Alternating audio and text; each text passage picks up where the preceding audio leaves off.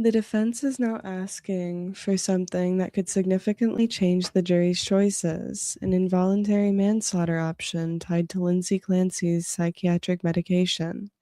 But prosecutors say the evidence does not support an intoxication instruction at all. As testimony winds down, the fight is no longer only about what happened or whether Lindsay experienced psychosis. It is also about which verdicts the jury will legally be permitted to consider. Today, we're watching for the evidence and the ruling that could define the final phase of this trial. The Lindsay Clancy trial is entering its final and potentially most consequential, I can't say it, guys. I'm sorry. It's so early. The prosecution has rested, the defense has presented relatives, treatment providers, and expert witnesses in support of its position that Lindsay was experiencing postpartum psychosis and lacked criminal responsibility when her 3 children died. Prosecutors dispute that conclusion. They argue that Lindsay's actions were planned and deliberate and have challenged whether the defense experts relied too heavily on what Lindsay reported after the deaths. Yesterday, jurors heard from the hospital chaplain, Sheila Kavanan. I I can't pronounce her last name. I'm sorry, guys. Who met with Lindsay repeatedly during her hospitalization. Sheila testified that Lindsay described hearing a persistent voice and expressed relief that her children were safe. On cross-examination, prosecutors emphasized that the reported voice was not included in in her notes.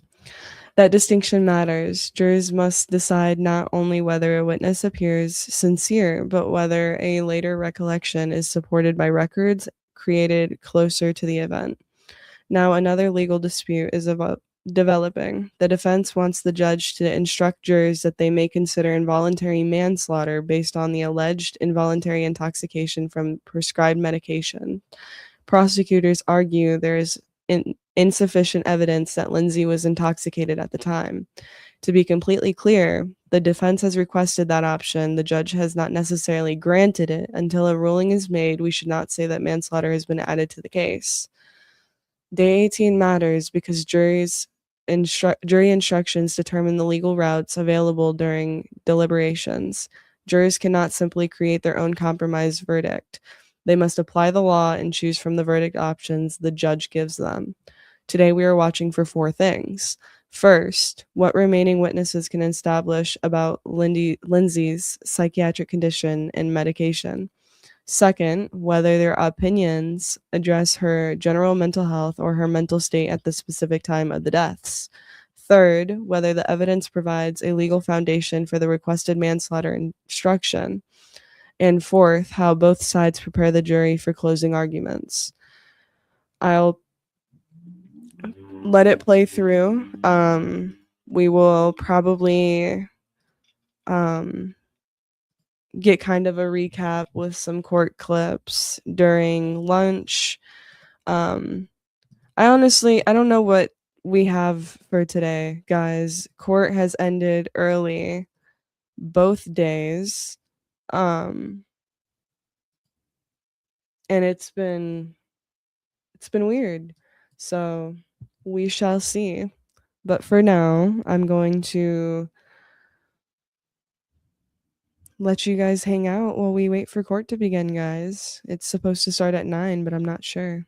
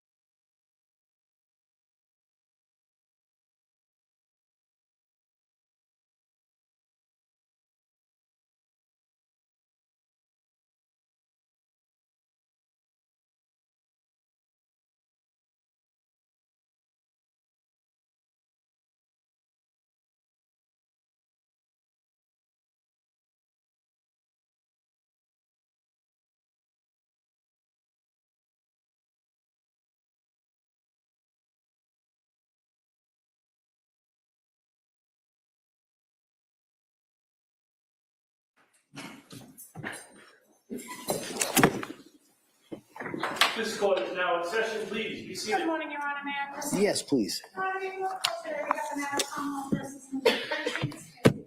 She is represented by Attorney Kevin Reddington. The Commonwealth is represented by Assistant District Attorney Justice Riley and Assistant District Attorney Justice. All right. Well, good morning, everyone. Good morning, counsel. Good morning, Ms. Clancy. All right. So can I see counsel sidebar, please?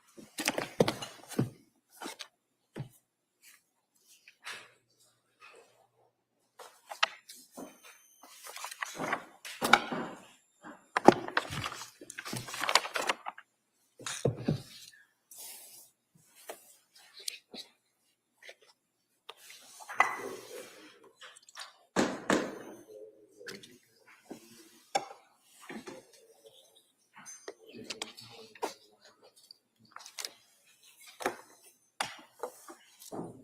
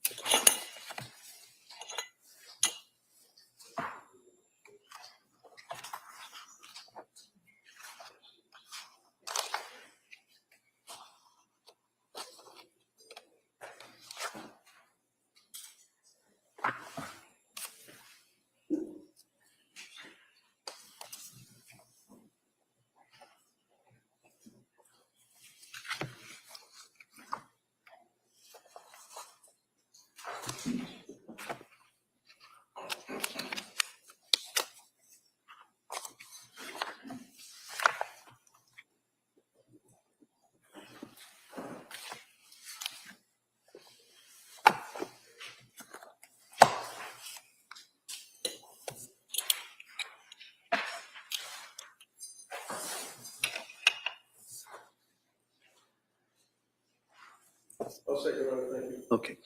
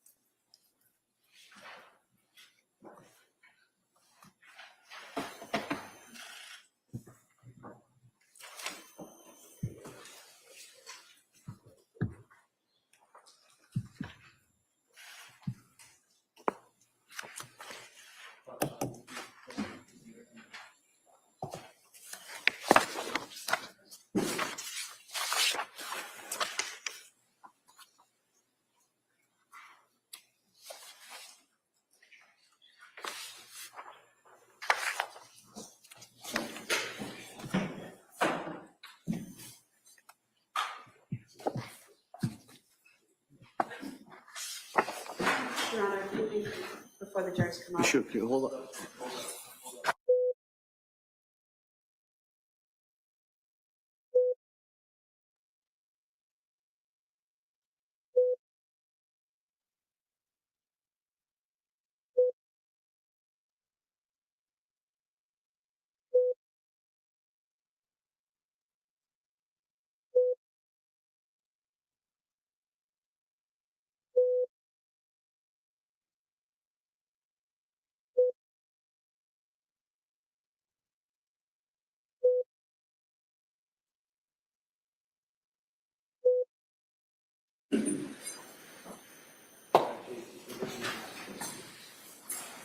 All right.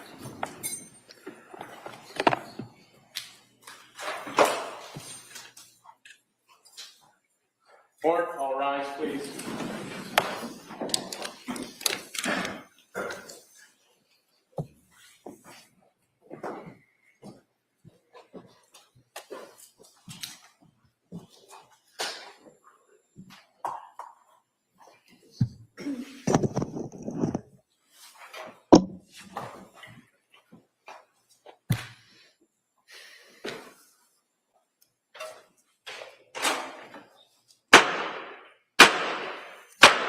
Hey, all persons having anything to do before the Honorable William Sullivan, Justice of the Superior Court of Civil Plymouth, within and for the Commonwealth.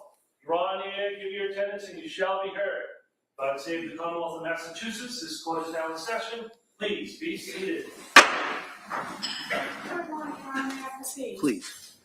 Your Honor, before we go today, we have a continuation of the jury trial in the matter of Commonwealth versus Lindsay Clancy. Ms. Clancy is present. She is represented by Attorney Kevin Huntington.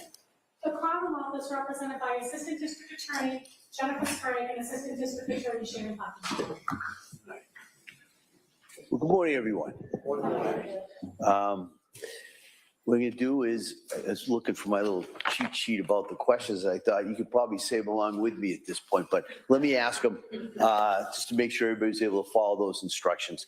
So has any member of the jury read, seen, heard, or overheard anything from any source that would affect your ability to be a fair and impartial juror? Next question, is there any other serious matter or concern bearing on your service as a juror? In this case, anybody needs to bring to my attention? All right, again, as always, thank you for following those instructions. Now, what the schedule for today is that I would expect a longer day, all right, similar to some of the days we had earlier this week. So what we're going to do is we're going to return to the defendant who's going to call their next witness, and that witness is going to be testifying by Zoom or over the monitors that you're going to have here. Just there was an earlier witness, I think, who had also testified that way. And so the delay we had coming in here was just setting that up. It should be all set. They kept me away from all the technology, so I think it should be working pretty well. And then at that point, we'll see what we'll deal with after this witness, and then we'll go on from there. Okay? All right. Thank you. Mr. Reddington? Judge. I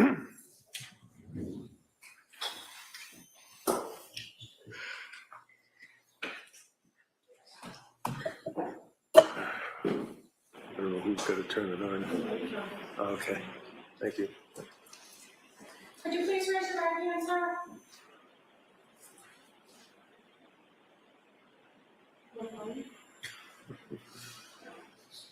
Would you please raise your right hand, sir?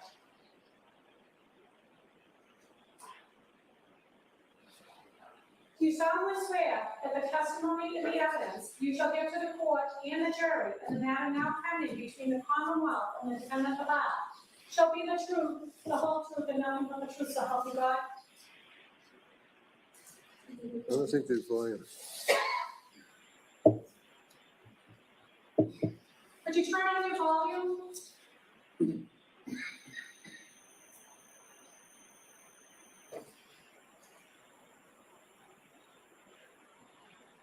You're muted.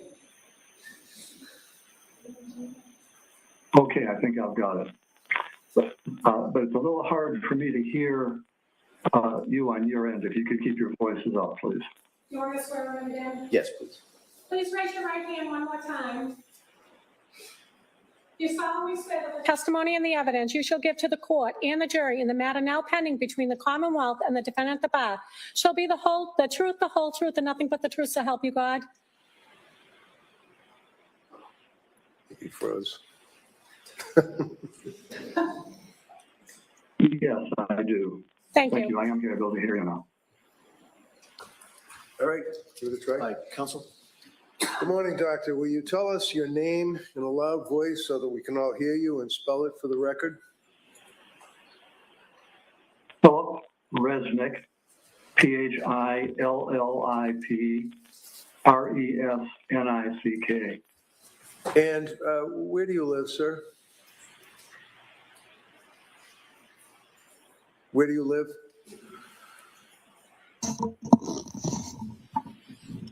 Can you hear me? You froze up. I can hear you now. Okay. Where do you live?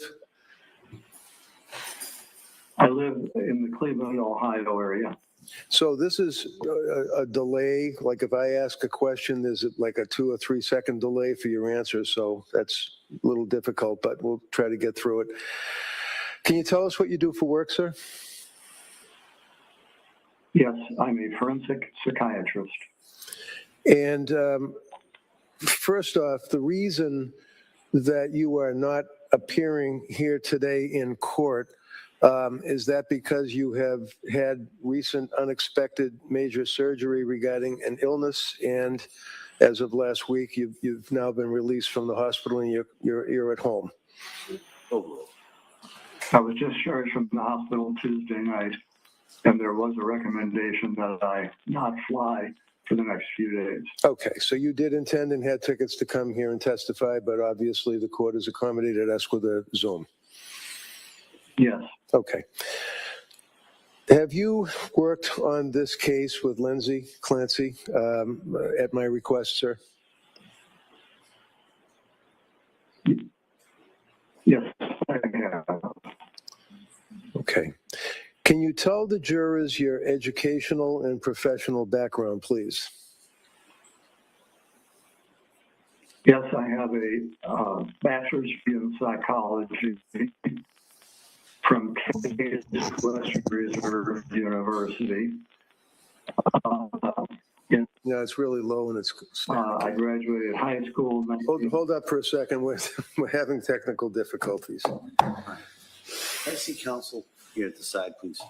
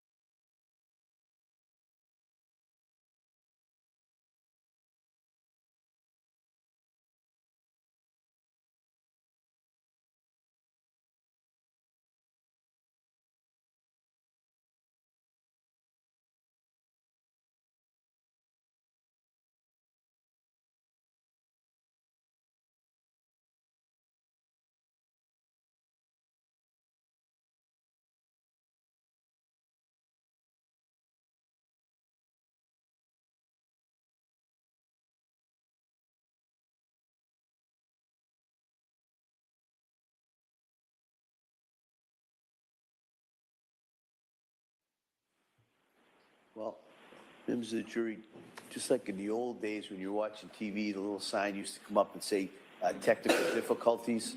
That's where we are. So what we're going to do is we're going to take a short break and have people who know more about this than I do to kind of readdress this, all right, to see if we can have a smoother presentation so you're able to follow and listen to the testimony without kind of being broken up and choppy. All right, so I'm going to ask you, well, I hope it's a short break, but that's the goal, is to get this in a manner that is easier for you to hear and absorb this information. So we're going to take a short break, I hope, and we'll see you in a couple of minutes. All right, thank you. All rise, please. Jurors exiting.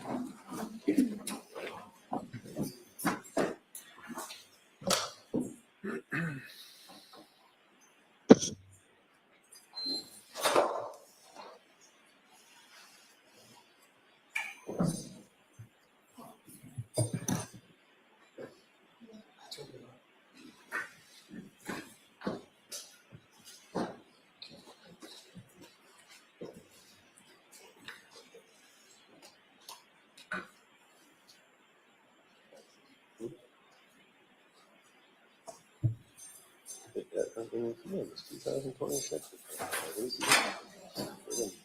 All right. No, it's just. All right, so we'll be in a short recess. Yep. We'll kind of see if we get this working again, and we'll be out as soon as that's done. Court, all rise.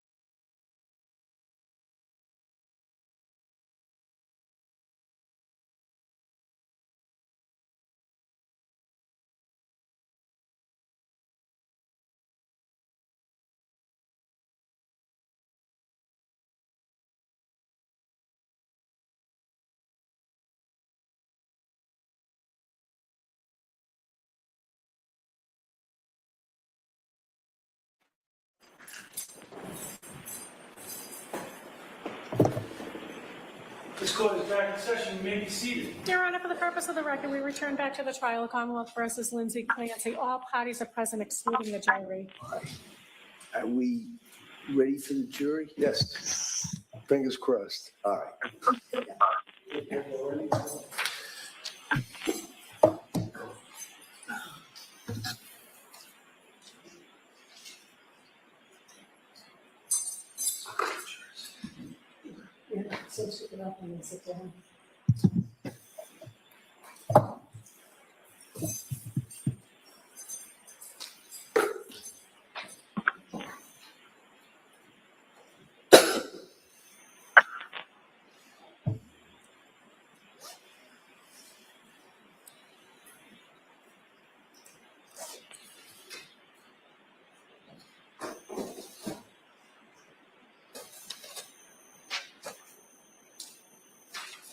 I'm leaving.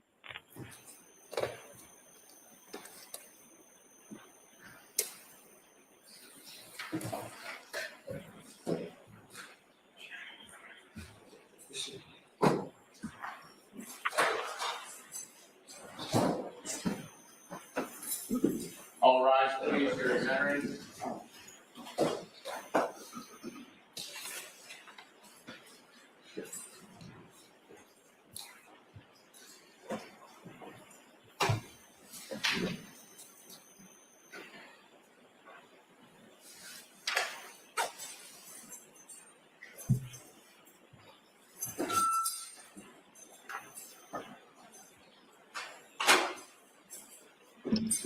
Court is back in session. You may be seated. Your Honor, for the purpose of the record, we return back to the trial of Commonwealth versus Lindsay Clancy. All parties are present, including the defendant and including the 18 jurors.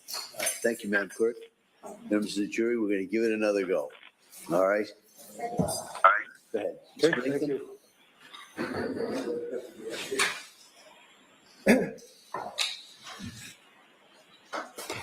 All right, Doctor, can you hear me? Yes. Excellent. Tell us again your name for the record, just and spell the last name. So his name is P-A-H-I-L-L-I-P R-E-S-N-I-C-K. All right, and you're going to have to speak a little slower, only because of the microphone. Okay. Tell us your background, sir. I know you're a physician. Tell us your educational background and your work history. I am a forensic psychiatrist, and I received a bachelor's degree in psychology in 1959 and a medical degree in 1963, both from Case Western Reserve University in Cleveland, Ohio. I then had a 1-month internship in a military hospital in Texas, and then I came back to University Hospitals of Cleveland, where I completed my residency in psychiatry. And do you have? Go further? I'm sorry. Go ahead. Yeah. Would you like me to? Yeah, you can continue. I interrupted. I apologize.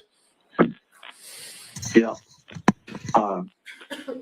I have remained at Case Western Reserve University as now a full professor, and I've also become interested in forensic psychiatry, that is, that aspect of psychiatry which relates to legal issues such as this case.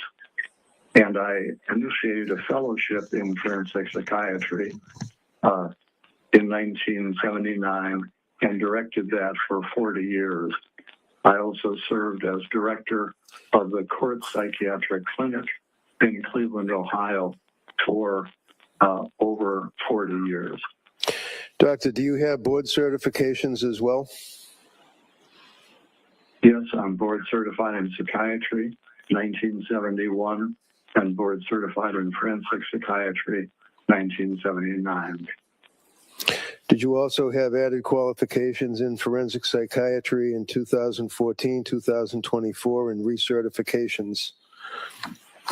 Yes.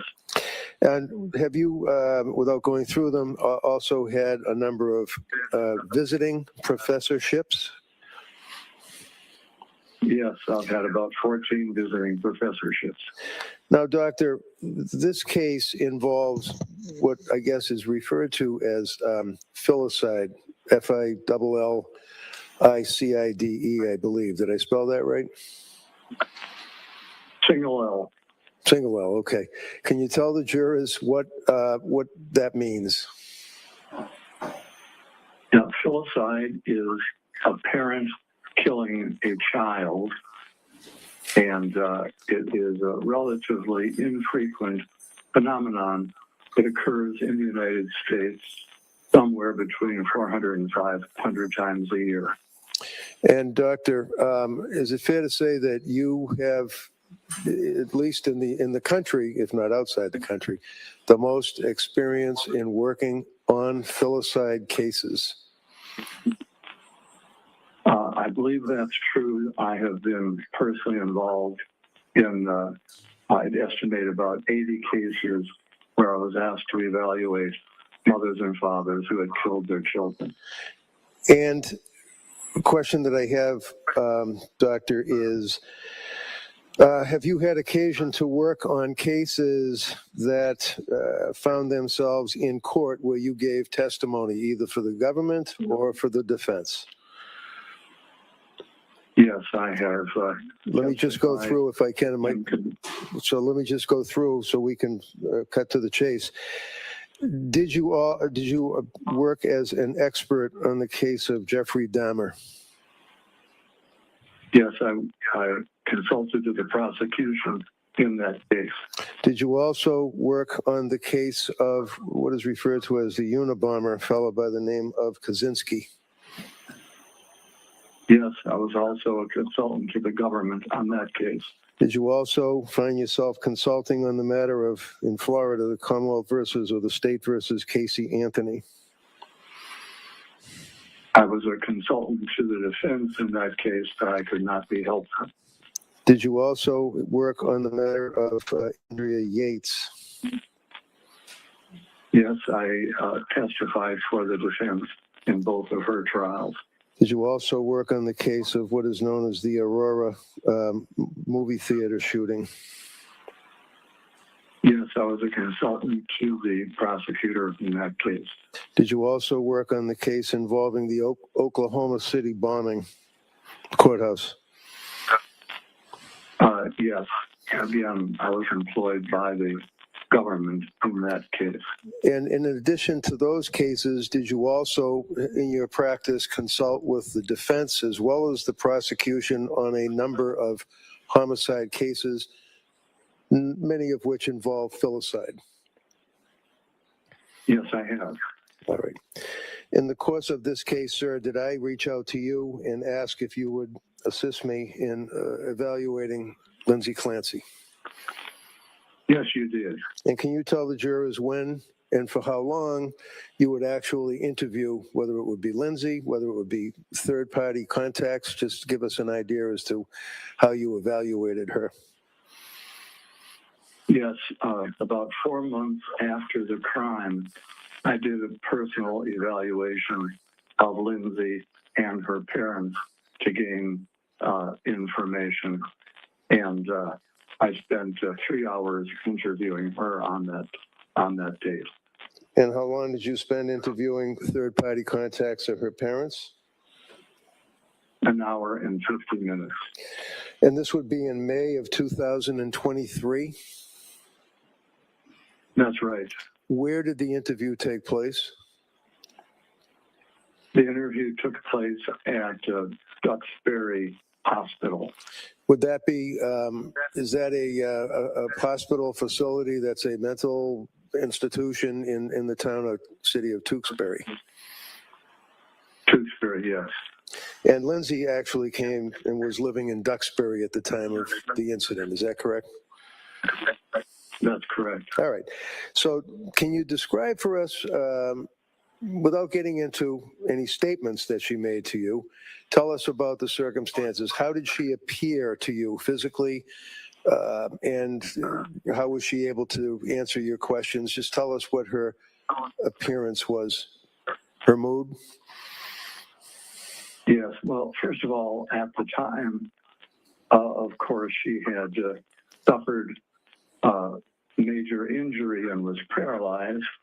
So that was the setting. So during the examination, she did not have control of the lower part of her body. During the interview, she appeared somewhat matter of fact, but at the time she was still grieving. The nurses told me that she was crying daily about the loss of her 3 children, and she was also medicated at that time. She was fully cooperative and gave me a detailed account of her recollections of the critical events. Did you make an observation of her affect? Did she appear to have what you refer to as a flat affect?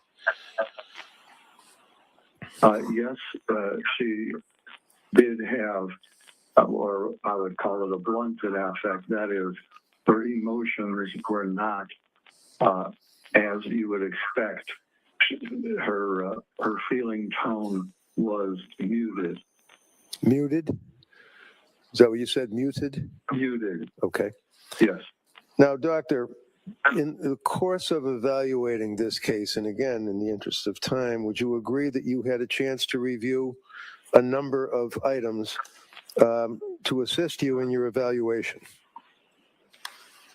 I reviewed extensive records in this case, both records referring to Ms. Clancy's mental illness, how it developed, who her treaters were, and then also I was able to evaluate records after her conduct. And that would include police reports? Extensive police reports, yes. Grand jury testimony? Yes, Photographs? yes, Videos? yes, Medical records from healthcare providers such as Dr. Tufts, nurse practitioner Gelada, and McLean Hospital? yes, Were you aware that she had also contacted suicide hotlines and went to a facility in Rhode Island, Women and Infants? yes. I reviewed all those records. So with all of that information, doctor, that you had access to, did you also have the opportunity to review any records from, let's say, the government's doctors, Dr. Helbrun, Dr. Mack, Dr. Satoff? Yes, after I prepared my report, I was aware that there were 3 experts employed by the prosecution, and I was able to review their reports in detail also. Okay. And your report is actually dated, you saw her in 2023, and you prepared your report ultimately after your evaluation in September. Do you know when the government's doctors' reports were available to you? Was that recently? My recollection is that they did their evaluation about 3 years after the crime, and I had the opportunity to see her 4 months after the crime.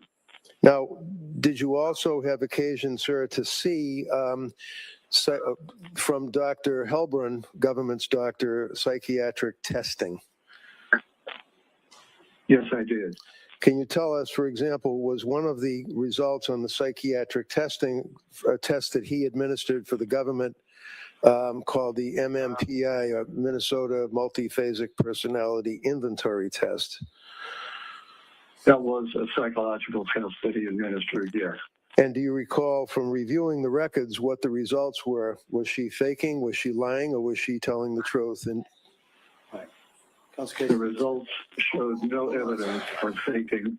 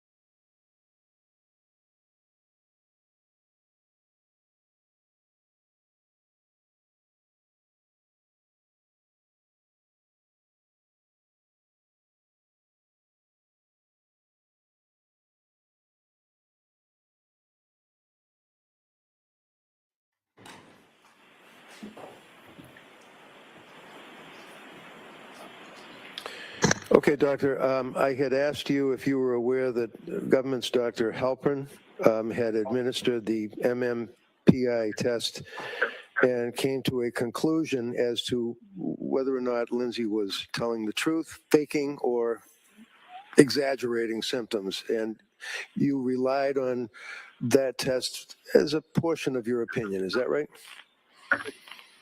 Yes, I did. Can you tell the jurors what the results of that test were, to your knowledge?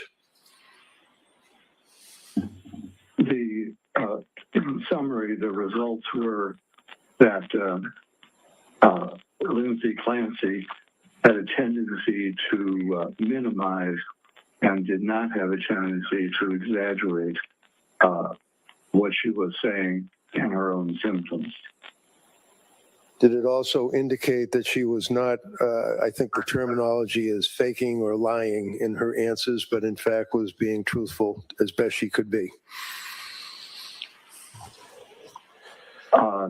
Yes, although the test is a little more specific about symptoms rather than lying or not lying, but it did not suggest any evidence of faking symptoms. Okay, and I'm sorry, that broke up. It did not suggest any evidence of what? No evidence of faking psychiatric symptoms. And then finally, one of the scales in that test is referred to as the K, I think from the books, the K scale or the lie scale. Is that correct? Yes, that was not elevated. Not elevated. Okay. Now, doctor, in your experience, do you have any particular subspecialty or interest in the concept of people that are malingering or faking in the forensic world? In other words, if it's a criminal case, if it's a workman's comp case where somebody's pretending their back hurts, things of that nature. Have you focused on that as a subspecialty or interest in your career? That has been a major interest. I've actually written 46 articles or book chapters in this area. The first was 1984, and over the course of that, of course, new research comes out. So when you write a new edition of a book chapter, it would incorporate new material.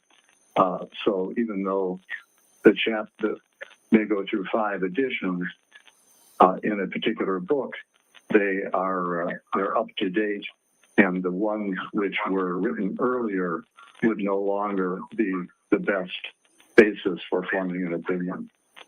Now, for example, when you reviewed Dr. Helbrin's report for the government, did he refer to your articles?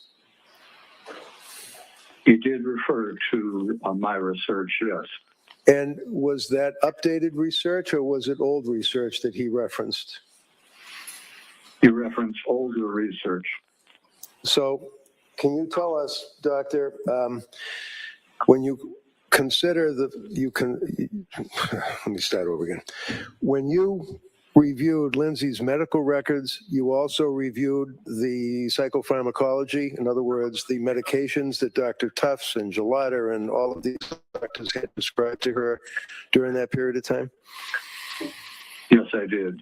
And have in mind your interview, the time that you spent with her directly reviewing all of the documents, all of the medical records, everything that we've talked about. And you're also aware from her, not specifically what she said to you, but you're aware of the circumstances from her recollection as to the killings that she told you. Is that correct? Yes, as well as the journal she kept and other evidence of her thinking and symptoms as the time approached for the crime on January 24th, 2023. Okay, and you were also aware of her access to her cell phone, doing Google searches and looking up medications during that period of October, November, December, and January. You're aware of that, correct? Yes. Okay, and can you tell the jurors, in your opinion, sir, with your years of experience in the issue of filicide, working for just the government on a number of cases and the defense and your evaluation of Lindsay, can you tell this jury your opinion as to whether or not at the time of the killings that she was suffering from a disease or defect that impaired her ability to substantially appreciate and or conform her conduct to the requirements of the law? Well, sure. Let me begin with the issue of whether she had a mental disease or a defect. Ms. Clancy had a severe depression. There is a book called the DSM, or Diagnostic Manual, prepared by the American Psychiatric Association, which lists criteria for various diseases. So in the diagnostic manual, for example, one needs to have 5 out of 9 symptoms to make a diagnosis of major depression. And Ms. Clancy, as she approached the date of the crime, actually had 7 of the 9 symptoms and was severely depressed. So that in addition to that, she had some earlier evidence of what's called a mild mania, and that fits together in what's called bipolar 2. So in other words, it's a type of bipolar illness where there is more frank depression, severe depression, but the manic aspects are not as severe. So my final diagnosis of her was called bipolar 2 with a severe depression on January 24, 2023. And from reading the reports of all of the experts that will be testifying, no one failed to diagnose a major mental disease on the day of the crime. Now, doctor, in the course of that diagnosis, have you considered the concept of postpartum depression and or postpartum psychosis? Yes. And can you tell the jurors how first that... of all, I'm sorry. Can you tell the jurors how that factors into your diagnosis and opinion? yes, Ms. Clancy had a history of anxiety and difficulty with each of her children. It was minor with her first child, more significant with her second child, and on the occasion of Callan's birth, things went well for the first 3 months, but then Ms. Clancy became very anxious and depressed, and it took quite a toll on her. And I believe the jury has heard from various treaters, such as Dr. Tufts and Nurse Gelada and others, and her own anguish about how depressed she was, where she actually felt she couldn't function, her brain was damaged, she would never be the same. So she definitely met the definition of a major depression as well as this bipolar phenomenon. Now, with respect to the postpartum aspect, since Ms. Clancy's symptoms began within 3 months of Callan's birth, that would be considered a postpartum onset. Then, of course, she had considerable difficulty over the next 5 months, and at the time of the crime itself, on January 24, 2023, Ms. Clancy was frankly psychotic. So in that sense, she had a postpartum psychosis. It's actually not frequent to have a postpartum psychosis 8 months after a birth, but it does occasionally occur. And so what I can say is whether it is the classic postpartum psychosis or not, with the postpartum onset and frank psychosis on the day of the killing, I would label that a postpartum psychosis in the sense that it was a postpartum onset and she was clearly psychotic on that day. And doctor, when a person is psychotic or involved in having a psychosis, in your opinion, are they able to appear normal, quote unquote, communicate with people, drive a car, things of that nature? Well, let me say there that Ms. Clancy herself did her best to not reveal the extent of her depression. She was frank with members of her own family. Her sister, her mother-in-law were aware of how anguished and depressed she was. But with more casual friends, she tended not to show the extent of her depression. I'm not suggesting that she was, although psychosis can indeed wax and wane. For example, on the day of her crime, I'm not suggesting that she was frankly psychotic every minute. She was functioning. In fact, she said she was having a better day than other days. And she actually went out and made a snowman with the kids, visited with, took Cora to a doctor for the 5th birthday checkup, and was functioning at a level that was not frankly psychotic until she had a command hallucination while her husband, Patrick, was out doing a couple of chores. And can you tell us, doctor, what, in your opinion, what a command hallucination is and how it fits, if you will, in a diagnosis of psychosis? Yes. If we take, first of all, a hallucination is simply hearing a voice, and the voice can be benign or it can be more malignant. So a voice may just simply say, open the window. About 1/3 of voices are called command hallucinations. That is an instruction to do something. And the majority of those commands are benign. So it might be open a window, get a glass of water. It might be something much more ominous, such as to kill oneself or harm someone else. Those are dangerous command hallucinations.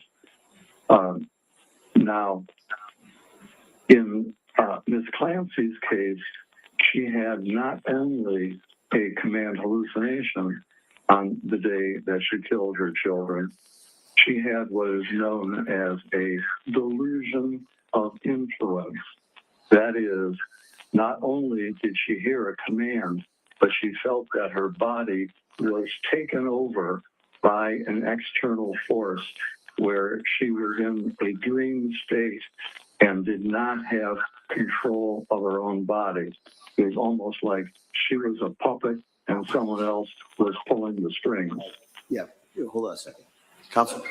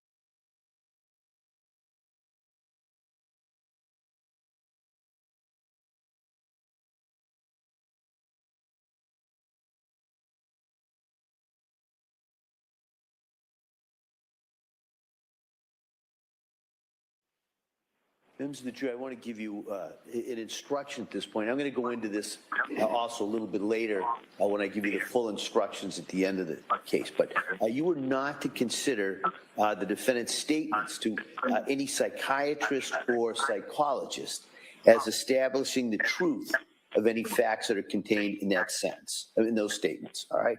The defendant's statements to any psychiatrist or psychologist for purposes of evaluation cannot be considered by you as evidence of premeditation, extreme atrocity or cruelty, or specific intent to kill. Such statements are admissible only as they relate to the basis for the doctor's opinion of the defendant's mental condition. All right, and I'll go into that a little bit later. Okay? Go ahead, Mr. Rigg.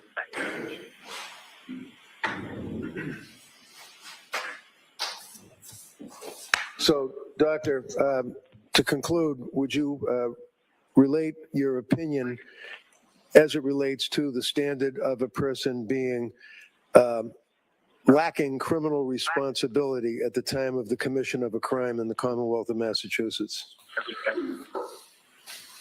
Well, there are two arms to the test for criminal responsibility.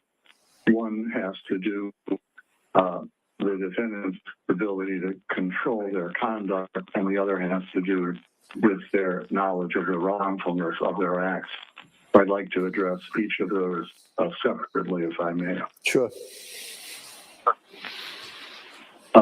With regard to my opinion is that Ms. Clancy was, due to her mental disease, unable to conform her conduct was to the requirements of the law on the day that she took the lives of her children. And let me give you the basis of that opinion. First of all, she was hearing a voice which was commanding her to engage in the killing behavior. And she did not feel any sense of control. She felt that she had to obey the instructions she was receiving. It was a matter where she was just following the command rather than being able to make any decision to do it or not. And, for example,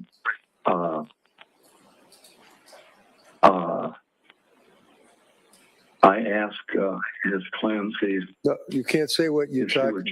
Doctor, you can't. You cannot say what she told you. All right. Okay. All right. I will not do that. Let me just make sure I'm covering other aspects of this. The second evidence that she was lacking control is the fact that she made a severe suicide attempt, also based on the command hallucination that she heard that day, so that she not only cut her throat and jumped out of a window, she very much wanted to die. Now, in my research on women who kill their children, I've divided the motives into 5 categories, and I want to look at how Ms. Clancy did to those motives. So tell us the 5 categories. Yeah, the 5 categories are: first, altruistic filicide. What does that Secondly, mean? What does that mean, altruistic filicide? Altruistic filicide occurs when a murder is committed out of love rather than hostility.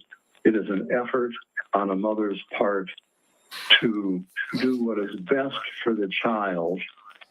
They may believe that the child is, they may have a delusional belief the child is about to be tortured, in their delusional mind, and they take their life in doing what they believe is in the best interest of the children based on their delusional idea. Altruistic filicide also occurs when a mother may plan to take her own life, and in her psychotic thinking and severe depression, it is distorted, and she may believe that the child will be worse off if she remains alive. So, for example, in Ms. Clancy's case, she believed that, as the jury has already heard, she was obsessional about caring for her children. She consulted with others at work to try and do exactly what was right for her children. And she believed that if Ms. Clancy took her own life, her children would be in terrible shape. And in her mind, she believed that she would be doing her children a favor by having them go to heaven with her rather than remain on earth without her doing the mothering. Her mind was very distorted like that. Okay. So if you could just tell us the other titles of the other 4 types that you were referred to. Just tell it without getting into detail if they don't apply to Ms. Clancy. All right. The second category does apply to Ms. Clancy, and that is, it's called acutely psychotic filicide. Okay. And this occurs when someone is frankly psychotic. They may have delusions or hallucinations. They're out of touch with reality, and rather than having any rational motive, they're simply acting on their psychotic beliefs. So those 2 both apply to Ms. Clancy. The other 3. Okay, go ahead. I'm sorry. Go ahead. No, that's right. Just give us the other 3, the captions of them. The other 3 which do not apply, one is called child maltreatment, in which a parent may shake the child to death or throw a child against a wall in an abusive manner. The next category is unwanted child, where someone, just for their convenience, the child is a burden and they kill the child for that motive. And the final motive is spouse revenge filicide. That is, someone hates their spouse so much that they're willing to sacrifice the child as a way to punish the spouse. And the 3 latter categories clearly do not apply to Ms. Clancy. She loved her husband, respected her husband, had a good marriage. She never spanked or ever abused her child, and all of her children were wanted. In fact, she planned to have a 4th child. So those 3 categories clearly do not apply.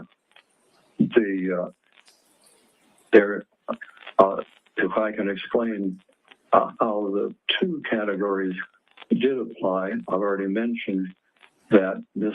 Clancy believed that a distorted belief that her children would just be miserable, and she could not imagine them continuing to exist and have a decent life without her being there as a mother. And so in that sense, she did what she believed was morally right, even though she understood that ordinarily killing a child is against the law. She believed that she was doing what was right for her children with her distorted psychotic thinking about the children's need for her. And then with respect to the second category of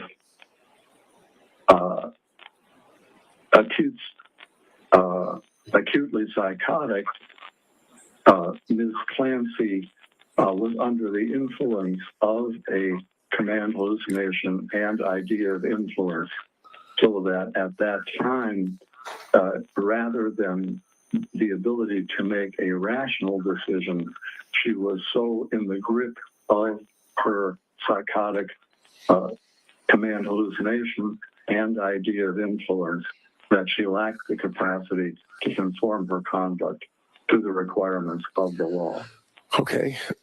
And Doctor, pretty much finally, there's been some questions or allegations that Ms. Clancy did not provide information to her healthcare providers about her adverse effects of medication that she had been prescribed. Do you agree with that from your review of the medical records, or did she, in fact, tell her healthcare providers how she felt as a result of what she perceived to be the medications that were prescribed? It's my opinion with reasonable medical certainty that Ms. Clancy was actually a more sophisticated patient than most, and she was forthcoming in conveying her symptoms.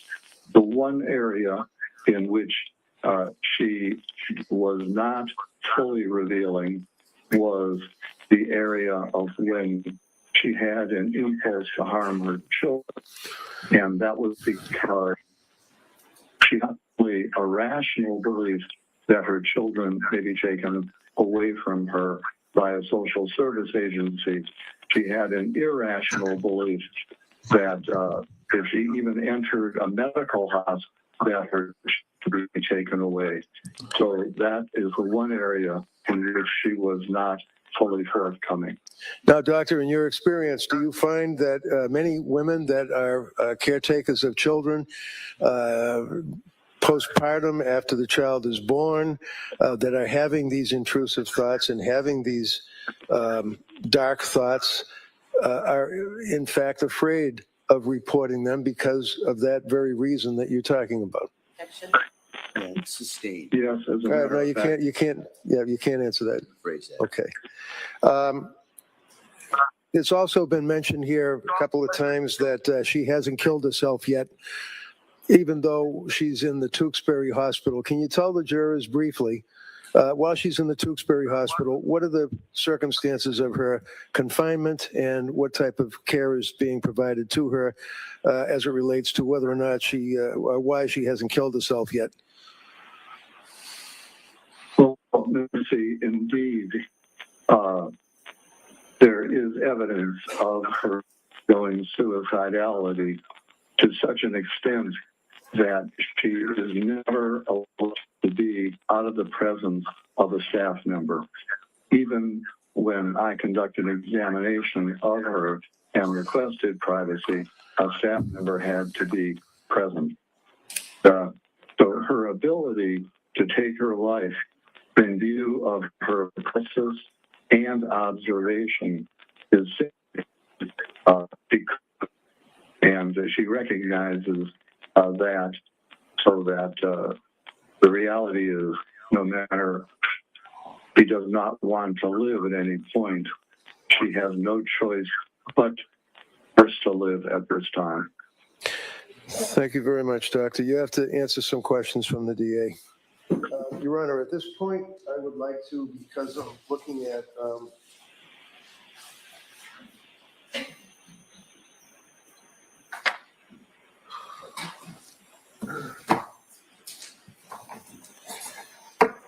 yeah, 40-page resume, so I just offer that if I could. Any objection? No objection. Okay, that may be marked.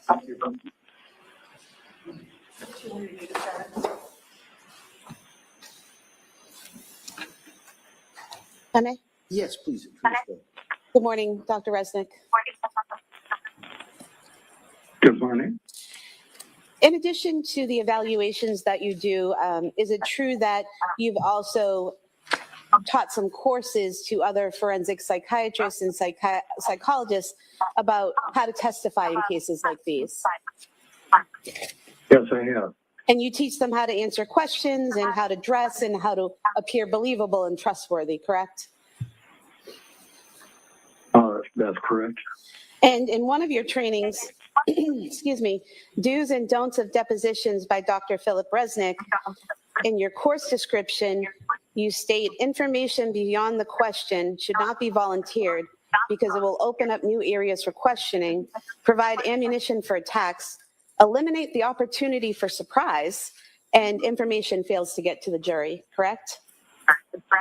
That's correct. So you teach other psychologists how to hold back information in the discovery process to surprise the other side. No, that's not it. And I'm not excited. Now, a woman who kills her child can have more than one motive, correct?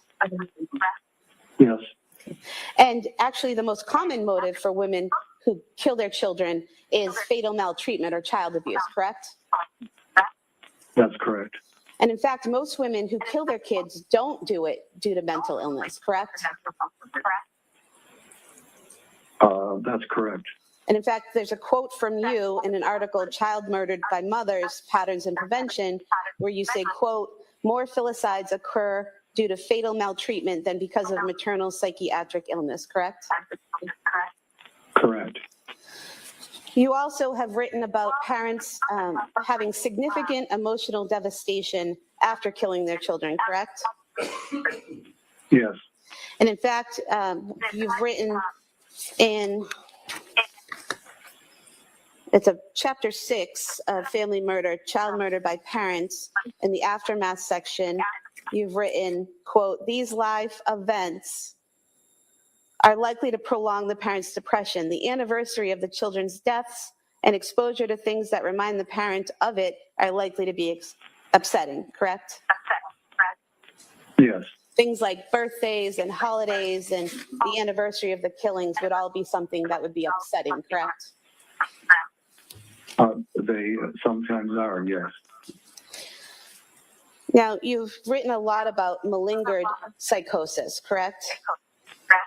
Yes, And malingering psychosis, you can have a mental illness and your malingering could be exaggerating those symptoms or saying you have psychosis symptoms when you don't, correct? that's correct. And one of the things that you have written, and there's an article that you wrote called Faking It, you've written in here, quote, command auditory hallucinations are easy to fabricate. Persons experiencing genuine command hallucinations do not always obey the voices, especially if doing so would be dangerous, correct? That's correct. You've also given some points to other practitioners. If you, quote, if you suspect a person of malingered auditory hallucination, ask what he or she does to make the voices go away or diminish in intensity, correct? Yes, Because typically someone who hears a voice telling them to do something horrible like kill their child will try to resist that voice initially, correct? that there's variability. Some do and some don't. And in fact, the case you mentioned earlier, Andrea Yates, Miss Yates, in fact, committed herself to a hospital 5 times and tried to kill herself twice, all while trying to not kill her children, correct? Yes, She had heard voices for months and telling her to kill her children. And to resist those voices, she actually tried to kill herself, correct? until she could no longer resist the voices, yes. Right. But she tried. Right, as did Ms. Clancy. Well, according to the records and reports that we have that are in evidence, Ms. Clancy heard the voice and immediately acted, correct? According to those records? Well, Is that correct? Well, Ms. Clancy had impulses to harm her children, which she did resist until the command hallucination when she was overwhelmed, yes. But according to the records and the testimony that we've had, she had an impulse in December one time to harm her children, correct? I believe it was on 2 occasions that she mentioned it to her husband. And then never again after that until her kids were killed, correct? There were only 2 occasions she mentioned it, but she referred to having these horrible impulses. So that suggests to me she was dealing with it on an ongoing basis, although she mentioned it only twice to her husband. But she never said she had thoughts to kill her children. She said she had thoughts to harm her children, correct? Yes, but actually, I think it's clear that to harm her children was to kill her children. Well, in the records where you say that she was so clear in presenting her symptoms to her doctors, she repeatedly was asked if she had any homicidal ideation, and she repeatedly said no, correct? That's right, and she didn't in the initial parts of her treatment, but by late December and January is when she did have those impulses. But what And she she did told not her, acknowledge them. but what she She told did her not acknowledge doctors, them to her doctors.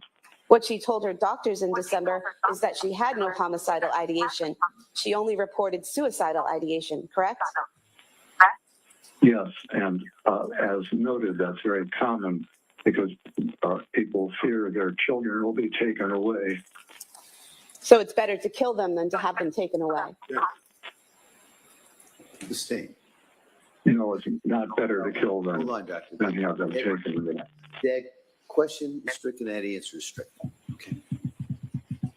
You say that she was very forthcoming in her symptoms to her medical providers, but she never told those medical providers that she had an impulse to harm her children, correct? That's correct. You also, in teaching people about malingering, about faking hearing voices or being psychotic, you give pointers of what people should look for, such as patient uses no strategies to diminish hallucinations. Patient states he obeys all commands, correct? Yes.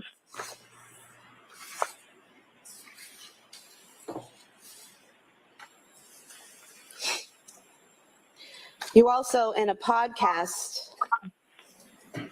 evidence entitled Identifying Malingering with Dr. Philip Resnick, you were asked about malingering and you said, and asked about hearing voices, and you said, quote, so a common example I'll use in teaching is if you hear a voice out of the blue that says, kill your mother, your moral fiber would cause you to hesitate.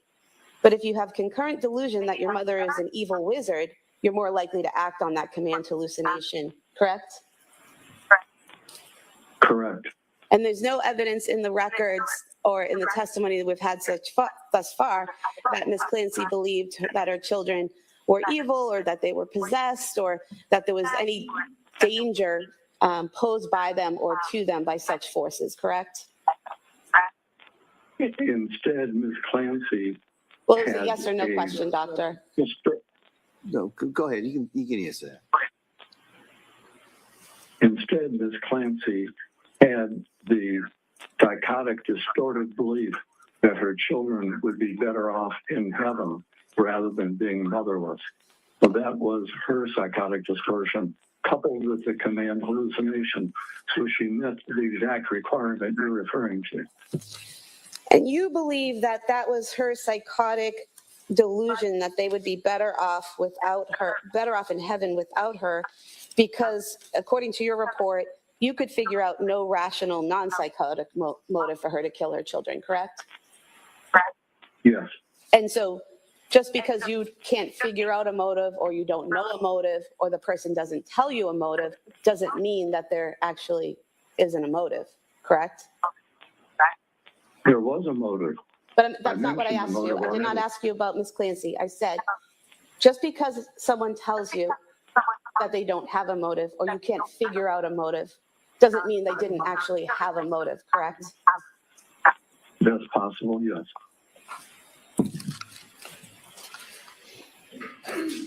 You also state in another article identifying malingering with Dr. Philip Resnick You point out that the rapid resolution of symptoms with medication can be a red flag, as genuine psychotic symptoms usually take longer to subside, correct? That's correct. Were you aware from the Tewksbury records that on page 1136, it says Ms. Clancy has been clinically stable since her admission. There have been no events of affective, cognitive, or behavioral instability since her admission, and that Ms. Clancy has not evidenced any challenges in accepting and conforming to the rules and standards. Did you review that Yes, note? I'm aware of that. Okay. Were you also aware on page 1168 that it says Ms. Clancy denies that she has ever experienced hallucinatory content prior to or since that event, referring to when she killed her children, correct? Yes. And you're aware on page 1170, it states Ms. Clancy presents with intact reality testing and no observable symptoms of psychosis. She is actively engaged in treatment. She is able to identify possible hopes for her future, including serving as an activist for postpartum psychosis awareness and participating in a wheelchair marathon. Were you aware of that? Yes. I move to submit these 3 sections as the next 3 exhibits. All right. Any objection? No. All right.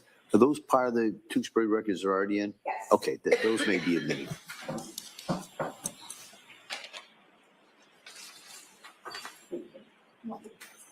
Yes, please.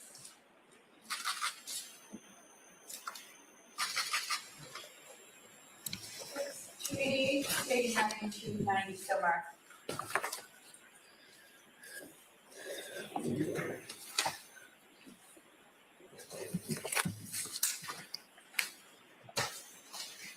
Doctor, you mentioned that when you interviewed Ms. Clancy, you spoke to some nurses who told you she had been crying every day, correct? Yes. Are you aware that in the Tewksbury records, in the one-to-one notes of people who watched her every minute of every day, there's no record of her crying every day? Well, when I saw her at 4 months, I'm not sure, was she already, how long had she been at Tewksbury? Well, I'm not aware of that note, but my recollection is that she was observed crying. But there's no record of her crying at Tewksbury every day, correct? I have no knowledge of it. And you mentioned that during the interview, not getting into anything that she said, but her affect, her expressions, her emotions, you said that they were flat and blunted, correct? Yes. Do you remember the portions of the video where she smiled and laughed? Are you talking about the video of my interview? What was that? Are you talking about the videotape of my interview with her? Yes. Yes, at the end of the video, do you recall her smiling and laughing? So does that open up the video? This is affect and behavior. That's an issue we could talk about over here. And probably something best raised on cross. Okay. On redirect, I'm sorry. And just getting into her affect and behavior, doctor. Yes. Yeah, that's not inconsistent with her affect throughout the interview, especially, for example, in talking about Well, not getting into how what she delighted talked she about, was with doctor. I'm not asking anything about what she talked about, just her expressions and her affect. Now, you mentioned that the Commonwealth expert saw Ms. Clancy 3 years after you examined her, correct? I said it was 3 years after the crime. Okay. And you're aware that the Commonwealth was not permitted to interview Ms. Clancy until after defense had filed a notice of their defense and we'd been given permission by the court to have our experts interview her, correct? Yes. And you're aware that did not occur until approximately 2.5 years after the incident, correct? Yes. Now, you mentioned that postpartum psychosis doesn't typically happen 8 months after a child's born, correct? Yes, In fact, typically, it's within 4 weeks of a child being born, correct? most often, yes. And you mentioned that her postpartum, Ms. Clancy's postpartum symptoms began within that 3-month time frame of postpartum. Do symptoms have to occur within that 3-month period to be postpartum? Well, there's a wide range of definitions of postpartum. Some scholars in the area make it the whole first year, others 3 months, others 4 weeks. And in fact, her seeking help from a psychiatrist happened in September, which would have been 4 months after she gave birth, correct? Correct? You mentioned that Ms. Clancy was able to hide her symptoms of depression from her friends, that she was open with some people, but she was able to hide those symptoms from friends and other people she interacted with, correct? Yes, hide the depth of her depression. And so she was able to control and conform her behavior to situations in which she did not want to show people how she was feeling, correct? Sure, very common.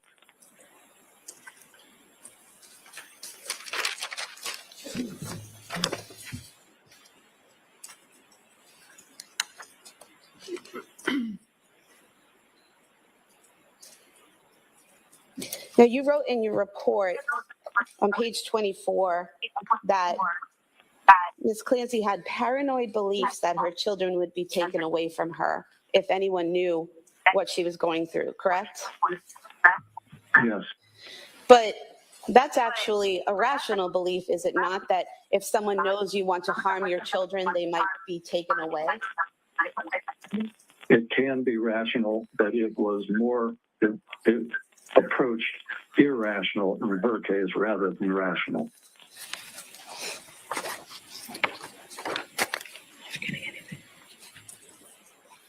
I have nothing further.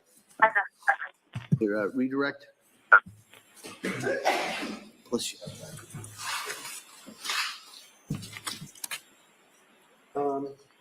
No, thank you, Doctor. All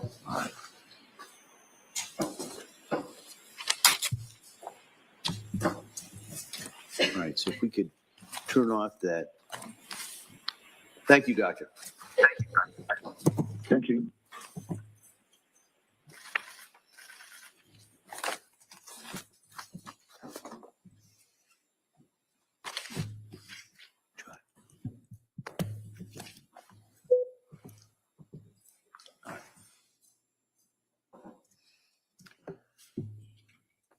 All right. Reagan. Your Honor, Lindsay Clancy rests her case. All right.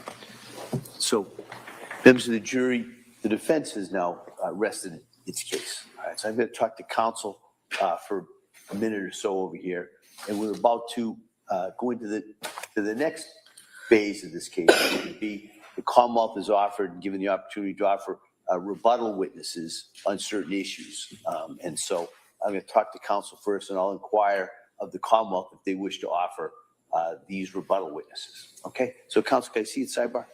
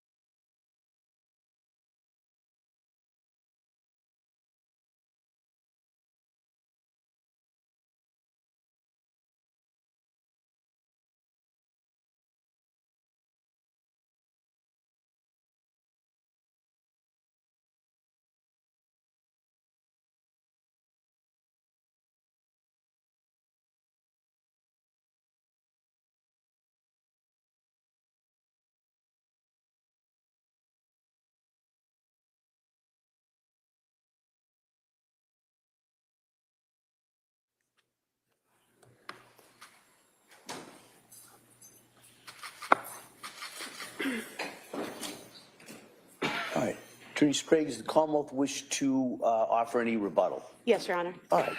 If you call your next witness, please. Commonwealth will call Dr. Abram Mack.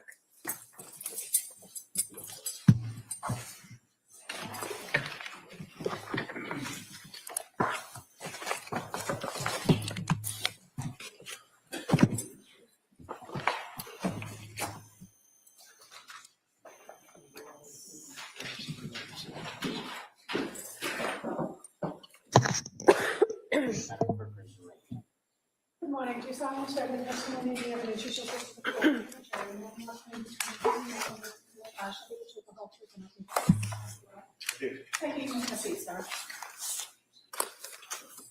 All right. Good morning, Doctor. Morning. All right. I just ask you to keep your voice up so the jury can hear you. With that, Attorney Buckingham, please. Thank you. Good morning, sir. Good morning. Could you please tell the jurors your first and last name? Abram Mack. And would you spell your name for the record, please? Abram is spelled A, V like Victor, R like Robert, A like Apple, M like Mary. And I'm just going to ask you to speak in a loud, clear voice. And if you need to kind of push closer to the microphone, that might help. I will. Thank you. What do you do for work, sir? I'm a psychiatrist. And how long have you been a psychiatrist? After training, I've been a psychiatrist for 22 years now. And can you tell us a little bit about your educational background? Sure. I went to the University of Michigan College, Cornell University for medical school. I was here at the Brigham for residency in psychiatry. And then that was followed by a fellowship in child psychiatry at Columbia University and a one-year fellowship in forensic psychiatry at New York University. And what do you do now? What's your area of practice now? I'm a psychiatrist. For all these 22 years, I've been serving in a lot of different roles. Currently, I'm a professor of psychiatry at Thomas Jefferson University in Philadelphia, and I see patients at a child hospital called Nemours. And so you, in your current practice, have a clinical practice, and you also do forensic psychiatry. Is that correct? That's correct. And do you have any board certifications? I do. And what are you board certified in? I'm board certified in psychiatry, child and adolescent psychiatry, and also forensic psychiatry. I had been board certified in addiction medicine by the American Board of Addiction Medicine, but they closed. So I don't know if I can still say that I'm board certified by them. Okay. And to what extent are you engaged in the forensic psychiatry? Or what areas of forensic psychiatry do you have you testified in? I've provided testimony in perhaps almost every area of forensic psychiatry, ranging from testamentary capacity of adults who engage in contracts, or appropriateness for adoption, or whether or not a person is competent, or if a person is criminally responsible. Now, in what areas of the country have you testified on those topics? Around the country. I'm not sure how many states I've testified in, but I've been engaged in reviews or investigations of cases in, I think, more than half the states. And what does it mean to conduct a forensic evaluation in psychiatry? Well, it can mean a lot of different things depending on the question that's being asked by a court or other authority. Sometimes there are statutes that you as the forensic psychiatrist need to try to answer a particular question that a statute requires. Or sometimes it is a matter of giving an opinion, say in a civil case, where it's your understanding of, say, the degree of harm that the person has experienced. Sometimes great, sometimes not so great. And you, in your experience, have testified as a forensic psychiatrist in both civil and criminal matters, correct? Correct. And are you aware of a difference between forensic psychiatry versus forensic psychology? There are differences, aside from the fact that they're different professions, but they both cover mental health. There are different rules that apply to forensic psychologists in their carrying out their roles as psychologists. Now, when you mentioned that you have done some work and testified in matters regarding criminal responsibility, right? Correct. And you're aware that different states have slightly different statutes when it comes to criminal responsibility. Yes. And so in this case, you were asked to review the matter of the Commonwealth versus Lindsay Clancy, correct? Yes. And so in order to do that, did you review the statutes here in Massachusetts regarding criminal responsibility? Yes, I did. And can you tell us how it came that you were involved in this case? I was asked by the prosecutor's office to be involved as a psychiatrist reviewing the matter. And when you're asked or you're retained by either side in a case, defense or prosecution, what is the goal of the evaluation? Are you just trying to advocate for the side who hires you, or are you conducting an independent evaluation of the evidence? No overruled. You can answer. Well, to answer your question, certainly the goal is to provide an independent evaluation, or one would also add to provide clarity and to say what can be said. In criminal matters, sometimes it's a very, it's either a yes or a no. In other matters, it's not always necessarily a strict yes or no. Now, in criminal matters where you were asked to conduct these independent evaluations, how do you approach it? What kind of information do you seek, or would you prefer to have in order to conduct the evaluation? Well, generally, one starts with the statute and then tries to gather or review what information exists to understand the mental state of the person, if that's pertaining to the particular statutory question, and to understand the mental history and the mental state of the individual, and to see if that can be applied to the questions at hand. And so what types of records are you generally looking at when conducting a forensic evaluation for something like criminal responsibility? Well, one would certainly want to review psychiatric records if they exist. Ideally also to have examined the individual and to gather information, not only historical information from the individual, but to do, in that sense, an examination in real time. And that provides you the information, what we call a mental status examination. Okay. Other records are also important: medical records, educational records, and other records that describe the individual. And when we're talking about a criminal case, fair to say you review the entire criminal file too, right? Yes. And when you're doing these evaluations and creating a database of this particular information, are there any limitations to your opinion or evaluation? I'm not sure how you mean that. Well, when you have these evaluations that you're conducting, namely for criminal responsibility, do those evaluations, are they limited based on the information that you have? Meaning, if you don't have everything at the time you do your evaluation, is there kind of a caveat to your opinion? Well, when I write an opinion or state an opinion, it is based on the totality of the information that I have. If additional information comes along, I am open to receiving that and integrating that into my understanding of the totality. Now, when you interview the individual in these evaluations, the purpose of the interview or purpose of your contact with them is not to provide treatment, correct? Correct. And the opinion that you reach ultimately is based on the defendant's mental state, correct? To the extent that impacts the question, yes. Okay. Well, when we're talking about criminal responsibility, you'd agree that's the kind of the central issue, is the person's mental state at the time of the alleged offense, correct? That's correct. Okay. So in Massachusetts here, with the question of criminal responsibility, are you aware of what the standard is? Yes. And what is it? Well, it uses particular language based on the common concept throughout the country called the McNaughton standard. And I could read to you the specifics of the language, but effectively, it refers to two pieces. Well, actually starts with three. One is, did the person have a mental disorder at the time of the event? And then secondly, the two prongs speak to specifics about the mental state at the time. One being, and I would want to refer to the actual statute. Well, if we can, maybe we break that down for the jury. Yeah. So the first part of this for criminal responsibility is the question of, does the person suffer from a mental disease or defect, correct? Correct. Objection to the leading. Let's see if he knows. Yeah, if you just ask him. I can rephrase He's aware, that. and if you want to refresh his memory, you can.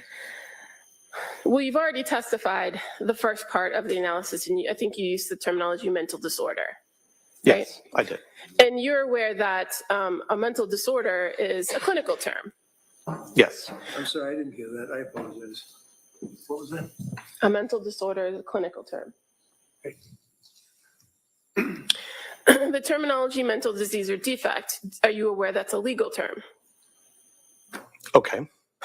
Okay. Well, so when you were conducting evaluations for criminal responsibility, Is that an answer? Yes. Said, I'm okay. sorry. Yes. Yeah, all right. when you're conducting an evaluation for criminal responsibility and you're trying to determine whether a person suffers from a mental disease or defect, do you look to mental disorders to see if that meets criteria? I would evaluate if the person has ever had a psychiatric or a mental disorder. And what kinds of tools do you have available to you to do that? Well, there are two tools. One is gathering of historical information, and the other is the information you gather from actually seeing the person face to face. And as a psychiatrist, that's something you do in your clinical practice all the time, right? Correct. Because one of the main things you're going to do is look to try to diagnose an individual. Correct. And so how do you go about determining that if a person has a mental disorder? In psychiatry, we make diagnoses in a descriptive manner. We look to see ways in which the individual has symptoms or signs of mental disorders or mental defects or psychiatric disorders. So in particular, one will start with trying to gather as much information as possible about what are the things that bother the individual. That may be their mood, that might be things that they get anxious about, that may be abnormal movements that they make. And that will also be aligned with understanding their medical condition, any medications that they take, any substances that they use. There's an array of information, sets of information that one gathers in that portion where you ask questions. But effectively, you're asking questions about symptoms. And one is trying to understand not just symptoms, but the degree of impairment that symptoms might be causing an individual. Okay. And do you work with any sort of tools that help you identify particular characteristics of symptoms associated with disorders in your field? Well, at times, individuals use scales or tests, which can be psychological tests or scales that ask particular questions. Or other times, you might use tests that are biological tests, like the person's brain waves, called an EEG, or laboratory tests. When you're talking about diagnosing an individual for any particular mental disorder, are there specific criteria for different types of disorders? Yes, there are. And is there a source that you use as a psychiatrist in order to identify the criteria for different disorders? We use a text called the DSM, otherwise known as the Diagnostic and Statistical Manual. It's currently in its 5th edition, or actually a revision was made of its 5th edition. And so that text, which is created and vetted by a large number of professionals, provides criteria for the different disorders. And these are known as operational criteria. In psychiatry, there aren't necessarily gold standards that you can use for diagnosis, like finding a bacterium or finding an anatomical tissue. So for the last 60 years, 70 years, psychiatry has turned to agreed upon definitions that are listed in the DSM. Okay. And you said it's not the end all be all, right, of diagnosing. You use your training and experience as well. But it's a tool that you use. Well, it is they are the criteria that one uses to make the diagnosis. It is not a guidebook for how to gather that information. It's not a how-to, but it is the standard. Okay. So now going back to the legal standard here in Massachusetts. So one part is the disorder, right? And you said there's a second part. Right. So the second part are particular criteria about the person's state at the time of the event.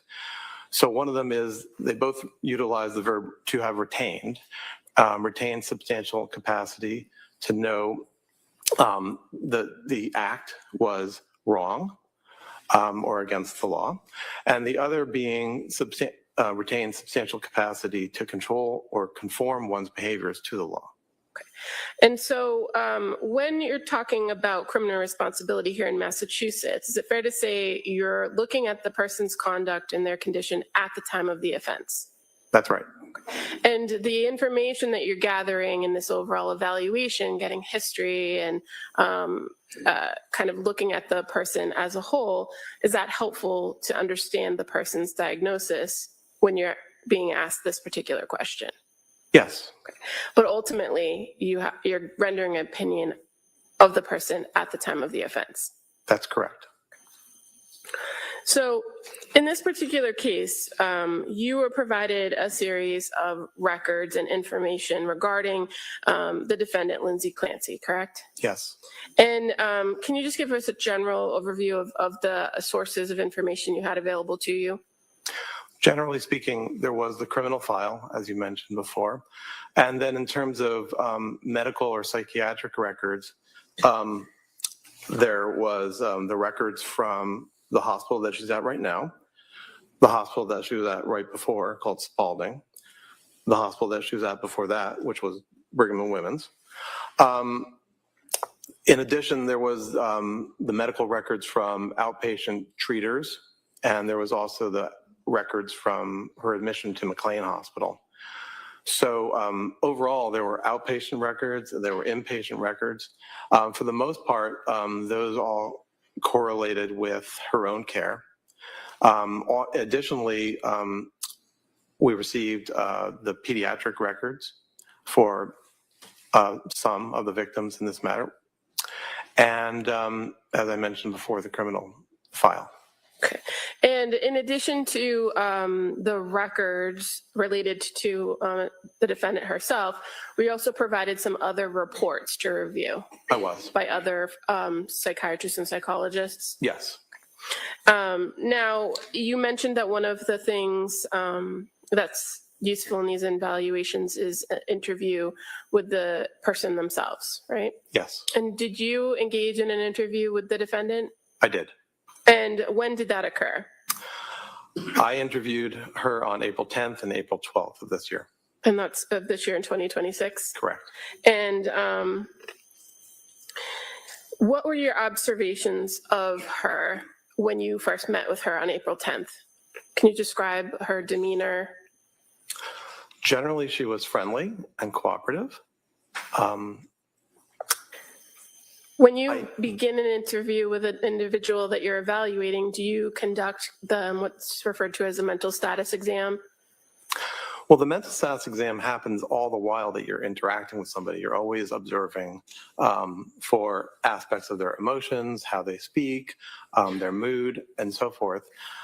Sometimes there are directed aspects of the mental status examination where you are asking about particular cognitive capacities like executive functioning and attention and concentration.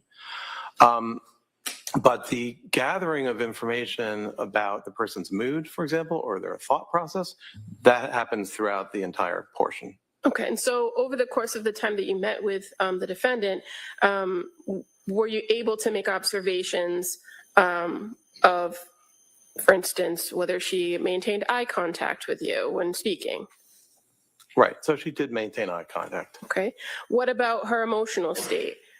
So overall, if we go through the various components, like what's called her affect, which is her emotional expression or her mood, generally speaking, there were not many abnormalities in her presentation, and I can go through them. They include the way in which she speaks, that is to say the rapidity of speech, if the speech is made in sort of regular intervals between words. In terms of thought, does the person, and in this case, did Ms. Clancy, make goal-directed ideas? Was there a particular content of the ideas? So generally speaking, for all the components of the mental status examination, there were not really abnormalities. I would say at some points she seemed distressed by some topics. I believe tearful at one point, but otherwise nothing remarkable on mental status examination. Okay. And in these evaluations, when you're interviewing the individuals, are you also kind of taking account of their physical presentation? Yes. And obviously, when you met with her in April of 2026, you were able to observe her physical condition, right? Yes. And what were your observations of her physical condition? Well, she's utilizing a wheelchair. Generally speaking, there were not necessarily abnormal movements that I observed. She seemed comfortable physically. Did you find that she was able to kind of navigate her situation herself? Meaning you were in a room with her with other individuals, right? Yes. And she was able to kind of take care of her own. I'm going to object leading at this point, just as they object. Sustained, if you just ask the observations. What did you observe her do as far as moving herself around the room? Was she able to do that? Yes, at the moments when there were transitions, when we took a break and she went out to the hall, she was able to navigate her wheelchair one place or another.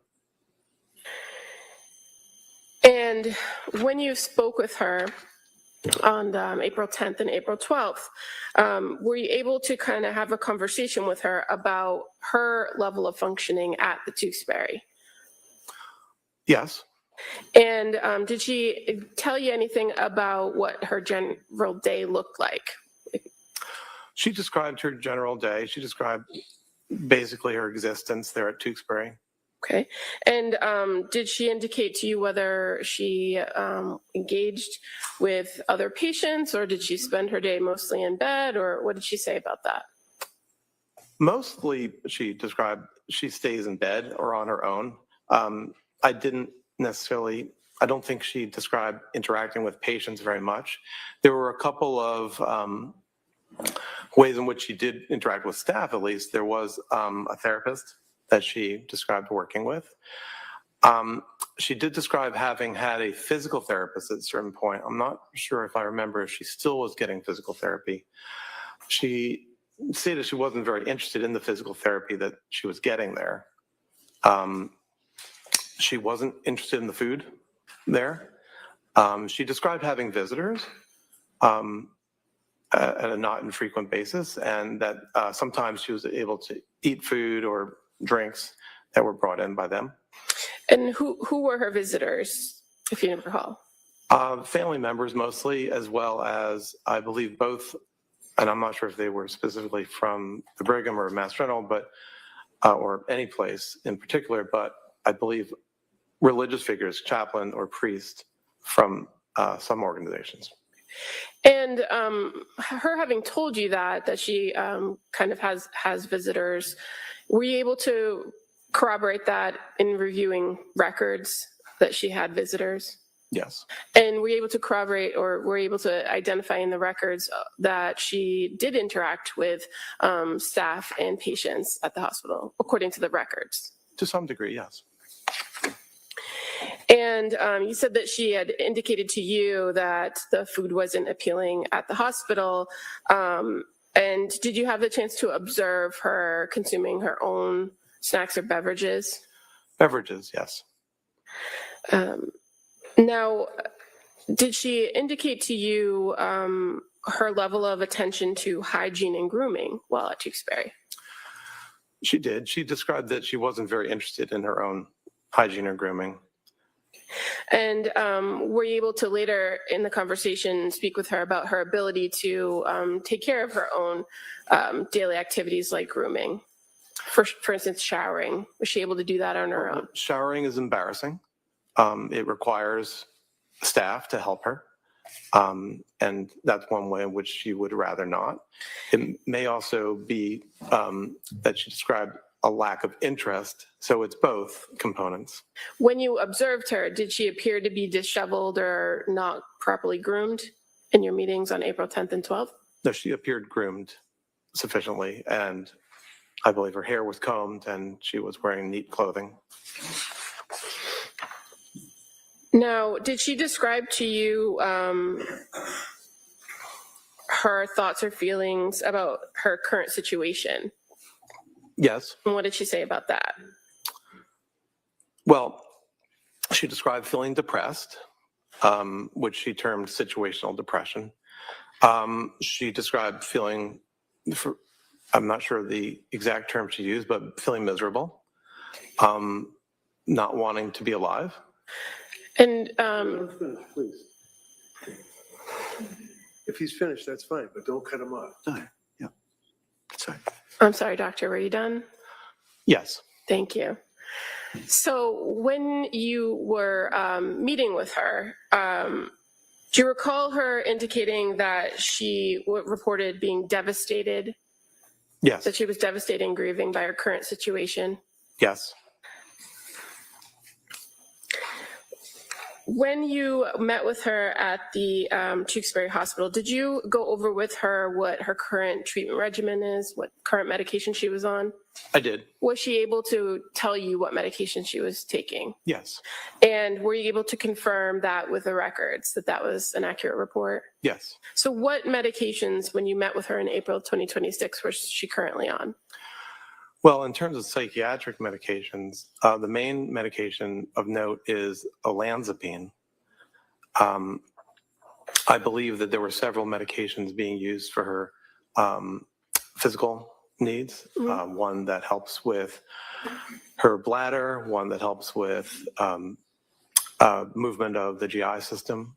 Well, let's just kind of focus on the psychiatric medications, right? Because that's of your interest here. You mentioned olanzapine. What's the common or the brand name for that? It's called Zyprexa. And what is it used to treat? Originally, it was created to be an antipsychotic medication, so to treat psychosis. Okay. And are you aware that it's prescribed to Ms. Clancy for bipolar? Yes, it is also used for mania. It is also sometimes used. The question was bipolar. Yeah, the question, if you could just listen to the question, the question, and then if the Commonwealth or the other side wants to add to the answer, they'll ask you, okay? Go ahead. So I think my question was, are you aware that the Zyprexa is prescribed for bipolar? So bipolar is a disorder. Yes, bipolar is a disorder of mania, which is, I'm sorry, why I was mentioning at that point. And what was the dosage of Zyprexa that she was on, if you recall? I believe it was 2.5 milligrams. And in your experience, is that a significant dosage? No, it's a small dose. Are you aware of any other psychiatric medications that she's prescribed at Tewksbury? I believe she's also taking trazodone. Okay. How about Wellbutrin? Is that ring a bell? Yes, Wellbutrin is an antidepressant medication. Okay. And clonidine, does that sound familiar?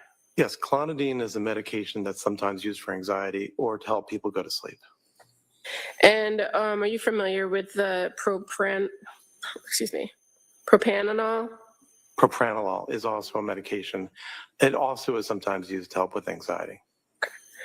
And as far as the dosage of medication that she's on, based on your review of the records, are those high doses, low doses? Overall, they're on the lower side of dosages. And you indicated briefly in your testimony that she had reported to you that she believes to have situational depression. Yes. Did you have a conversation with her about the diagnosis from Tewksbury? There were times that if you're asking about bipolar disorder, At one point, she made the statement that she wasn't convinced that she has bipolar or has had bipolar disorder. She described situational depression in terms of feeling depressed about the several stressors that she experiences today. And what are those stressors? Well,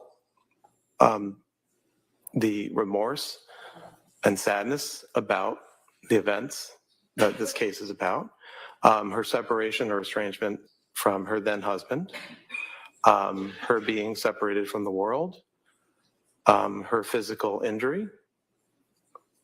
Do you recall her actually using the term remorse, or is that just your description of the conversation you had? That's my summarization right here. Okay. Now, when you were meeting with her, did you talk to her about past medication regimens that she had been on prior to the current regimen of the Zyprexa and Wellbutrin? Yes. And so are you aware that she had previously been prescribed at some point lithium? Yes.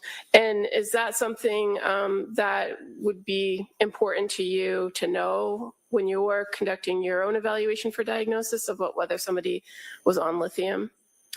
It might help, but in psychiatry, we don't make diagnoses based on medication response. And when it came to the report of the lithium, fair to say it was not something that was trialed for a very long period of time. Yes, and let me correct that. It's not that we don't make diagnoses. We don't categorize or define disorders by medication response. I heard the description of the trial of lithium. That was a short trial. Okay. And about her physical injuries, did you have a conversation with her about her understanding of her physical injuries? Yes. Do you recall whether she reported that she had any head injuries after January 24th? She denied that she had had a head injury. And was she familiar with the extent of her spinal injury? Yes. Meaning she was able to explain to you where the injuries occurred? And that's correct. Were you able to review in your interview with her past psychiatric history? Yes. And did she have a significant past psychiatric history? Prior to the year 2022, she had not. She had been, over time, very hard driving, someone who tended to get anxious, and anxiety sometimes pushed her to achieve or to do things. There had been two short periods of depression or anxiety throughout her lifetime. In one, she had been prescribed antidepressant medication around 2 years before 2022, which she had not actually taken. She had tended to resolve her anxiety or depression through exercise and hard work. And when you say the two short periods, are you speaking of periods after childbirth? One was while she was in nursing school, and the other was after the birth of her second child. So you were able to have the conversation with her about nursing school and going on medications during that experience, right? Yes. And as far as the second episode where she described anxiousness and seeking medication, did she indicate to you whether she actually took medication? No, after the birth? Sorry. After the birth of her second child? She had been prescribed it, but she hadn't taken it. Now, based on your review of records and your interview with her, were you able to identify and learn some general information about her family history? Yes. Did she report anyone in her family suffering from any other mental illness in the past? No. So no history of bipolar disorder or prior depression? Correct. No such history. Did you also review with her her work history? Yes. And did you talk to her about whether there were any adverse events in her past that affected her? That is something I asked about. And also I was able to look at her records to try to elicit if there were any particular adverse events in her life. Did you find any? No. Evidence of any? And you said that prior to 2022, there hadn't been, or there was minimal psychiatric history, did you look at and talk to her about the period of 2022 from approximately September leading up to the events of January 24th, 2023? Yes, I did. So as far as going through that time period, you were able to review her medication history during that time? Yes. And fair to say there was a significant amount of medications that you looked at as far Yes. as what she was taking and what it was prescribed for? Correct. Did anything stand out to you in the timeline of her medication history that was significant in this case? Well, she was initially prescribed medication in September of 2022. She didn't actually start taking that medication, sertraline, until October. There were several different medications that were prescribed. It is not clear that she actually took every medication that was ever prescribed or that she necessarily took it more than 1 or 2 times. There was a period of trial on a second antidepressant called Prozac. There were various medications used to help her to sleep. And then there was a several week period of taking a medication called Seroquel or quetiapine. Are you familiar with that medication in your practice? I am. And is it fair to say that that medication has multiple functions, like most psychiatric medications? When you reviewed her history, what was the initial dose that she was prescribed for it? Just 25 milligrams. And what is a 25 milligram dose of Seroquel? What is that generally prescribed for? Well, it's often prescribed these days to help individuals to sleep. But Seroquel is also, like Zyprexa, a antipsychotic medication.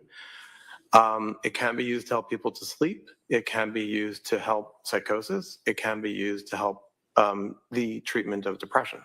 Okay. And as far as your review of the medication timeline for this defendant with the Seroquel, would the amount of time that she took the Seroquel have had any lasting effects biologically on her brain or her body?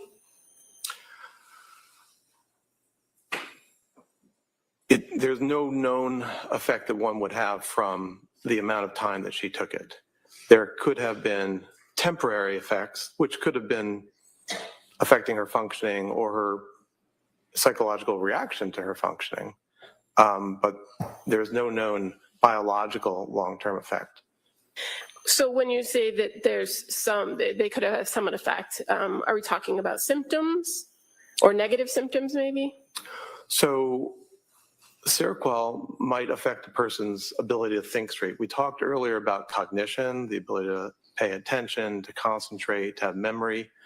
And Seroquel can negatively affect your cognitive functioning, although it is expected that that will eventually go away when you stop taking the medication. And is Seroquel a type of medication that lingers in a person's system? Not substantially. There are some medications that do linger, like diazepam or Valium, which is another medication that she was later prescribed. All medications are, on a relative basis. So diazepam will stay in your body much longer than, say, lorazepam, a different benzodiazepine. Okay, but as far as the Seroquel goes, once a person stops taking it, is it fair to say that the symptoms or any negative symptoms that they have would eventually resolve themselves? Yes. And you're aware of the medications, the last reported medications that the defendant was on right before the events of January 24th? I am. And what were those? Melatonin, lorazepam, trazodone, and an antidepressant medication called amitriptyline. And as far as the amitriptyline, you're aware of what the dosage was?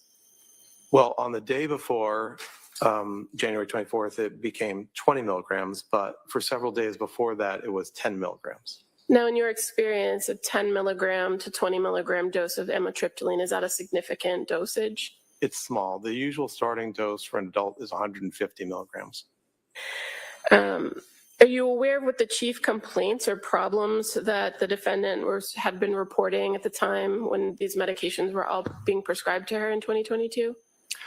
Well, it's a several month period, but it started in September of 2022 with complaints of anxiety and depression.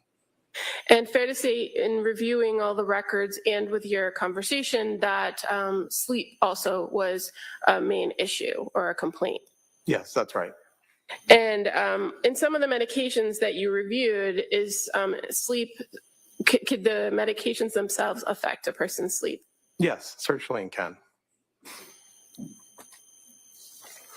Now, as far as past diagnosis of this defendant, you were able to review overall and all the records that were available to you what different providers had given as far as past diagnoses, correct? Yes. And as far as your overall evaluation in determining criminal responsibility, where you have to answer first that question of mental disease or defect, do you rely on those prior diagnoses or do you come to your own conclusions? I come to my own conclusions.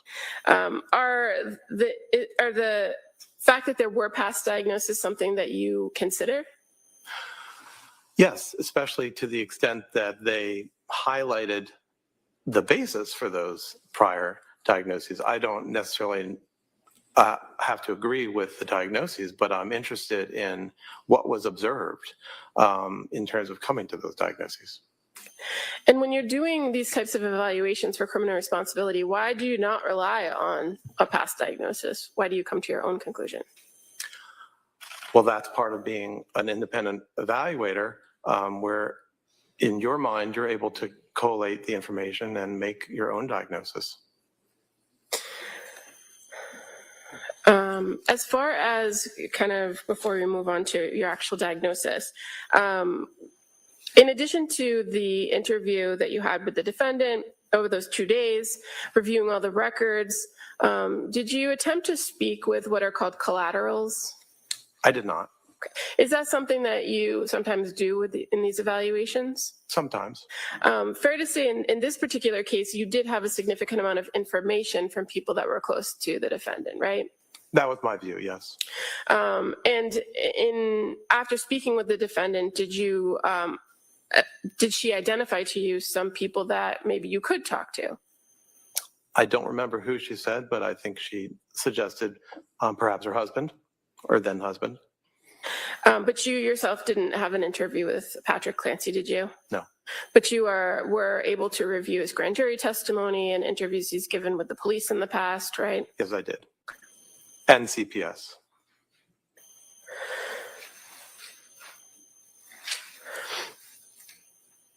And as far as speaking with the defendant's parents or her sister, are you aware that attempts were made or requests were made to speak with them, but they didn't respond? I wasn't aware of that.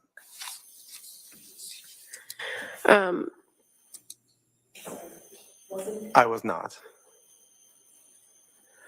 So based on everything that you reviewed in this case, were you able to come to a conclusion about diagnosis? Yes, I did. And at the time that you conducted this evaluation, what is your opinion about diagnosis? My opinion about her diagnosis in the span from 2022 to 2023 is that she suffered from what's called a major depressive episode. That probably is a part of what's called a major depressive disorder. But the important point about it is the major depressive episode. What made you come to that conclusion based on her presentations? The information about her feelings and the progression of her illness highlighted that it was best represented by a major depressive episode. It's a condition defined in DSM-5 where an individual displays problems with mood, problems with feeling pleasure, feelings of guilt or worthlessness, problems with appetite, problems with sleep, preoccupation with death or suicide, poor concentration, poor energy, perhaps also what's called psychomotor agitation or retardation. So one doesn't necessarily need to show all of those, but as it is in the DSM criteria sets, one needs to have a certain threshold. And her history and her description of her experience, in my view, matched a major depressive episode. Okay. And you indicated that it was kind of a progressive thing from the fall into January of 2023, right? Yes. And in addition to the low mood, were you able to identify that she presented with anxiety at various points? Yes, very much. And did you also make observations of obsessive thinking? Yes, obsessive thinking is a kind of anxiety where you repeatedly think about a topic, maybe that you're asking, what if, what if, what if? And it's the kind of form of anxiety that you frequently see in an anxiety disorder called generalized anxiety disorder. I think it's possible she also had generalized anxiety disorder, but that is sort of secondary to the major depressive episode. Okay.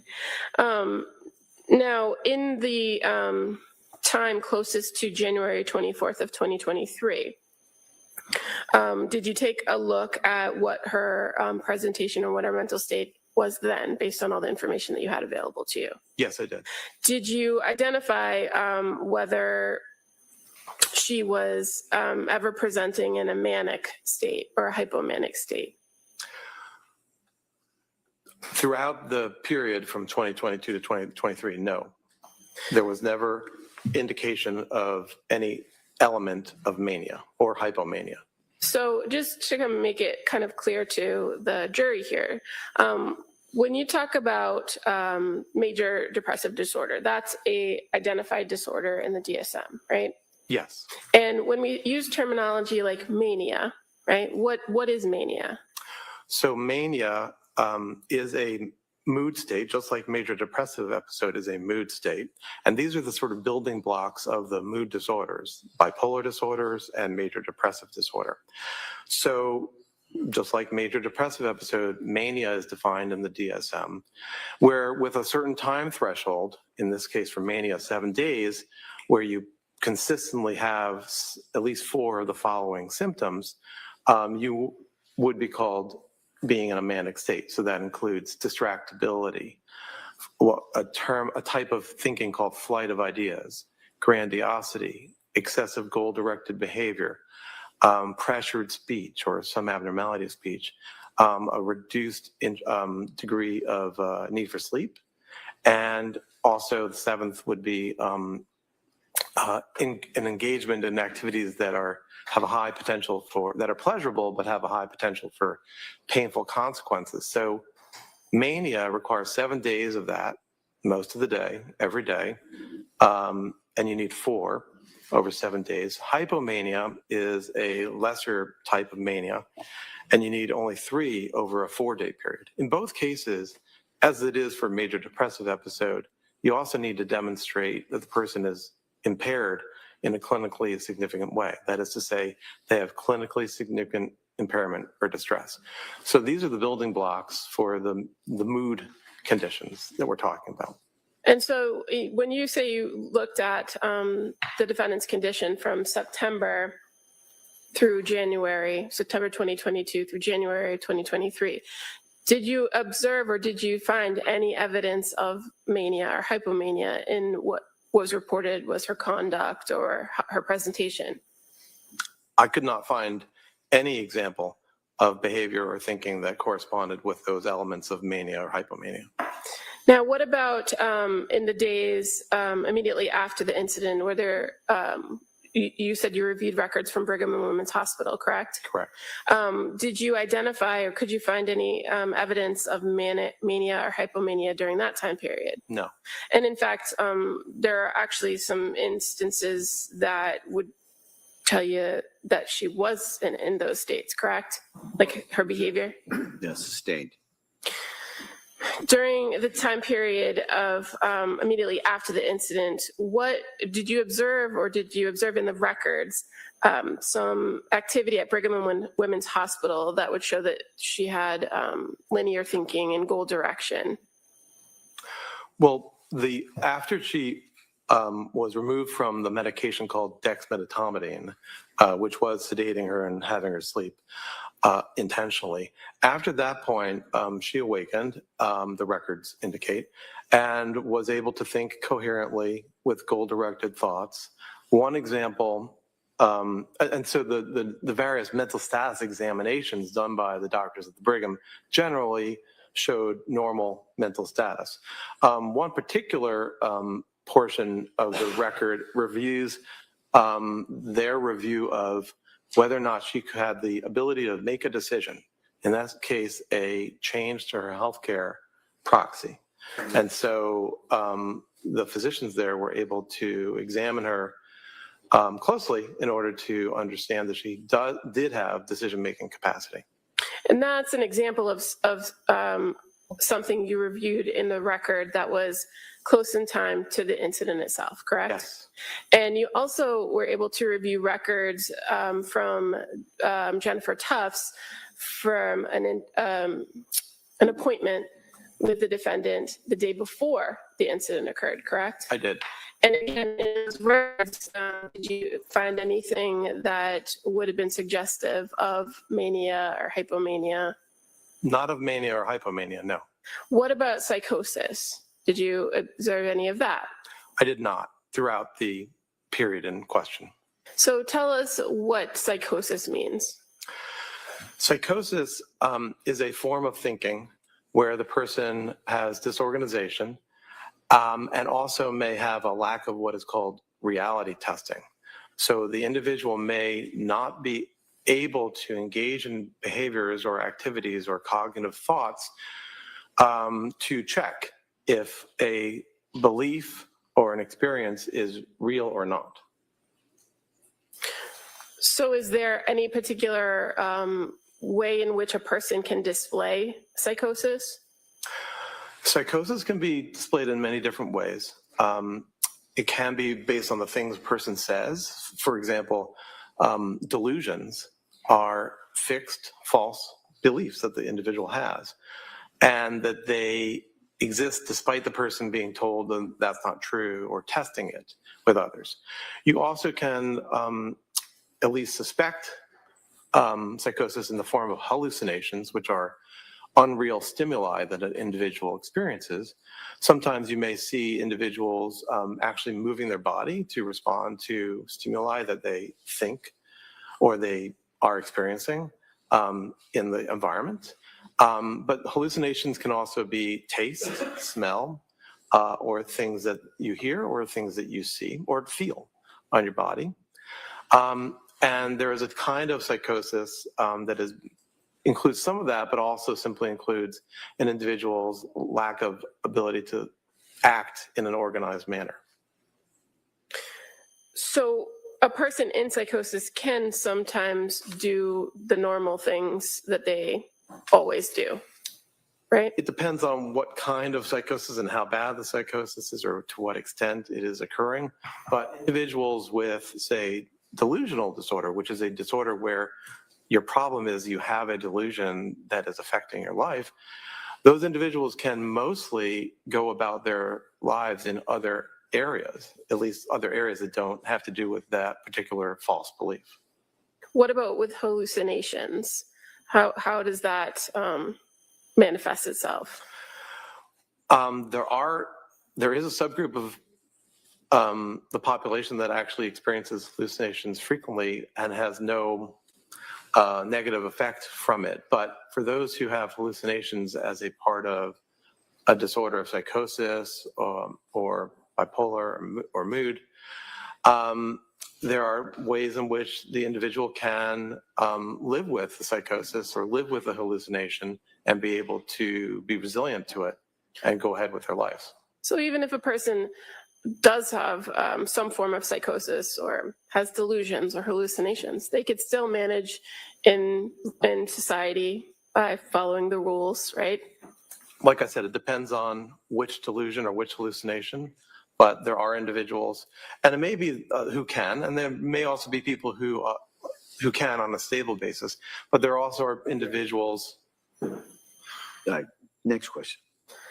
As far as a person who might be suffering from psychosis, can they appreciate or do they know right from wrong?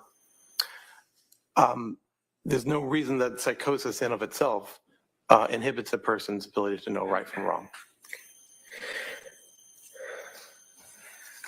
Now, as far as in this case with this particular defendant, you have identified that you believe it's a major depressive disorder, right?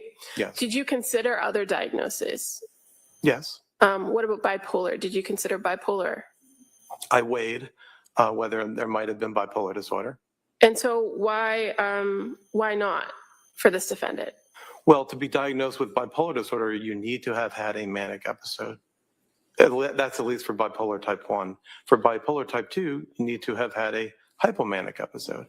And there's no information in the available record that displays either of those. So you can't diagnose bipolar disorder. Did you consider the fact that this defendant, or that there's been some indication of postpartum for the defendant? Yes. And did that affect your opinions about diagnosis? As I said before, in psychiatry, we diagnose based on the symptoms that the individual presents with.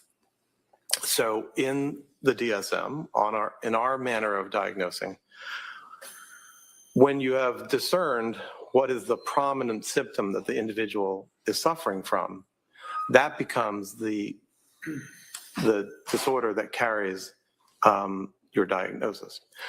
There are times that you can designate that it has occurred in the postpartum period.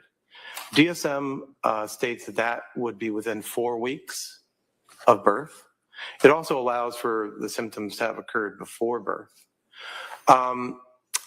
So that is the standard that we utilize when we choose to add on that designation of something being postpartum. Could I object? It doesn't matter what we do, it's what he does. All right, next question.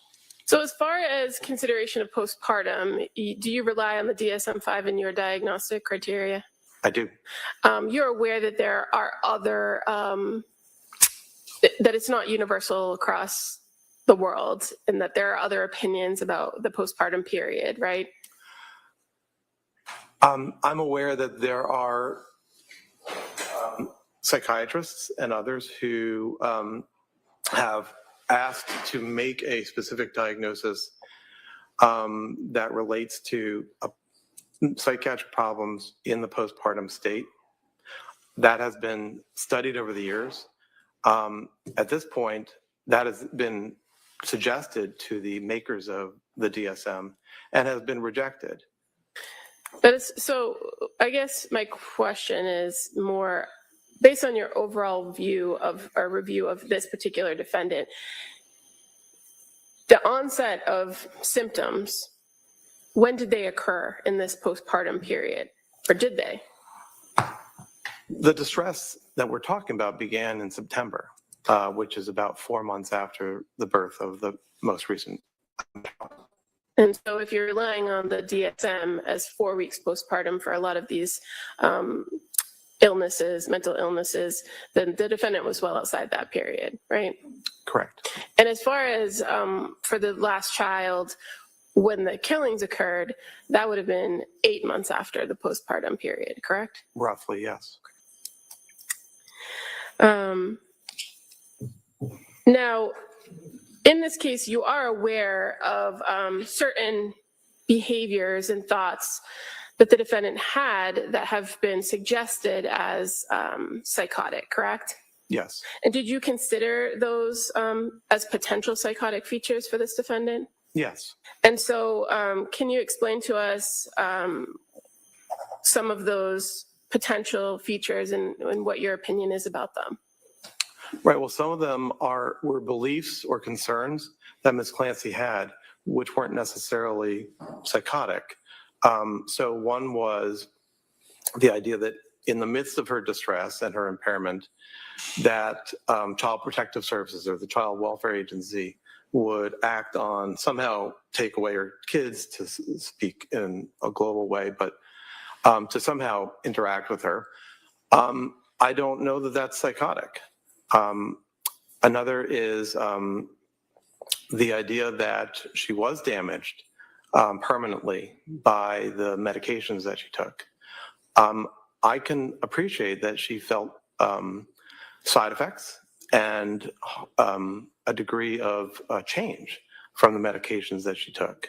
So I don't know that that feeling or that belief is necessarily psychotic. So those are two that I would mention right off the bat. What about the idea that somebody could hear her thoughts? Did you look into that? There was one episode where she wasn't sure and asked her mother, I believe, the question, "Can you hear my thoughts?" And was told no. And so while there is a form of psychosis called thought broadcasting, that wasn't her belief. That wasn't her belief that she was engaging in thought broadcasting where she was putting her thoughts out into the world. As I read it, the question was not psychotic. The question was one that reflected the distress and the intrusive thoughts that she was having without it necessarily being psychotic. She engaged in reality testing when she asked, "Did you hear that?" And you had the conversation with her about thought broadcasting in your interview, correct? Yes. And you were able to ask some follow-up questions of her directly to identify whether she was or wasn't doing that. Yes. And based on your conversation with her and what you learned in that interview, did you believe that she was engaged in thought broadcasting? No, I do not. You're aware that there were also concerns that were voiced by her that there was other things wrong with her body, not just damage from medication, right? Yes. Do you recall that? Yes. Did you consider that to determine whether that was a psychotic feature for this defendant? Yes. So an example was her worry that she had ketoacidosis. I didn't necessarily think that that was psychotic. It may have been wrong, but it wasn't necessarily psychotic. She had been given a medication, Seroquel, where one of the side effects is that it negatively interferes with your glucose system. And ketoacidosis is the worst case scenario when you have poor control of your glucose. So I don't know that she had a fixed false belief that she had ketoacidosis, but she was worried about having ketoacidosis. So when you say that you considered these things and you didn't believe them to be psychotic, are you talking about them in the realm of, were they delusional, were they fixed false beliefs, or something else? Right. So I use that term specifically, as I said before, a delusion, which is a form of psychosis, is a fixed false belief, which is really immutable. You can't be convinced otherwise. But these were not fixed false beliefs. These were concerns. And did you find that the concerns were rational based on your overall view of everything? Right. Not only were they concerns, but they aligned with the realities that she had experienced. Now, what about the idea of these intrusive thoughts? You reviewed the records to know that was a common report of her, that she had intrusive thoughts, correct? Yes. And that at various points she did identify that she did want to die. Yes. Is being suicidal a form of psychosis? No. What, if anything, does the idea of suicide tell you about this defendant or about her situation? Well, it tells me that she was suffering and that it was a part of, in my view, it was a part of a major depressive episode.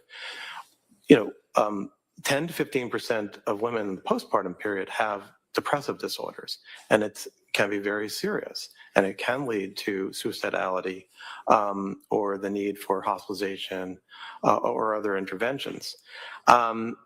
So the records show in my interviews that I gathered information that she was suffering, and suicidality is a form of suffering. Now, when you talk about suicidality, does it have to make sense why the person is suicidal? No, suicidality occurs, but it doesn't always make sense. Sometimes there might be places where one might say, well, why was that person suicidal? They had only good things in life, speaking hypothetically. But especially when an individual has depression, it just occurs. Now, when you're talking about people that have suicidal ideation, are there certain things known as protective factors? Yes.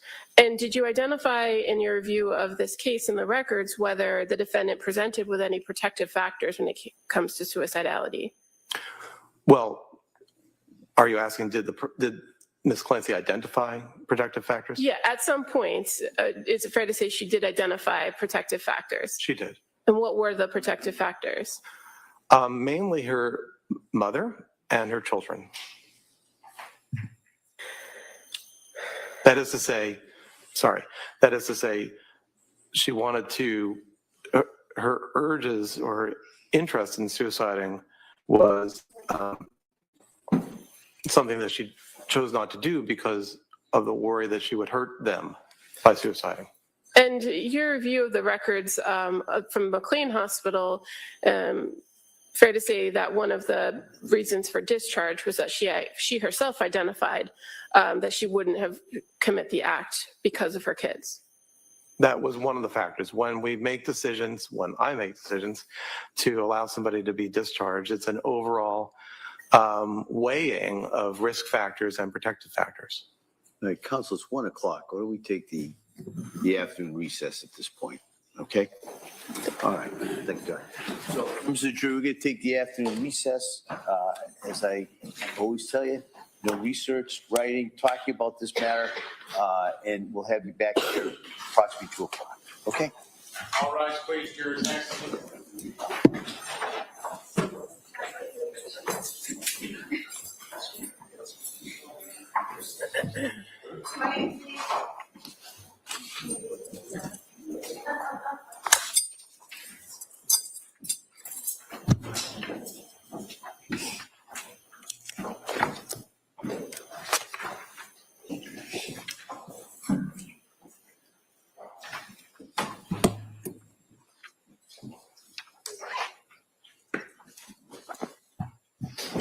Exit the courtroom.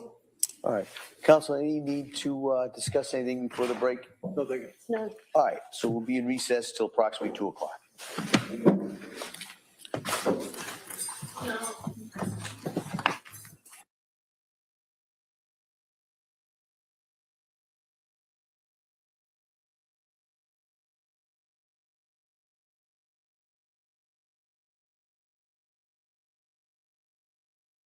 To hygiene and grooming while at Tewksbury.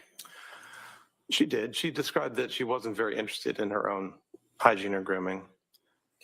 And were you able to later in the conversation speak with her about her ability to take care of her own daily activities like grooming?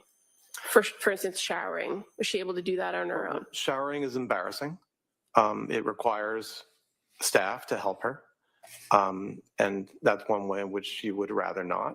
It may also be that she described a lack of interest. So it's both components. When you observed her, did she appear to be disheveled or not properly groomed in your meetings on April 10th and 12th? No, she appeared groomed sufficiently, and I believe her hair was combed and she was wearing neat clothing. Now, did she describe to you her thoughts or feelings about her current situation? Yes. And what did she say about that? Well, she described feeling depressed, which she termed situational depression. She described feeling, I'm not sure the exact term she used, but feeling miserable, not wanting to be alive. And Please. If he's finished, that's fine, but don't cut him off. All right, yeah. Sorry. I'm sorry, doctor, were you done? Yes. Thank you. So when you were meeting with her, do you recall her indicating that she reported being devastated? Yes. That she was devastated and grieving by her current situation? Yes. When you met with her at the Tewksbury Hospital, did you go over with her what her current treatment regimen is, what current medication she was on? I did. Was she able to tell you what medication she was taking? Yes. And were you able to confirm that with the records, that that was an accurate report? Yes. So what medications, when you met with her in April of 2026, was she currently on? Well, in terms of psychiatric medications, the main medication of note is olanzapine. I believe that there were several medications being used for her physical needs. One that helps with her bladder, one that helps with movement of the GI system.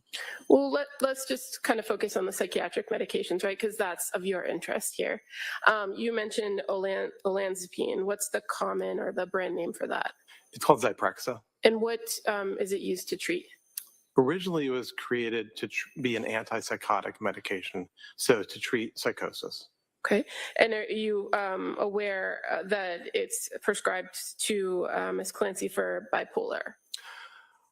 Yes, it is also used for mania. It is also sometimes used. The question was bipolar. Yeah, the question, if you could just listen to the question, and then if the Commonwealth or the other side wants to add to the answer, they'll ask you, okay? Go ahead. So I think my question was, are you aware that the Zyprexa is prescribed for bipolar? So bipolar is a disorder. Yes, bipolar is a disorder of mania, which is, I'm sorry, why I was mentioning at that point. And what was the dosage of Zyprexa that she was on, if you recall? I believe it was 2.5 milligrams. And in your experience, is that a significant dosage? No, it's a small dose. Are you aware of any other psychiatric medications that she's prescribed at Tewksbury? I believe she's also taking trazodone. Okay. How about Wellbutrin? Is that ring a bell? Yes, Wellbutrin is an antidepressant medication. Okay. And clonidine, does that sound familiar? Yes, clonidine is a medication that's sometimes used for anxiety or to help people go to sleep. And are you familiar with the propranolol? Propranolol is also a medication. It also is sometimes used to help with anxiety. And as far as the dosage of medication that she's on, based on your review of the records, are those high doses, low doses? Overall, they're on the lower side of dosages. And you indicated briefly in your testimony that she had reported to you that she believes to have situational depression. Yes.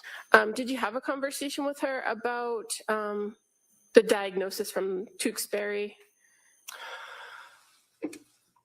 There were times that if you're asking about bipolar disorder, at one point she made the statement that she wasn't convinced that she has bipolar or has had bipolar disorder. She described situational depression in terms of feeling depressed about the several stressors that she experiences today. And what are those stressors? Well, the remorse and sadness about the events that this case is about, her separation or estrangement from her then husband, her being separated from the world, her physical injury. Do you recall her actually using the term remorse, or is that a description of the conversation you had? That's my summarization right here. Okay.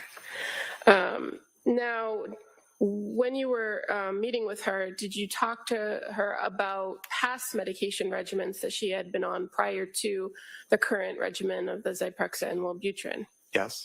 And so are you aware that she had previously been prescribed at some point lithium? Yes.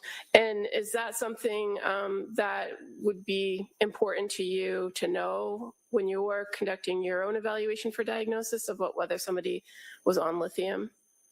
It might help, but in psychiatry, we don't make diagnoses based on medication response.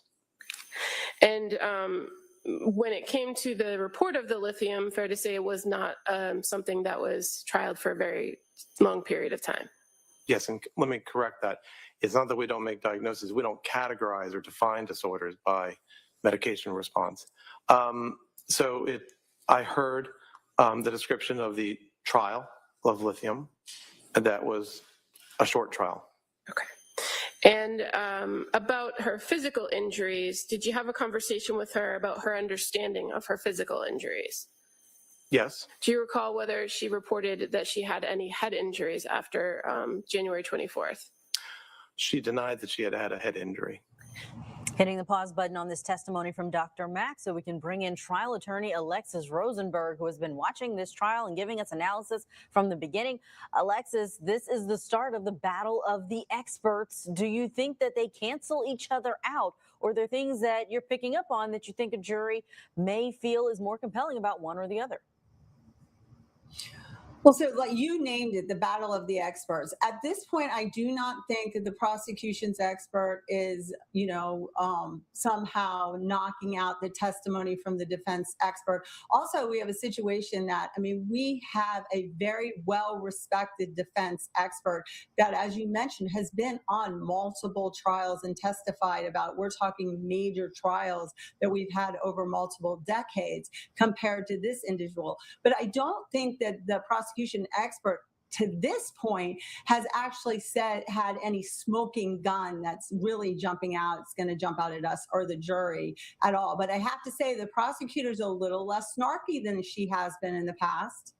Okay, interesting observation. That cross-examination of the defense witness was intense because she had the receipts. You mentioned his decades-long career in terms of the defense psychiatrist, Dr. Philip Resnick, and she brought up the times that he has coached other psychiatrists, maybe even attorneys, on how to make sure their witness, their patient, is presenting in the proper way. There are a lot of materials that are out there to help people when they are in litigation, and he is part of the teaching on that. Do you think that that hurt his credibility? I think his explanation as to why things over time changed. For instance, anytime in the medical field, things that they would prescribe 20 years ago are different than they are today. So I don't think that necessarily hurt, but I do think out of everything that she's done in the trial, that was probably the strongest thing, getting the things that he had previously stated or written about and really trying to use them against them is an effective technique. And I think at that point, we were like, oh, hey, maybe she's not as bad of an attorney as many people in the public had been saying previously. No, she is a longtime prosecutor. She's had many cases, even high-profile cases that have aired here on Court TV. This one, though, has really been something that a lot of our viewers have latched onto in terms of how the prosecution has gone. Let's get to our break, Alexis. When we come back, we will get you back in for more of the rebuttal case for the Commonwealth. I'm Billy Politan.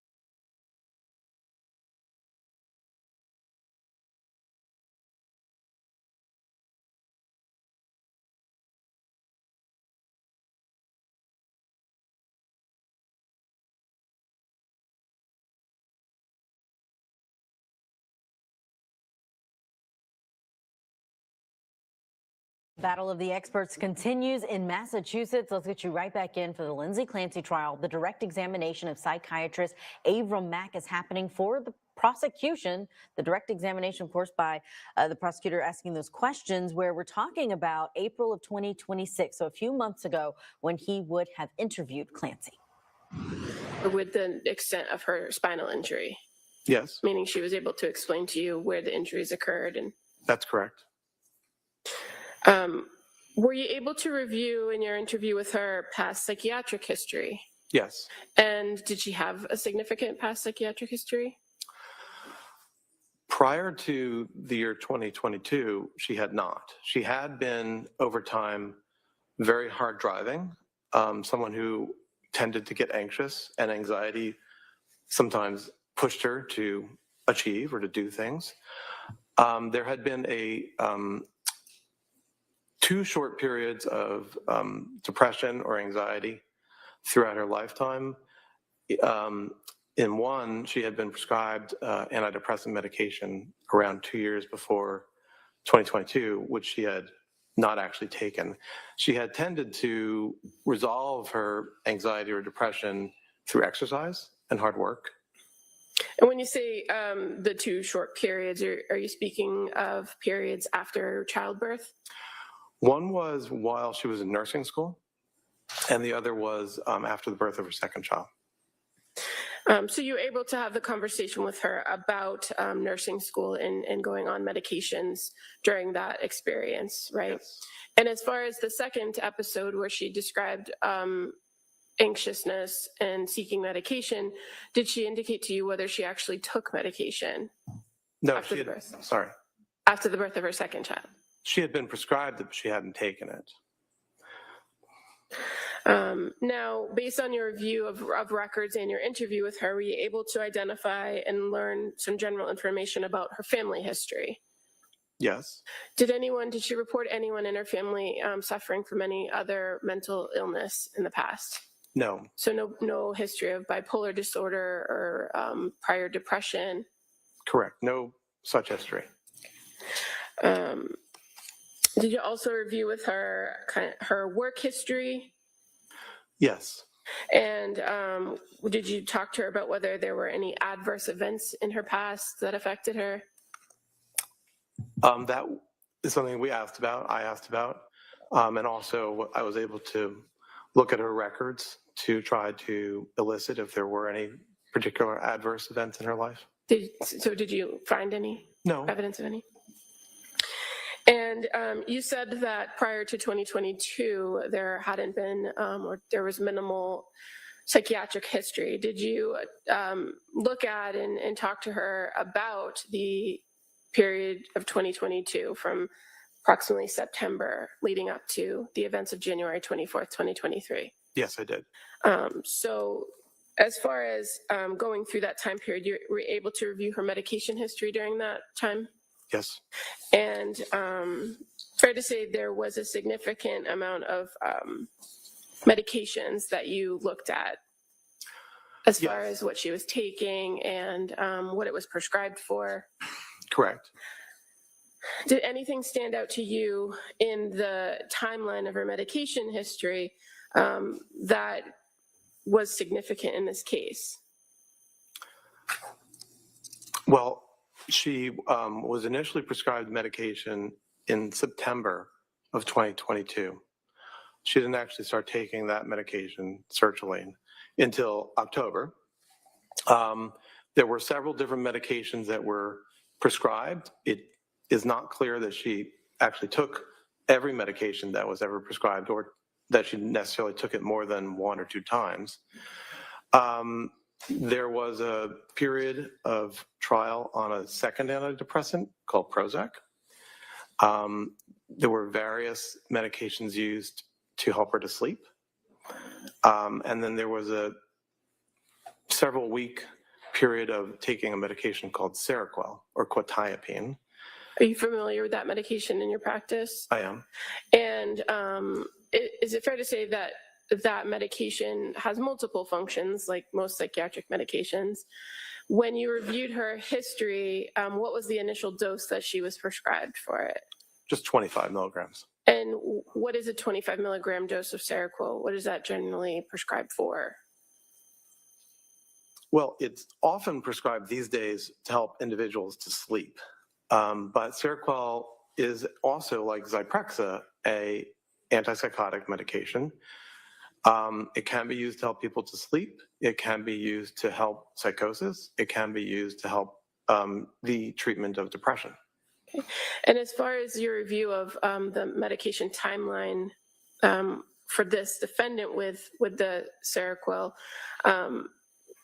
would the amount of time that she took the Seroquel have had any lasting effects biologically on her brain or her body? There's no known effect that one would have from the amount of time that she took it. There could have been temporary effects, which could have been affecting her functioning or her psychological reaction to her functioning. But there's no known biological long-term effect. So when you say that they could have some effect, are we talking about symptoms or negative symptoms maybe? So Seroquel might affect a person's ability to think straight. We talked earlier about cognition, the ability to pay attention, to concentrate, to have memory. And Seroquel can negatively affect your cognitive functioning, although it is expected that that will eventually go away when you stop taking the medication. And is Seroquel a type of medication that lingers in a person's system? Not substantially. There are some medications that do linger, like diazepam or Valium, which is another medication that she was later prescribed. All medications are, on a relative basis. So diazepam will stay in your body much longer than, say, lorazepam, a different benzodiazepine. Okay, but as far as the Seroquel goes, once a person stops taking it, is it fair to say that the symptoms or any negative symptoms that they have would eventually resolve themselves? Yes. And you're aware of the medications, the last reported medications that the defendant was on right before the events of January 24th? I am. And what were those? Melatonin, lorazepam, trazodone, and an antidepressant medication called amitriptyline. And as far as the amitriptyline, you're aware of what the dosage was? Well, on the day before January 24th, it became 20 milligrams, but for several days before that, it was 10 milligrams. Now, in your experience, a 10 milligram to 20 milligram dose of amitriptyline, is that a significant dosage? It's small. The usual starting dose for an adult is 150 milligrams. Are you aware of what the chief complaints or problems that the defendant had been reporting at the time when these medications were all being prescribed to her in 2022? Well, it's a several-month period, but it started in September of 2022 with complaints of anxiety and depression. And fair to say, in reviewing all the records and with your conversation, that sleep also was a main issue or a complaint. Yes, that's right. And in some of the medications that you reviewed, is sleep, could the medications themselves affect a person's sleep? Yes, sertraline can. Now, as far as past diagnosis of this defendant, you were able to review overall and all the records that were available to you what different providers had given as far as past diagnoses, correct? Yes. And as far as your overall evaluation in determining criminal responsibility, where you have to answer first that question of mental disease or defect, do you rely on those prior diagnoses or do you come to your own conclusions? I come to my own conclusions. Are the fact that there were past diagnoses something that you consider? Yes, especially to the extent that they highlighted the basis for those prior diagnoses. I don't necessarily have to agree with the diagnoses, but I'm interested in what was observed in terms of coming to those diagnoses. And when you're doing these types of evaluations for criminal responsibility, why do you not rely on a past diagnosis? Why do you come to your own conclusion? Well, that's part of being an independent evaluator, where in your mind, you're able to collate the information and make your own diagnosis. As far as kind of before we move on to your actual diagnosis, in addition to the interview that you had with the defendant over those 2 days, reviewing all the records, did you attempt to speak with what are called collaterals? I did not. Is that something that you sometimes do in these evaluations? Sometimes. Fair to say, in this particular case, you did have a significant amount of information from people that were close to the defendant, right? That was my view, yes. And after speaking with the defendant, did she identify to you some people that maybe you could talk to? I don't remember who she said, but I think she suggested perhaps her husband. Hitting the pause button so we can get to a break. First, let's bring in our trial expert who is standing by. We have Alexis Rosenberg with us.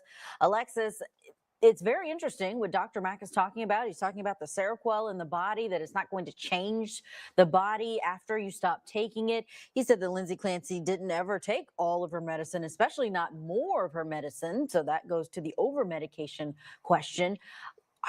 Is there a credibility issue, though, with him not seeing Lindsay Clancy right around the time that this happened, like Dr. Resnick did? Well, I wouldn't necessarily say credibility, but I do think it goes to the close in time when the jury is looking at it.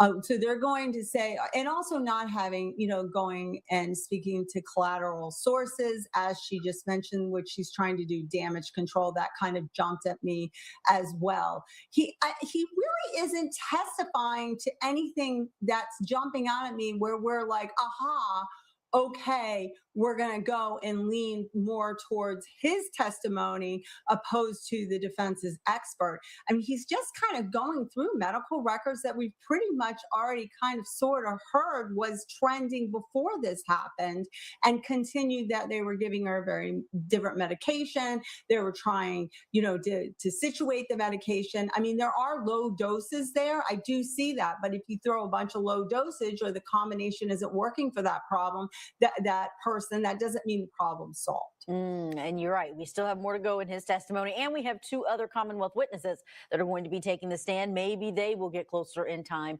to talking to Lindsay Clancy. Alexa, stand by. Let's hit our break. When we come back, more of the direct examination of Dr. Mack. An important message for Americans ages 50 to 80.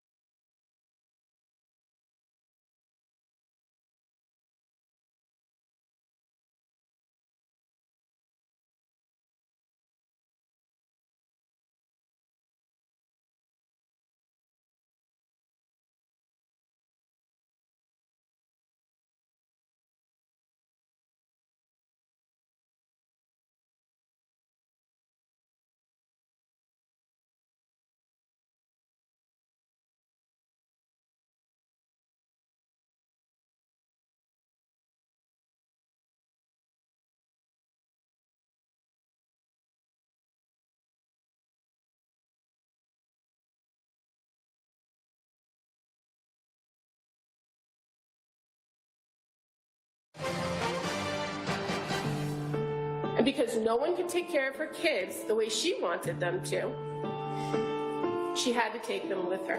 Where was the defendant seated when you left the house, or was she seated? She was standing. And what was her demeanor? Normal. At any point in time, did she tell you she was planning to kill herself? No. Do you think possibly that she's over-medicated? I was practicing independently with my full credentials for about a month. Cora was into princesses. She just liked taking care of people. I'm truly finding my 19-month-old to be the most difficult human I've ever encountered. How you would describe Callan? How would you describe him? He was the happiest, sweetest, easiest baby. How many women have you treated that were suffering from postpartum-psychosis? I don't think I have. Welcome back to Court TV Live. I'm Julia Janae. Thank you for being with us for day 18 of the Lindsay Clancy trial that we are watching together. The defense expert told this jury this morning that Lindsay Clancy believed what she was doing was morally right and that she was in the middle of psychosis that made it impossible for her to do anything different in the deaths of her children. Right now, the prosecution is giving their expert opinion to this jury through their witness, the psychiatrist, the same credentials essentially as the last defense witness before they rested their case. Let's pick it up where we left off with Dr. Avram Mack. But you yourself didn't have an interview with Patrick Clancy, did you? No. But you were able to review his grand jury testimony and interviews he's given with the police in the past, right? Yes, I did. And CPS.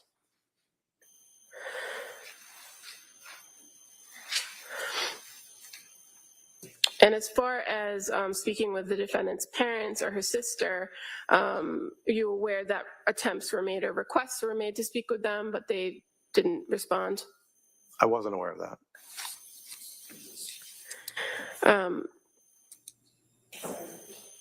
I was not. So based on everything that you reviewed in this case, were you able to come to a conclusion about diagnosis? Yes, I did. And at the time that you conducted this evaluation, what is your opinion about diagnosis? My opinion about her diagnosis in the span from 2022 to 2023 is that she suffered from what's called a major depressive episode. That probably is a part of what's called a major depressive disorder. But the important point about it is the major depressive episode. What made you come to that conclusion based on her presentations? The information about her feelings and the progression of her illness highlighted that it was best represented by a major depressive episode. It's a condition defined in DSM-5 where an individual displays problems with mood, problems with feeling pleasure, feelings of guilt or worthlessness, problems with appetite, problems with sleep, preoccupation with death or suicide, poor concentration, poor energy, perhaps also what's called psychomotor agitation or retardation. So one doesn't necessarily need to show all of those, but as it is in the DSM criteria sets, one needs to have a certain threshold. And her history and her description of her experience, in my view, matched a major depressive episode. Okay. And you indicated that it was kind of a progressive thing from the fall into January of 2023, right? Yes. And in addition to the low mood, were you able to identify that she presented with anxiety at various points? Yes, very much. And did you also make observations of obsessive thinking? Yes, obsessive thinking is a kind of anxiety where you repeatedly think about a topic, maybe that you're asking, what if, what if, what if? And it's the kind of form of anxiety that you frequently see in an anxiety disorder called generalized anxiety disorder. I think it's possible she also had generalized anxiety disorder, but that is sort of secondary to the major depressive episode. Okay. Now, in the time closest to January 24th of 2023, Did you take a look at what her presentation or what her mental state was then, based on all the information that you had available to you? Yes, I did. Did you identify whether she was ever presenting in a manic state or a hypomanic state? Throughout the period from 2022 to 2023, no. There was never indication of any element of mania or hypomania. So just to kind of make it kind of clear to the jury here, when you talk about major depressive disorder, that's a identified disorder in the DSM, right? Yes. And when we use terminology like mania, right, what is mania? So mania is a mood state, just like major depressive episode is a mood state. And these are the sort of building blocks of the mood disorders, bipolar disorders and major depressive disorder. So just like major depressive episode, mania is defined in the DSM, where with a certain time threshold, in this case for mania, 7 days, where you consistently have at least 4 of the following symptoms, you would be called being in a manic state. So that includes distractibility, a type of thinking called flight of ideas, grandiosity, excessive goal-directed behavior, pressured speech or some abnormality of speech, a reduced degree of need for sleep, and also the 7th would be an engagement in activities that have a high potential that are pleasurable but have a high potential for painful consequences. So mania requires 7 days of that, most of the day, every day, and you need 4 over 7 days. Hypomania is a lesser type of mania, and you need only 3 over a 4-day period. In both cases, as it is for major depressive episode, you also need to demonstrate that the person is impaired in a clinically significant way. That is to say, they have clinically significant impairment or distress. So these are the building blocks for the mood conditions that we're talking about. And so when you say you looked at the defendant's condition from September through January, September 2022 through January 2023, did you observe or did you find any evidence of mania or hypomania in what was reported was her conduct or her presentation? I could not find any example of behavior or thinking that corresponded with those elements of mania or hypomania. Now, what about in the days immediately after the incident, were there, you said you reviewed records from Brigham and Women's Hospital, correct? Correct. Did you identify or could you find any evidence of mania or hypomania during that time period? No. And in fact, there are actually some instances that would tell you that she was in those states, correct? Like her behavior? Yes, sustained. During the time period of immediately after the incident, what did you observe or did you observe in the records some activity at Brigham and Women's Hospital that would show that she had linear thinking and goal direction? Well, after she was removed from the medication called dexmedetomidine, which was sedating her and having her sleep intentionally. After that point, she awakened, the records indicate, and was able to think coherently with goal-directed thoughts. One example, and so the various mental status examinations done by the doctors at the Brigham generally showed normal mental status. One particular portion of the record reviews their review of whether or not she had the ability to make a decision. In that case, a change to her healthcare proxy. And so the physicians there were able to examine her closely in order to understand that she did have decision-making capacity. Dr. Avram Mack there saying that there was no reported manic state from 2022 to 2023. That would have been the months leading up to these killings in Lindsay Clancy, but says that she was dealing with a major depressive disorder. Let's get to our break. When we come back, we will pick it up where we're leaving off with the direct examination. I'm Iris.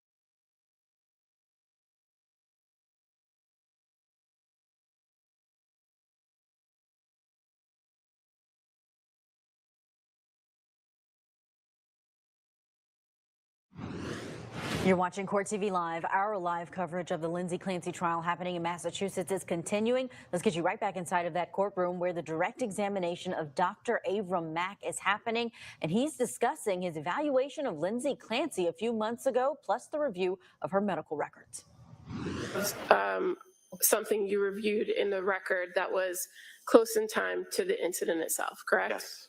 And you also were able to review records from Jennifer Tufts from an appointment with the defendant the day before the incident occurred, correct? I did. And again, in those records, did you find anything that would have been suggestive of mania or hypomania?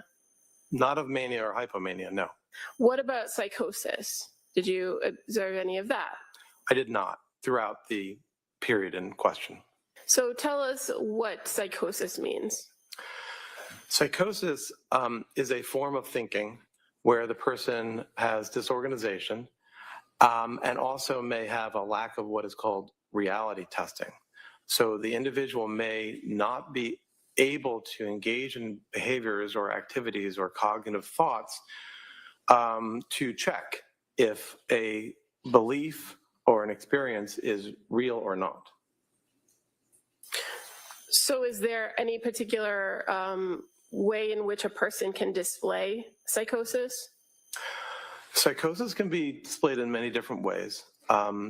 It can be based on the things a person says. For example, delusions are fixed, false beliefs that the individual has, and that they exist despite the person being told that that's not true or testing it with others. You also can at least suspect psychosis in the form of hallucinations, which are unreal stimuli that an individual experiences. Sometimes you may see individuals actually moving their body to respond to stimuli that they think or they are experiencing in the environment. But hallucinations can also be taste, smell, or things that you hear or things that you see or feel on your body. And there is a kind of psychosis that includes some of that, but also simply includes an individual's lack of ability to act in an organized manner. So a person in psychosis can sometimes do the normal things that they always do, right? It depends on what kind of psychosis and how bad the psychosis is or to what extent it is occurring. But individuals with, say, delusional disorder, which is a disorder where your problem is you have a delusion that is affecting your life, those individuals can mostly go about their lives in other areas, at least other areas that don't have to do with that particular false belief. What about with hallucinations? How does that manifest itself? There is a subgroup of the population that actually experiences hallucinations frequently and has no negative effect from it. But for those who have hallucinations as a part of a disorder of psychosis or bipolar or mood, there are ways in which the individual can live with the psychosis or live with the hallucination and be able to be resilient to it and go ahead with their lives. So even if a person does have some form of psychosis or has delusions or hallucinations, they could still manage in society by following the rules, right? Like I said, it depends on which delusion or which hallucination, but there are individuals, and it may be who can, and there may also be people who can on a stable basis, but there also are individuals. Next question. As far as a person who might be suffering. Okay, hitting the pause button right there so we can bring in trial attorney Alexis Rosenberg. Alexis, what do you think of how this information is coming out? Because he's saying that people who are suffering from psychosis, they can not only do normal things, which I think is what the defense wants this jury to understand, but he also said they can be resilient against the psychosis.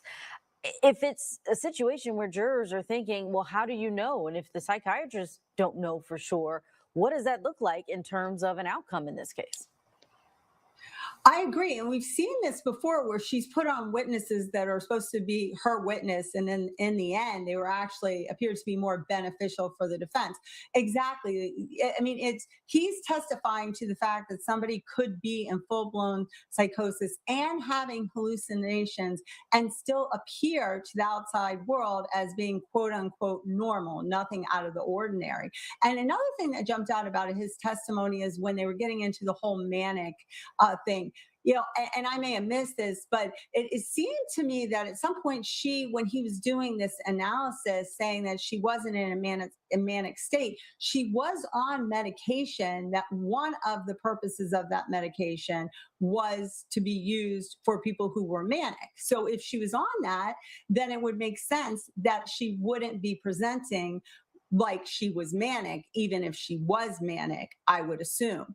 I don't think this witness is really helping the prosecution at all up to this point. It's a good observation. Medication is really huge here because I think the prosecution wants these jurors to see that she wasn't taking the medication the way that she was supposed to. And we know from the testimony that she was very averse to taking this medication because she was worried about the side effects. Is that going to be a real confusing point of this case for the jurors? Was she taking it enough, or was what she was taking causing this catastrophic outcome?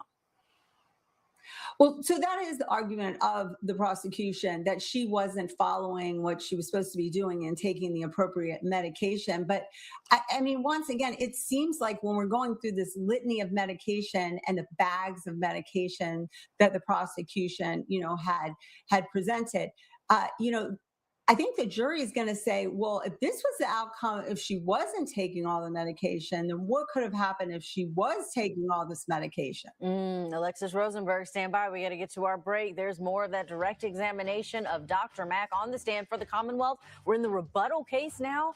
Closing arguments could begin. This is Prime Crime with Jesse Weber. I dig into the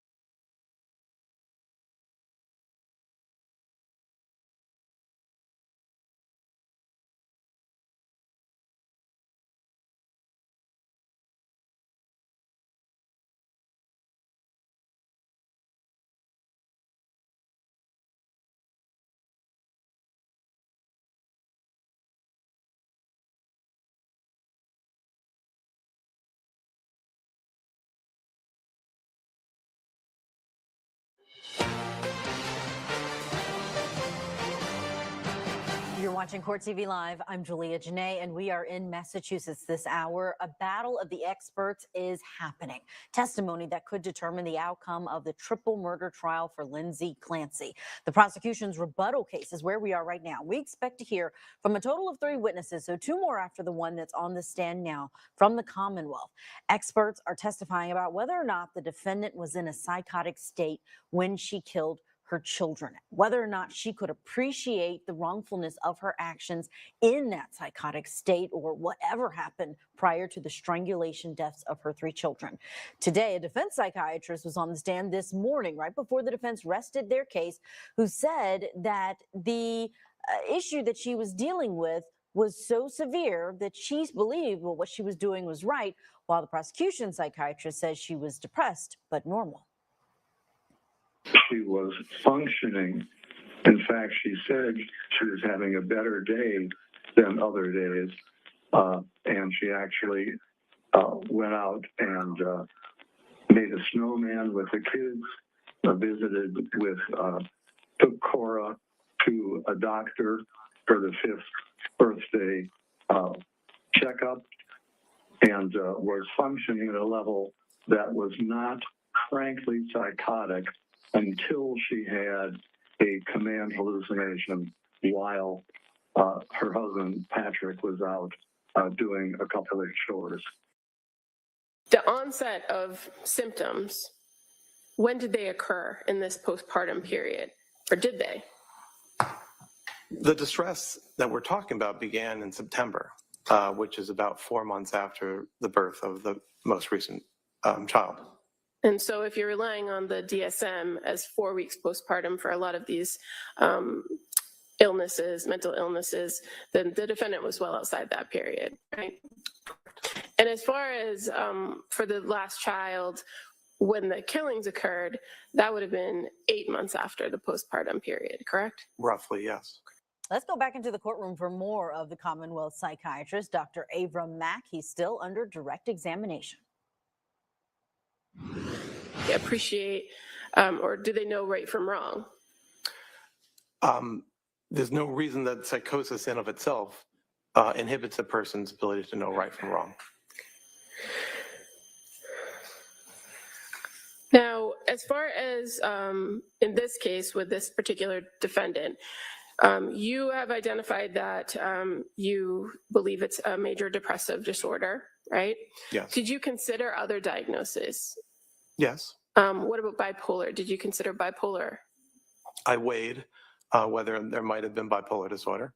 And so why not for this defendant?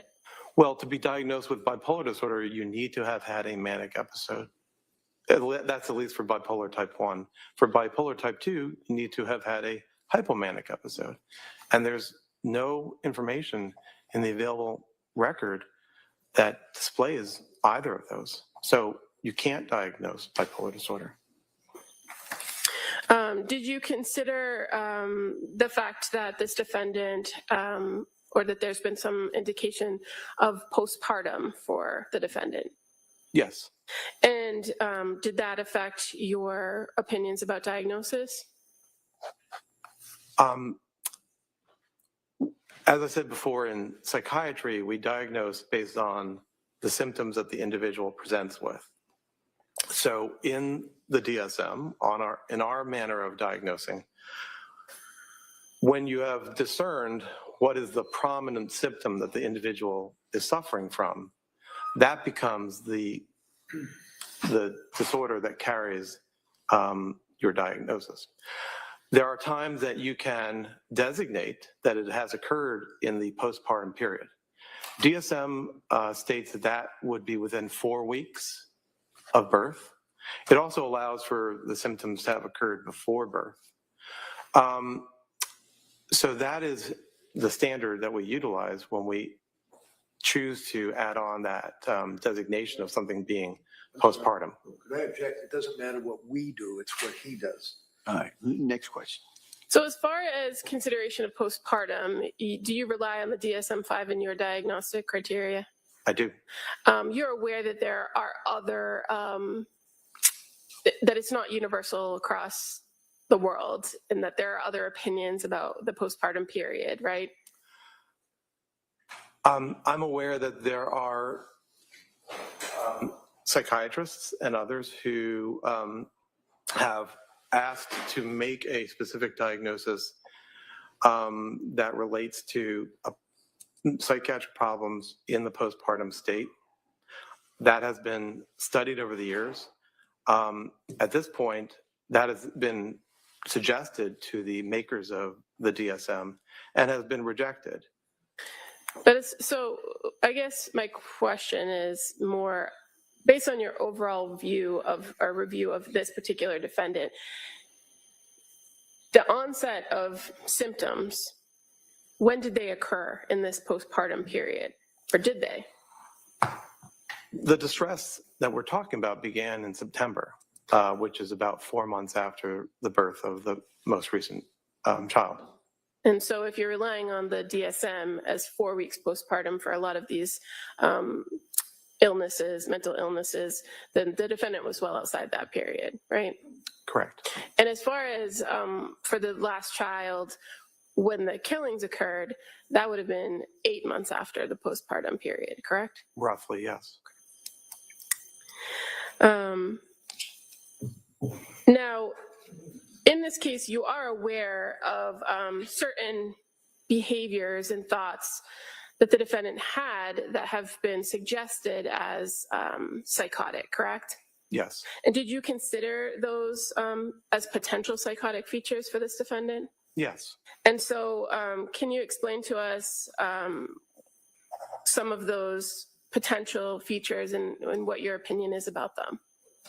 Right. Well, some of them were beliefs or concerns that Ms. Clancy had, which weren't necessarily psychotic. So one was the idea that in the midst of her distress and her impairment, that Child Protective Services or the Child Welfare Agency would act on, somehow take away her kids, to speak in a global way, but to somehow interact with her. I don't know that that's psychotic. Another is the idea that she was damaged permanently by the medications that she took. I can appreciate that she felt side effects and a degree of change from the medications that she took. So I don't know that that feeling or that belief is necessarily psychotic. So those are two that I would mention right off the bat. What about the idea that somebody could hear her thoughts? Did you look into that? There is one episode where she wasn't sure and asked her mother, I believe, the question, "Can you hear my thoughts?" And was told no. And so while there is a form of psychosis called thought broadcasting, that wasn't her belief. That wasn't her belief that she was engaging in thought broadcasting where she was putting her thoughts out into the world. As I read it, the question was not psychotic. The question was one that reflected the distress and the intrusive thoughts that she was having without it necessarily being psychotic. She engaged in reality testing when she asked, "Did you hear that?" And you had the conversation with her about thought broadcasting in your interview, correct? Yes. And you were able to ask some follow-up questions of her directly to identify whether she was or wasn't doing that. Yes. And based on your conversation with her and what you learned in that interview, did you believe that she was engaged in thought broadcasting? No, I do not. You're aware that there were also concerns that were voiced by her that there was other things wrong with her body, not just damage from medication, right? Yes. Do you recall that? Yes. Did you consider that to determine whether that was a psychotic feature for this defendant? Yes. So an example was her worry that she had ketoacidosis. I didn't necessarily think that that was psychotic. It may have been wrong, but it wasn't necessarily psychotic. She had been given a medication, Seroquel, where one of the side effects is that it negatively interferes with your glucose system. And ketoacidosis is the worst case scenario when you have poor control of your glucose. So I don't know that she had a fixed false belief that she had ketoacidosis, but she was worried about having ketoacidosis. So when you say that you considered these things and you didn't believe them to be psychotic, are you talking about them in the realm of, were they delusional, were they fixed false beliefs, or something else? Right, so I use that term specifically, as I said before, a delusion, which is a form of psychosis, is a fixed false belief, which is really immutable. You can't be convinced otherwise. But these were not fixed false beliefs, these were concerns. And did you find that the concerns were rational based on your overall view of everything? Right, not only were they concerns, but they aligned with the realities that she had experienced. Now, what about the idea of these intrusive thoughts? You reviewed the records to know that was a common report of her, that she had intrusive thoughts, correct? Yes. And that at various points she did identify that she did want to die. Yes. Is being suicidal a form of psychosis? No. What, if anything, does the idea of suicide tell you about this defendant or about her situation? Well, it tells me that she was suffering and that it was a part of, in my view, it was a part of a major depressive episode. 10 to 15% of women in the postpartum period have depressive disorders, and it can be very serious, and it can lead to suicidality or the need for hospitalization or other interventions. So the records show in my interviews that I gathered information that she was suffering, and suicidality is a form of suffering. Now, when you're talking about suicidality, does it have to make sense why the person is suicidal? No, suicidality occurs, but it doesn't always make sense. Sometimes there might be places where one might say, well, why was that person suicidal? They had only good things in life, speaking hypothetically. But especially when an individual has depression, it just occurs. Now, when you're talking about people that have suicidal ideation, are there certain things known as protective factors? Yes. And did you identify in your review of this case in the records whether the defendant presented with any protective factors when it comes to suicidality? Well, are you asking, did Ms. Clancy identify protective factors? Yeah, at some point, is it fair to say she did identify protective factors? She did. And what were the protective factors? Mainly her mother and her children. That is to say, she wanted to, her urges or interest in suiciding was something that she chose not to do because of the worry that she would hurt them by suiciding. And your review of the records from McLean Hospital, fair to say that one of the reasons for discharge was that she herself identified that she wouldn't have commit the act because of her kids. That was one of the factors. When I make decisions to allow somebody to be discharged, it's an overall weighing of risk factors and protective factors. All right, counsel, it's 1 o'clock. Why don't we take the afternoon recess at this point? Okay? All right, thank you, Judge. So, Mr. Drew, we're going to take the afternoon recess. As I always tell you, no research, writing, talking about this matter, and we'll have you back here approximately 2 o'clock. Okay? All rise, please. Your next.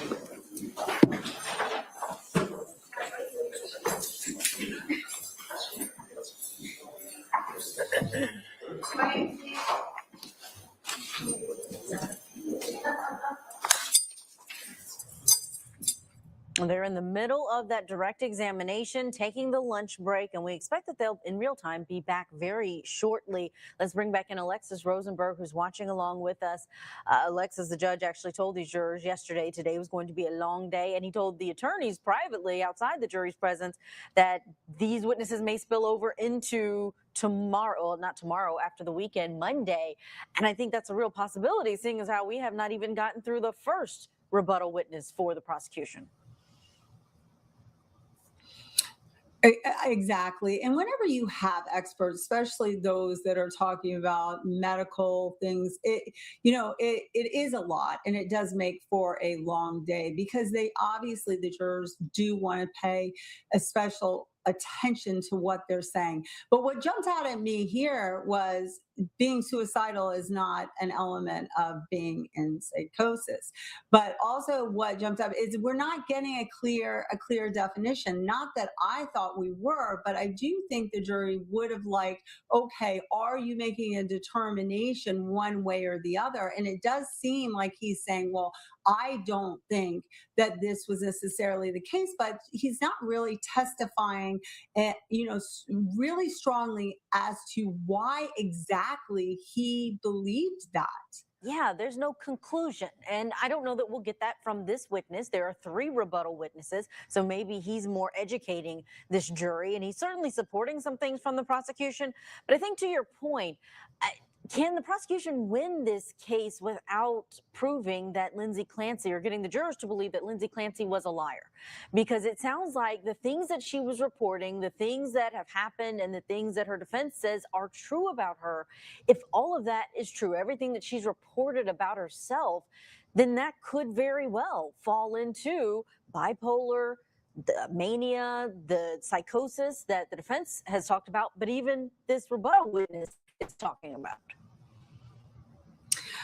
The prosecution has to get the jury to believe that she knew what they're trying to get her on first degree premeditated. So, I mean, they have to get her to believe, the jury to believe a lot, but they mostly have to get the jury to believe that she knew what she was doing and she intended, and there was premeditation here for the first degree. Now, I think that is a large hurdle. I do not think that the jury is going to come back on first degree at all. But, the thing is, she also has to overcome that she wasn't in this psychosis to the extent that she couldn't stop herself from doing these acts. And, he's going through these hallucinations. And I think this was very damaging to the prosecution's case, that you could be walking around in psychosis and you would appear to be, I hate to use the word normal, but normal. And that was the thing that they were really trying to hammer home in the beginning. No, that she walked around, she played in the snow with the kids, she was on the phone ordering the food, all of these things, and nothing was jumping out at anybody. The prosecution, Alexis, also honed in on something that I think a lot of viewers have questioned, even those who are supporting Lindsay Clancy online. They've asked about the space and time between the birth of her youngest child, Callan, and this incident, 8 months. And I've gotten this question in my inbox. How long is the postpartum period, and the period where you could be dealing with PPP, postpartum psychosis, or PPD, postpartum depression? We've had experts on our air to say that, yes, it is a lengthy amount of time away from the birth, but you could still be dealing with side effects. But I think that may be something that the prosecution will continue to lean in with these rebuttal witnesses. Do you think that's a stumbling block for the defense, that this was 8 months later? Not as much as you may think, because first of all, we've got this testimony that there's different theories about how long that lasts. Also, we have testimony about the fact that they're saying the initial trigger or when she went for help was in September. But it is very possible that there were other incidents, and that was just the time when she went in September for the help, that she was having symptoms prior to that. Remember, she is in postpartum depression. So it's sometimes hard for individuals going through that to actually articulate what they're going through. I know a lot of viewers are hung up on that time, but I don't think that is such a big thing because the experts are so conflicting. Like you said, you've had experts on talking about that. Yeah, and that's why we're leaving this case up to the jury in terms of what is the answer here. Alexis Rosenberg, thank you for that analysis. We got to get to our break, but we do have a programming note for you about next week. Court TV is going to be live broadcasting on the ground in Plymouth, Massachusetts, starting on Monday. Anchor Ted Rowlands is going to be there outside of the courthouse. He'll have live guests and correspondents with him, and we're covering every angle of the Lindsay Clancy case, both inside and outside of the courtroom, from closing arguments, verdict watch, and the community reaction there. Again, Court TV Live from Plymouth, starting Monday through the verdict. Coming soon to Court.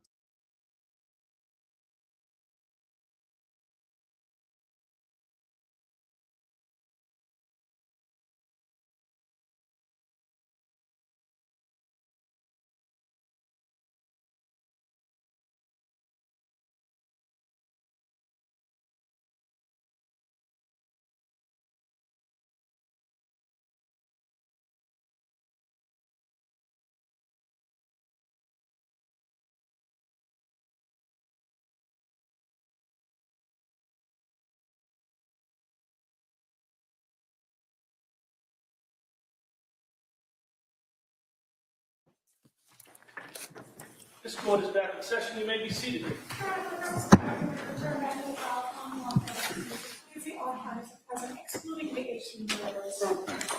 All right, counsel, we ready for the jury?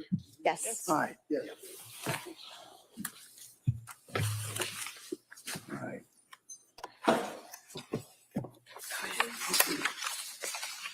Yeah.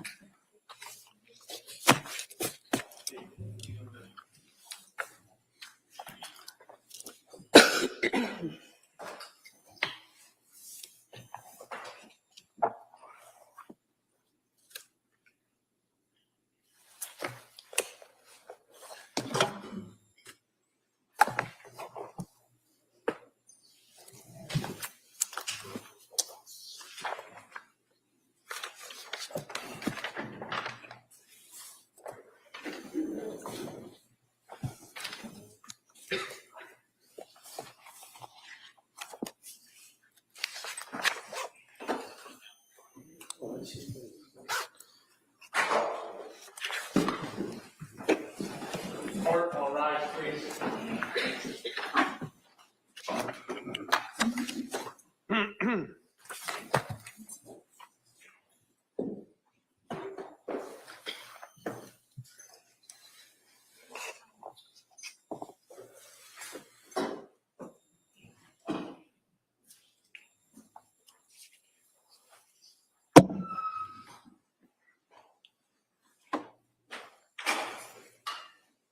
Court is back in session. You may be seated. Your Honor, for the purpose of the record,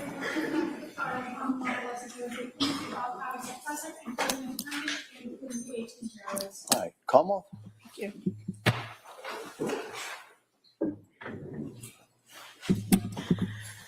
Dr. Mack, before we broke, we were talking about protective factors in suicide. Do you recall that? Yes, I do. Can you just explain to the jury what a protective factor is? Well, when a person is suicidal, they have risk factors and they have protective factors. Risk factors are those aspects of the individual that make it more likely that the person is going to act on their suicidal thoughts. And protective factors do the opposite. They are things that hold the person back from acting on their suicidal interests. And in this case, you're aware that the defendant had previously indicated that her kids and her mother were reasons why she didn't continue with the thoughts of suicide in the past, right? Well, objection is not the thoughts, it's the action. No, overruled. You can answer. I'm not sure if your question is that kept her from acting on suicidal interests or Right. ideation. I guess the important part I'm trying to piece together is it was her statements to professionals that her mother and her kids were reasons why she wouldn't have committed the act. Correct. Okay. And you are aware that at the time of the event or after the event, she indicated that a voice told her that she needed to kill the kids so that she could kill herself. Yes. And this was the same day that she then attempted to kill herself. Correct. Now, on the day of January 24th, 2023, you are aware that the defendant had reported that, for all intents and purposes, earlier in the day was a good day. There are reports that earlier in the day was a good day. And is the fact that she reported good feelings consistent with the suicidality or inconsistent? I apologize. Did he say that she said she had a good day or someone else did? I just didn't hear that. Yeah, if you could maybe kind of bring that out, what that source is. Well, as far as the reports of it being a good day, when you spoke with her, did she describe the events earlier in the day as a good day? Playing with the kids, that kind of thing? She described the day as being a fun and productive day. And you're aware that others reported, including her husband Patrick, that earlier that day it appeared to have been a good day. Right. So one example is when Patrick was talking to the Child Welfare Agency that evening, I believe, he said that was the best day she had had in a long time. So, or something to that effect. The fact that there were reports of it being a good day, is that inconsistent or consistent with the idea of the attempted suicide? It's not inconsistent with suicide. It's also not inconsistent with the depressive disorder that she had. Much of the time, depression, major depressive episodes start to recover after around 3 or 4 months. It also is in my own view in psychiatry, and I believe others, an awareness that as a person is beginning to recover from the worst of their depression, sometimes suicides do happen when the person starts developing a little bit more energy and ability to act on their interests. So in your experience, do people sometimes display those positive feelings immediately prior to either an attempt or a suicide? Yes, that is something that does happen in my experience. While they're still very depressed, but they begin to be on the trajectory towards relative improvement. Okay. Now, just going back for a quick second, you had talked a little bit about hallucinations, and you described different types of hallucinations, meaning things that you can taste or hear or see, right? Yes. Are you familiar with the what's called command hallucinations? Yes. And what are those? Command auditory hallucinations are a type of hallucination where you're hearing something and it is telling you of an expectation for you to do. And are those things usually persistent? It can be. It can vary sometimes. It can be persistent. Other times it can be sporadic.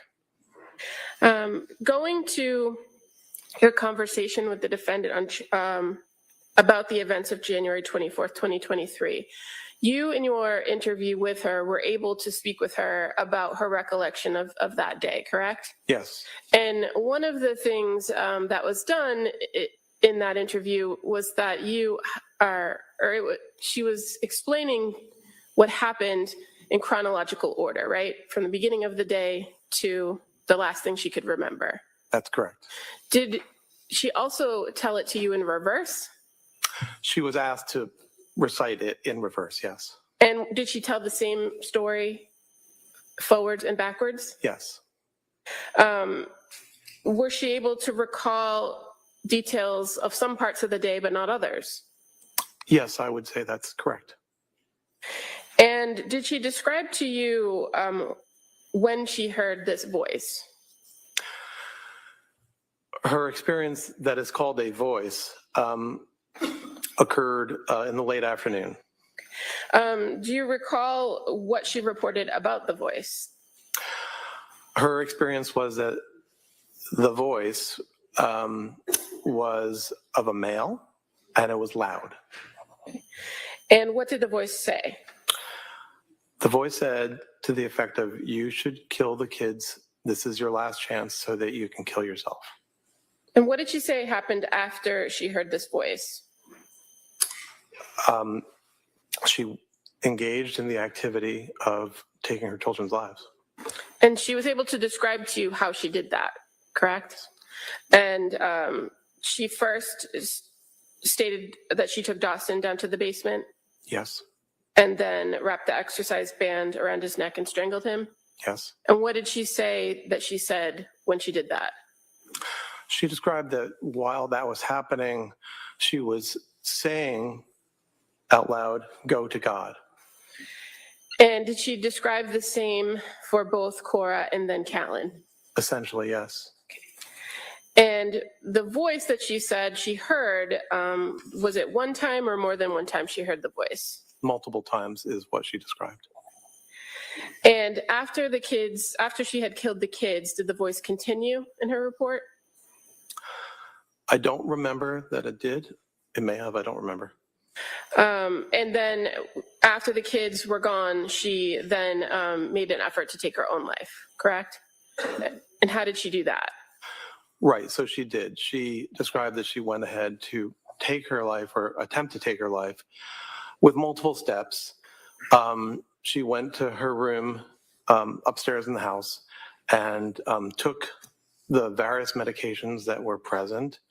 She cut at her wrists and at her neck, and then she caused herself to fall from the window. Okay, and as far as going out the window, did she tell you whether she had to do anything with the screen? She described to me that she cut the screen. Okay, and then she dove out the window. Well, objection, that's not what he said.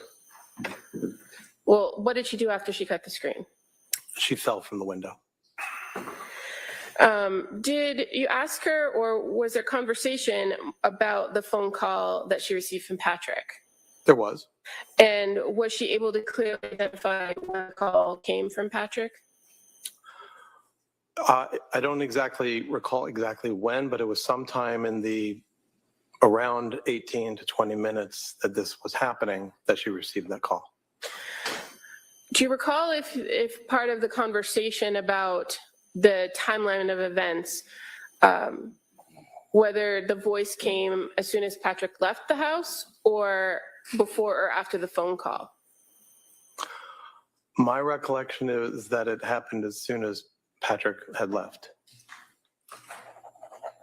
Now, were there some things in what she was telling you about the events that was different from what you reviewed from other information in this case? Can you say that again? Yeah, I'm just asking if you recall that there were things in the version that she told you in your interview that were different or not consistent with the information you knew about the case. Well, two things come to mind. One is the locking or the closing of the bedroom door, and the other is the cutting of the screen of the window. Okay, and as far as the locking or closing of the bedroom door, do you recall what she told you about that? She denied that she had done that. And so from the information you reviewed about reports from Patrick and everything else, did you know that the door had been locked? That was my understanding. And the second thing that you indicated about the screen, what information did you have about the screen that was different from what she reported to you? I believe there was a question as to whether the screen had been cut, perhaps with a sharp. And as far as the going out the window piece of it, you were aware that she didn't have any head injury, correct? Yes, I am. That she had the spinal injuries, the C1 injury, but no injuries to her head. Correct. And as far as her report of taking medication or taking pills, did you know whether she took all the pills that she had in the house or? Well, I'm not sure about the house. She described all the pills in her bedroom. Okay. And were you aware that there were other pill bottles located in other parts of the house? I'm not sure I knew that. How about the phone call?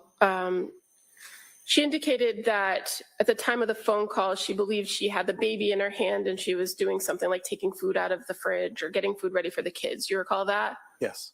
And were you aware, do you recall seeing crime scene photos that show that the kids' bowls were in the living room? Yes. And that Patrick later reported that he had seen Dawson eating green beans and chicken nuggets before he left the house? Were you aware of that?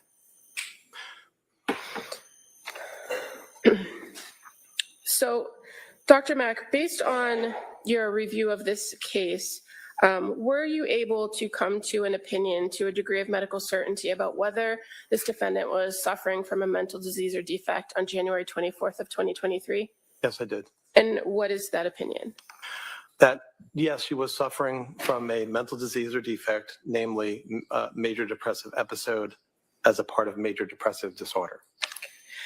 And as far as the substantial capacity to appreciate wrongfulness or criminality of conduct, were you able to come to an opinion to a reasonable degree of medical certainty about that? Yes. And what's your opinion regarding that? That she had retained that capacity. And what information do you rely upon to come to that conclusion? The first point is that this was a continuation. Her mental state at that time was a continuation of the mental state she had had for months.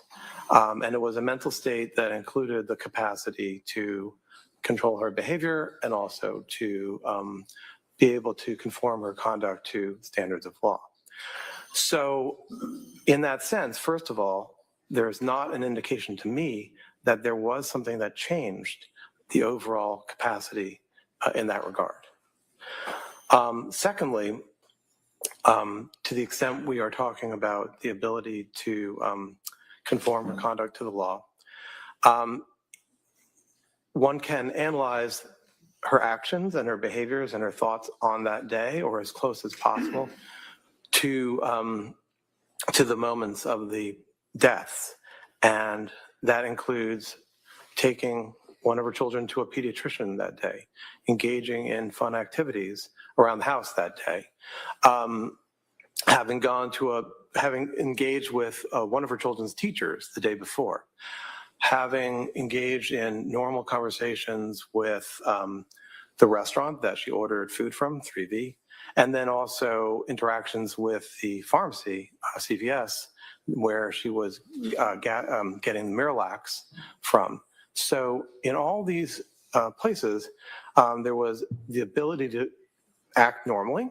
There doesn't seem to be any deviation from where she had been all along, which included this capacity.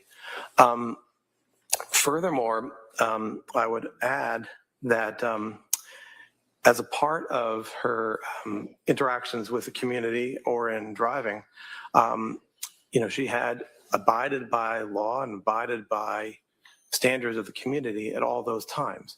So there isn't necessarily, to me, any way in which that deviated that afternoon. So you're speaking about her ability to conform conduct, which is one of the things we're talking about here.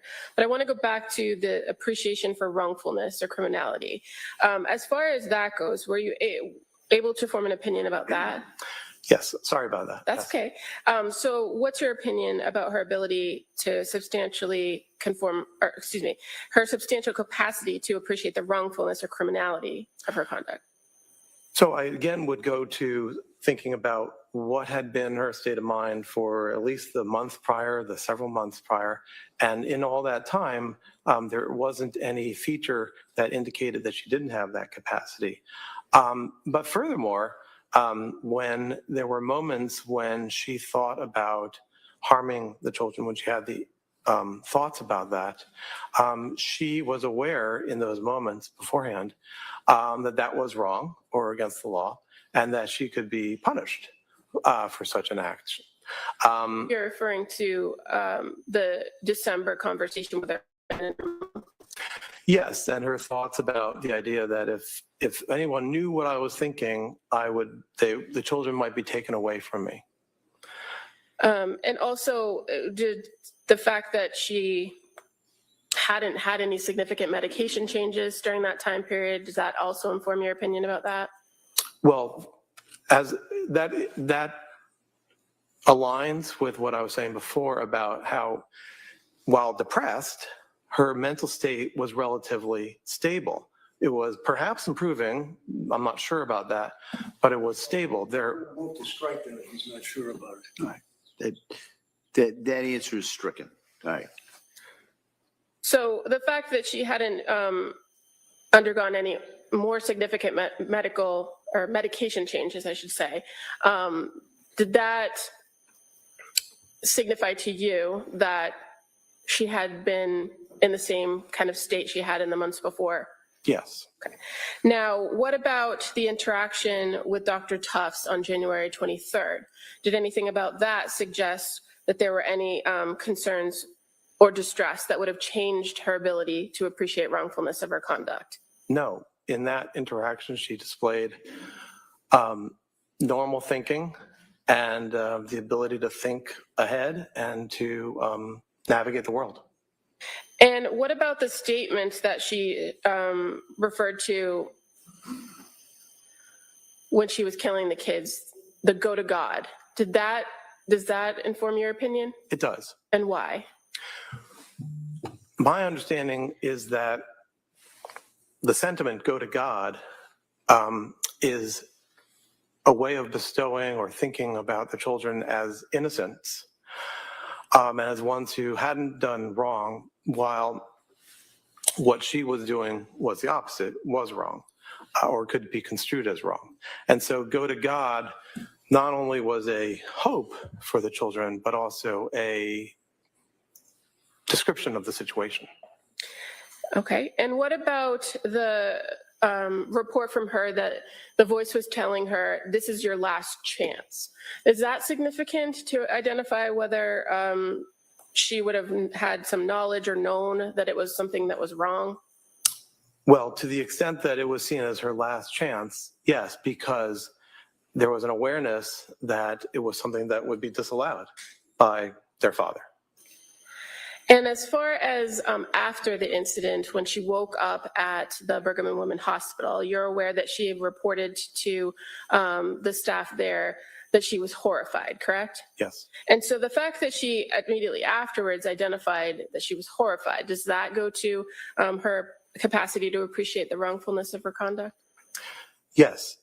One can consider that her mental state, once she was removed from the dexmedetomidine, was similar to what it had been on January 24th. And in that regard, the feeling of horror, the feeling of shame that comes from being horrified indicates that she was aware that it had been the wrong thing to do. And then finally, just to go back to the substantial capacity to conform conduct, you've told us a little bit about that, about the fact that her condition hadn't really changed all that much. You outlined what she did that day. But is there anything else to consider based on everything that you reviewed that would indicate to you that she did maintain the substantial capacity to conform her conduct to the requirements of the law? I think that in the household, she was engaging this activity methodically, which highlights to me that there was an ability to conform her behavior to expectations of living in a household. What do you mean methodically? As I understand the deaths, they were done methodically, and I think you asked me about that earlier, one by one, in a way that was organized and that was intended to achieve a particular goal. Similarly, her attempt at suicide was organized and thoughtful in a sense that it included as many possible methods as possible.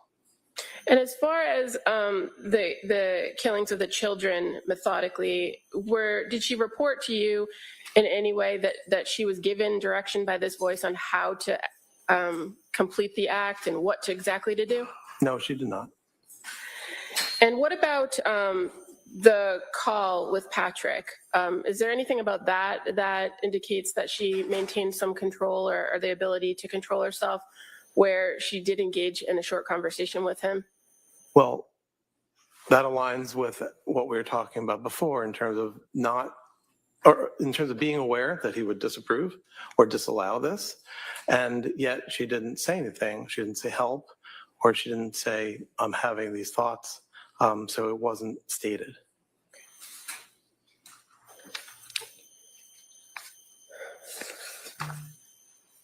So again, as far as your overall evaluation of this defendant, Lindsay Clancy, regarding the events of January 24th, 2023, what ultimately is your opinion to a degree of medical certainty regarding criminal responsibility?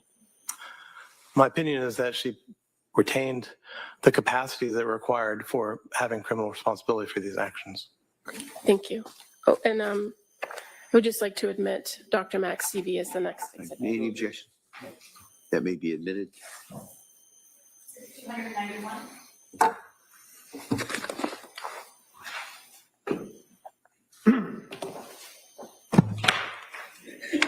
All right, Mr. Reddington.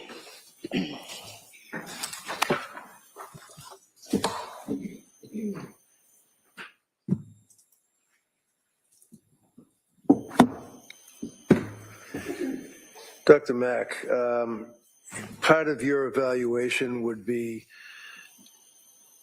an intent to investigate the person that you're being asked to evaluate for purposes of an opinion regarding criminal responsibility or lack thereof for the district attorney's office, correct?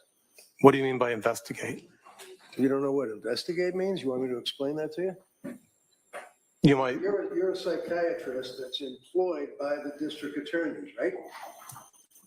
Retained by, yes. Oh, okay, so we're going to talk semantics. Isn't employed by, retained by, mean that you get money from it, right? I'm paid for my time, yes. Exactly. And normally I don't even go there. Every one of us are getting paid for our time. Jurors not so much, but nevertheless, you get paid for your time, right? Correct. I get paid for my time. The judge, Chrissy, Don, everybody gets paid for their time, right? I imagine, yes.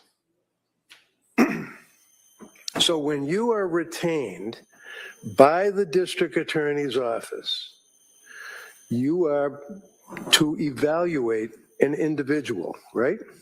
Yes. And the individual in this case is Lindsay Clancy, correct? Yes. And you recognize her, do you not? I do. And you actually had a chance to meet with her and do your evaluation, right? Yes. And part of your evaluation, you had to investigate into who she was. For example, her education, what she did for work, friends, family, right? I asked her about her life and I reviewed records to learn about her life, yes. Okay. So you're in a mental institution investigating or questioning a woman who's on medication, who is there because she's suicidal and under one-on-one 24/7 observation. Would you agree with that? Yes. And you get the history from her? Yes. So did you talk to any collateral contacts? No. So how is it that you can tell this jury what her life story is? Did you get it from her? I got it from her What to did the she extent tell you that, about her well, I'm education? sorry, What did she tell you can you about say her- your, Never mind looking at the judge. What did she tell you about the education? Wait, listen. You look over there and listen to the question and answer the question. Can you say the question, Let him please? answer the question. What did she tell you about? I'm sorry. Ask the question, What did she answer tell the you? question, and we'll go from there. What did she tell you about her education? She described her education in terms of being a hard worker through high school and college and then going to nursing school. Okay, where'd she go to nursing school? I think the nursing school was through Partners Healthcare, I think at the MGH. And do you recall what the nature of the nursing was? Well, she had always wanted to be a labor and delivery nurse, and she was able to achieve that. So she worked as a labor and delivery nurse That's my understanding, yes. for a period of time? For several years, yes. 9 years, 7 years? I'm not sure exactly. Did you talk to any of the nurses that you work with? I mean, was she respected? Was she a hard worker? Was she somebody that was ducking out early, didn't want to work? I didn't talk to any of her colleagues. I'm aware that she had been there for some time, and I did not hear about any aspects in which her work was deleterious. Who would you hear from, them?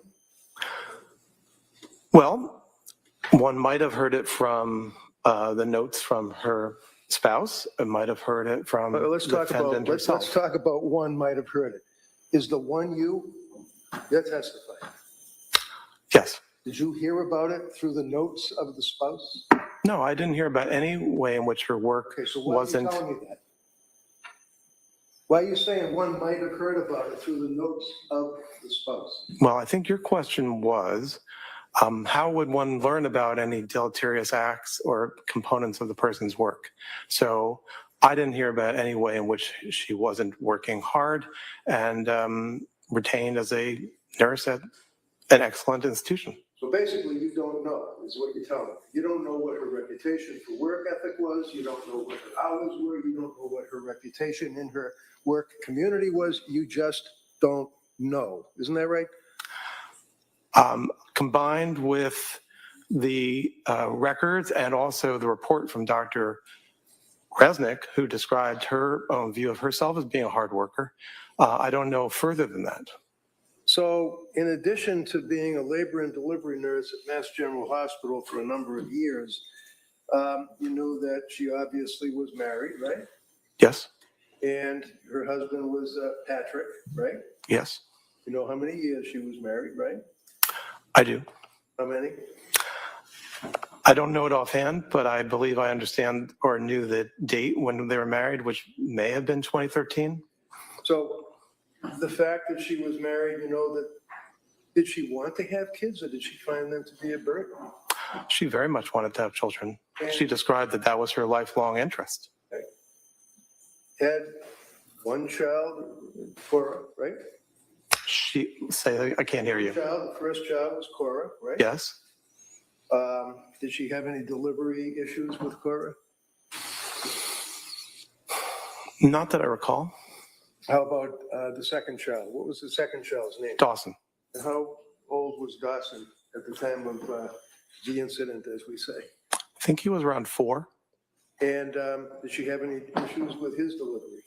Do you mean the delivery or in the postpartum period? I mean the delivery.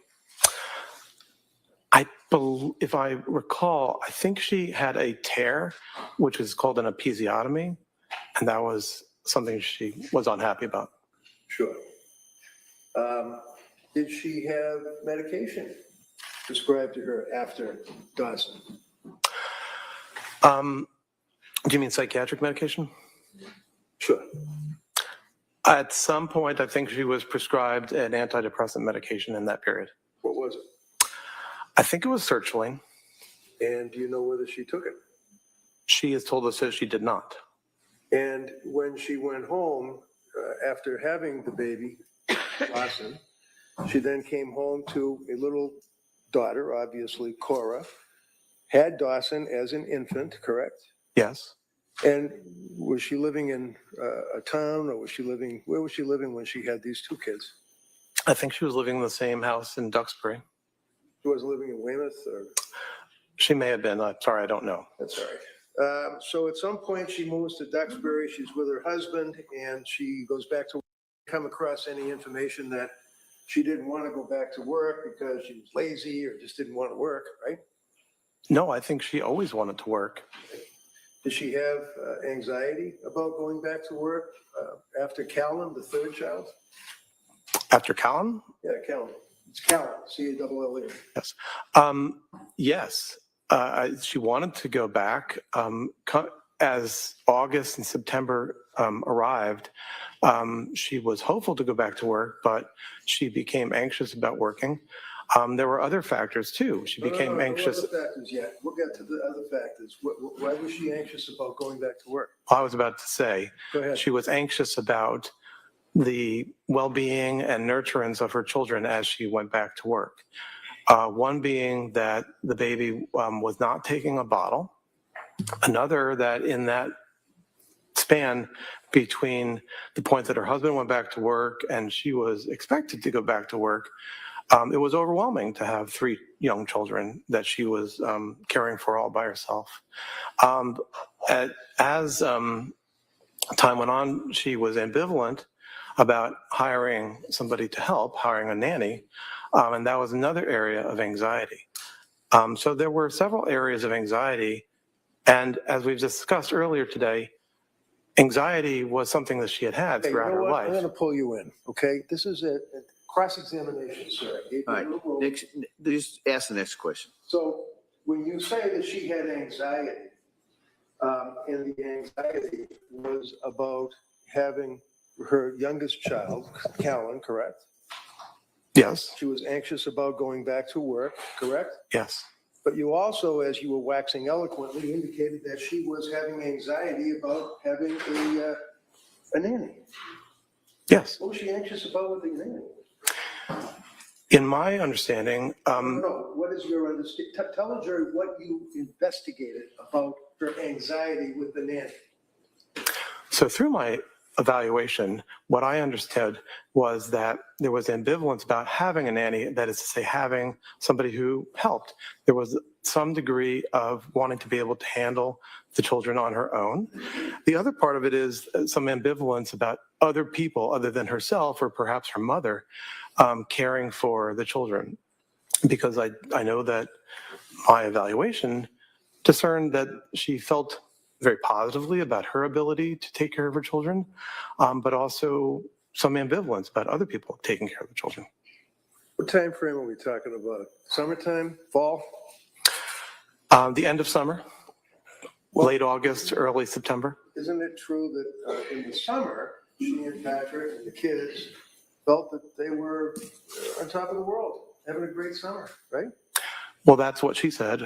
That's her quote. Okay. And then come the fall, towards the end of September, that's when she started to have symptoms of anxiety, right? Yes. Up to this point in your investigation, you have a young woman who was a nurse for a number of years, but we assume from your investigation, a good reputation as a hard worker, right? I can't hear you. I'm sorry. Yeah, one of the things that you had mentioned is that she was, how about exercise? Did she like to do exercise? Yes, in the past, exercise was her. Yes, right? Yes? Can you repeat the question? Sure, I can repeat the question. I asked you, sir. I'm objecting because he's interrupting the witness and not letting him answer The the question called for yes or no answer. All right? And so, go ahead. Go ahead. Can you state the question, please? Sure. You mentioned in direct examination for the DA that she was like to do exercise, correct? Yes. And would you consider a person who is an exercise aficionado, especially a woman who, for example, runs, let's say, a 5K or a 5-mile road race within about a couple of weeks after having a baby? Is that hyper-exercise? Is that hypomanic? Manic? In of itself, it's not hypomanic, no. How about if there's a string of exercise that is a little bit out of the norm, coupled with decluttering, removing personal property from the home, cleaning out the home, things of that nature? Would that be hypomanic in your opinion? Not in of itself, but are you talking, when you were asking about exercise, were you talking about in the period 2022 or 2020? 2022. Okay. After Callan. Okay? And I asked you about running the road race after Callan. Okay? You with me? Yes, I am. So would you suggest, sir, that that is something that one would at least anticipate, consider, or investigate as being this manic or hypomanic that you're talking about? No. So, by the way, one of the questions that you were asked, sir, is that when you got involved with investigating this case, do you recall that from the DA? So, do you recall that from the DA? The term investigate, if it's okay, I'll use the term evaluate. When you got appointed or retained by the DA. So, and your question is? My question is, when were you retained by the district attorney, the prosecutors? It was sometime in early 2025. Early 2025. So like what, February, January? I think the reach out had occurred in maybe December of 2024, and I think that the retention was early in 2025. What's a reach out? Well, the communication, the reaching out From? from the district attorney's office. Okay. And then when you were asked that question, you indicated that you had to wait for motion to be filed or something with the court. Do you recall answering that question? No. Well, if I suggest to you, sir, it was in December of 2024 that a notice of lack of criminal responsibility was filed. Does that seem to fit with the reach out? Objection. Can we approach? Sure.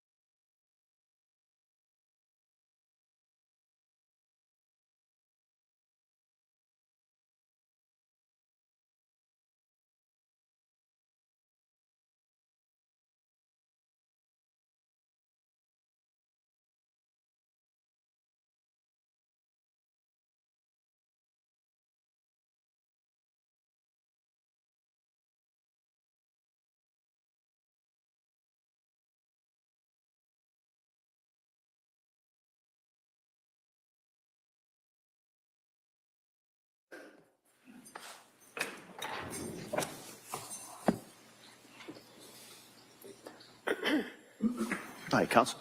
Thank you, Judge. So, your understanding of the procedure is that a notice has to be given to the court that a person like Lindsay is raising the issue of criminal responsibility, correct? I imagine that's the case, but I don't know the procedure here in Massachusetts in that regard. Okay, you don't know the procedure? The procedure for making notice? Right. No, I do not.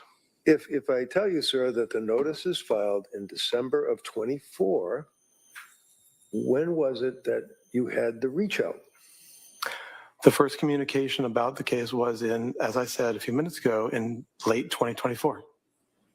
And do you recall the circumstances of that communication? DA call you, a letter, what?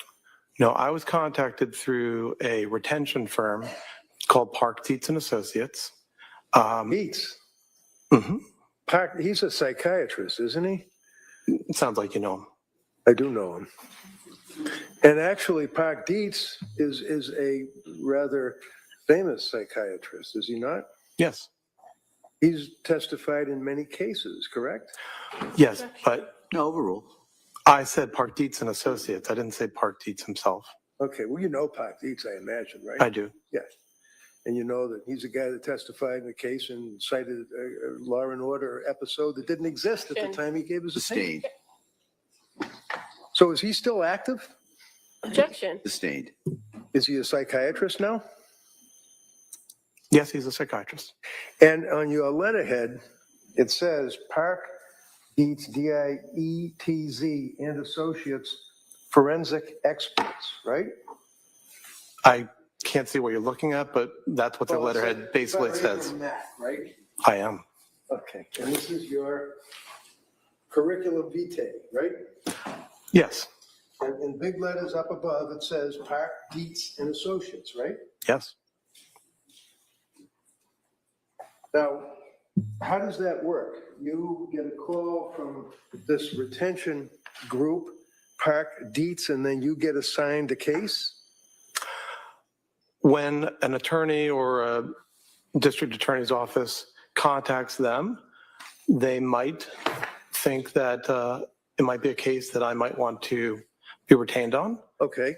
Do they, to your knowledge, try to get someone that's familiar with that particular topic, or just anybody that has a random psychiatry degree? Well, there are only certain people that they think of or consider, people that Dr. Dietz has thought of in terms of having a robust career and You have a background. robust career? I've been active as a teacher and as a clinician over about 22 years, and I've been a full professor at Penn and Jefferson and Georgetown. So that's in your curriculum vitae, correct? The 3 professor level appointments? All of your stuff, the things you wrote, things that you're interested in, your fellowships, professorships, all that, right? Yes. Okay. And that's introduced into evidence by the DA, right? Yes. So the jury's going to have it to look at, right? Okay. I didn't know that. Let's just take a look at it now. Is it your understanding that when you are, and I mean you individually, not Park Dietz Associates, requested to look at and investigate into the lack of criminal responsibility of a individual charged with a crime, that you got to try to be independent? Being independent is the expectation. The answer yes, you try to be independent? Yes, I do. Okay. Is it appropriate for you to evaluate an individual with another Park Dietz associate guy? You're referring to Dr. Hobron? I am referring to Dr. Halpern. He's another one of the DA's witnesses in this case, right? Correct. And you know Halpern, right? I had not met him until we jointly went to do the evaluation this April. Jointly went to do the evaluation. Yes. What did you do? Both ride in the same car over to Tewksbury to talk to her? No. Did you have separate cars? We did. And then you met up beforehand and you went in to meet with Lindsay? Yes. I think that was. Both of you together? Yes. So you work under the umbrella of Park Dietz and Associates. Heilbrunn, who's going to be testifying Monday for the government, works under the umbrella of Park Dietz and Associates, and the both of you interviewed her at the same time, is what you're telling this jury? Yes. In your opinion, is that appropriate, sir? Yes. Did you talk to Kirk about your opinion? We have talked about each other's opinion. We have different opinions as far as I understand it. Did you talk to him about his report? No, No? I have not talked to him about his Have you report. talked to him about testifying here today? Not in terms of content. What does No. that mean? The other day he called me and said, what day are you going up to Boston? Okay. And Shipping up to Boston. Did you tell him? no, I wasn't sure what day I was going up to Boston. Okay. Did you review his report? I have reviewed his report. All right. And has he reviewed your report? I don't know. I assume so, but I don't know. Now, looking at your CV, you indicate that you're educated at Cornell, you got your medical degree, you had some fellowships. Do you have any particular interest in your practice, sir? Yes. And you have licensure in Delaware, right? Yes. Pennsylvania, Yes. District of Columbia? Not at the moment. It says 2005 to the present, but not anymore. Well, I'm not sure what date that CV is, but I allowed my DC license to Okay. not be renewed. Maryland, Same, I let it not be renewed. New York, I actually renewed that recently. Massachusetts, No, I haven't had that since I left here. South Carolina, I haven't renewed that in many years. Connecticut, Same, Virginia. same. So what does that mean that you have licensure? Does that mean you can be a psychiatrist in these states as long as it's active, or what does that mean? Licensure means that one can act as a physician when your licensure is in effect, yes. Okay. And as far as professional and scientific societies, you belong to the American Academy of Child and Adolescent Psychiatry, right? Yes. You belong to the American Academy of Juvenile and Family Court Judges, is that correct? I don't belong to that group at the moment. Well, did you? Is that on your resume? Yes, there was a moment when I was the representative from the American Academy of Child and Adolescent Psychiatry and the American Psychiatric Association and also the American Academy of Psychiatry and Law, of all three, to the National Council of Juvenile and Family Court Judges. So at that point, I was a member of the National Council. So I asked you about your interests or focus as a doctor. Would you agree, sir, that one of the things you put down is that you were involved in ad hoc reviewerships in the Journal of American Academy of Child and Adolescent Psychiatry, right? It does say that, yes. And then American Journal of Addictions? Yes. Pediatric Quality and Safety? Yes. That's dealing with little kids, right? Pediatrics? Well, at the Children's Hospital of Philadelphia, we see patients up to 24. Okay. At Nemours, I believe up to 21. So you also express interest in child psychiatry. This comes under academic responsibilities. Child psychiatry, right? Yes. You have been involved in the doctoring course for first-year medical students, right? Yes. Supervision of adult psychiatry residents, right? Yes. Clinical evaluation, Department of Psychiatry, dealing with children and adolescents, right? I'm not sure that last one that you read, but. Number 8 on.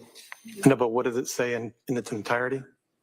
Ongoing clinical education of PGY3 residents, Department of Psychiatry, Georgetown University Hospital, Institute for Children and Adolescents.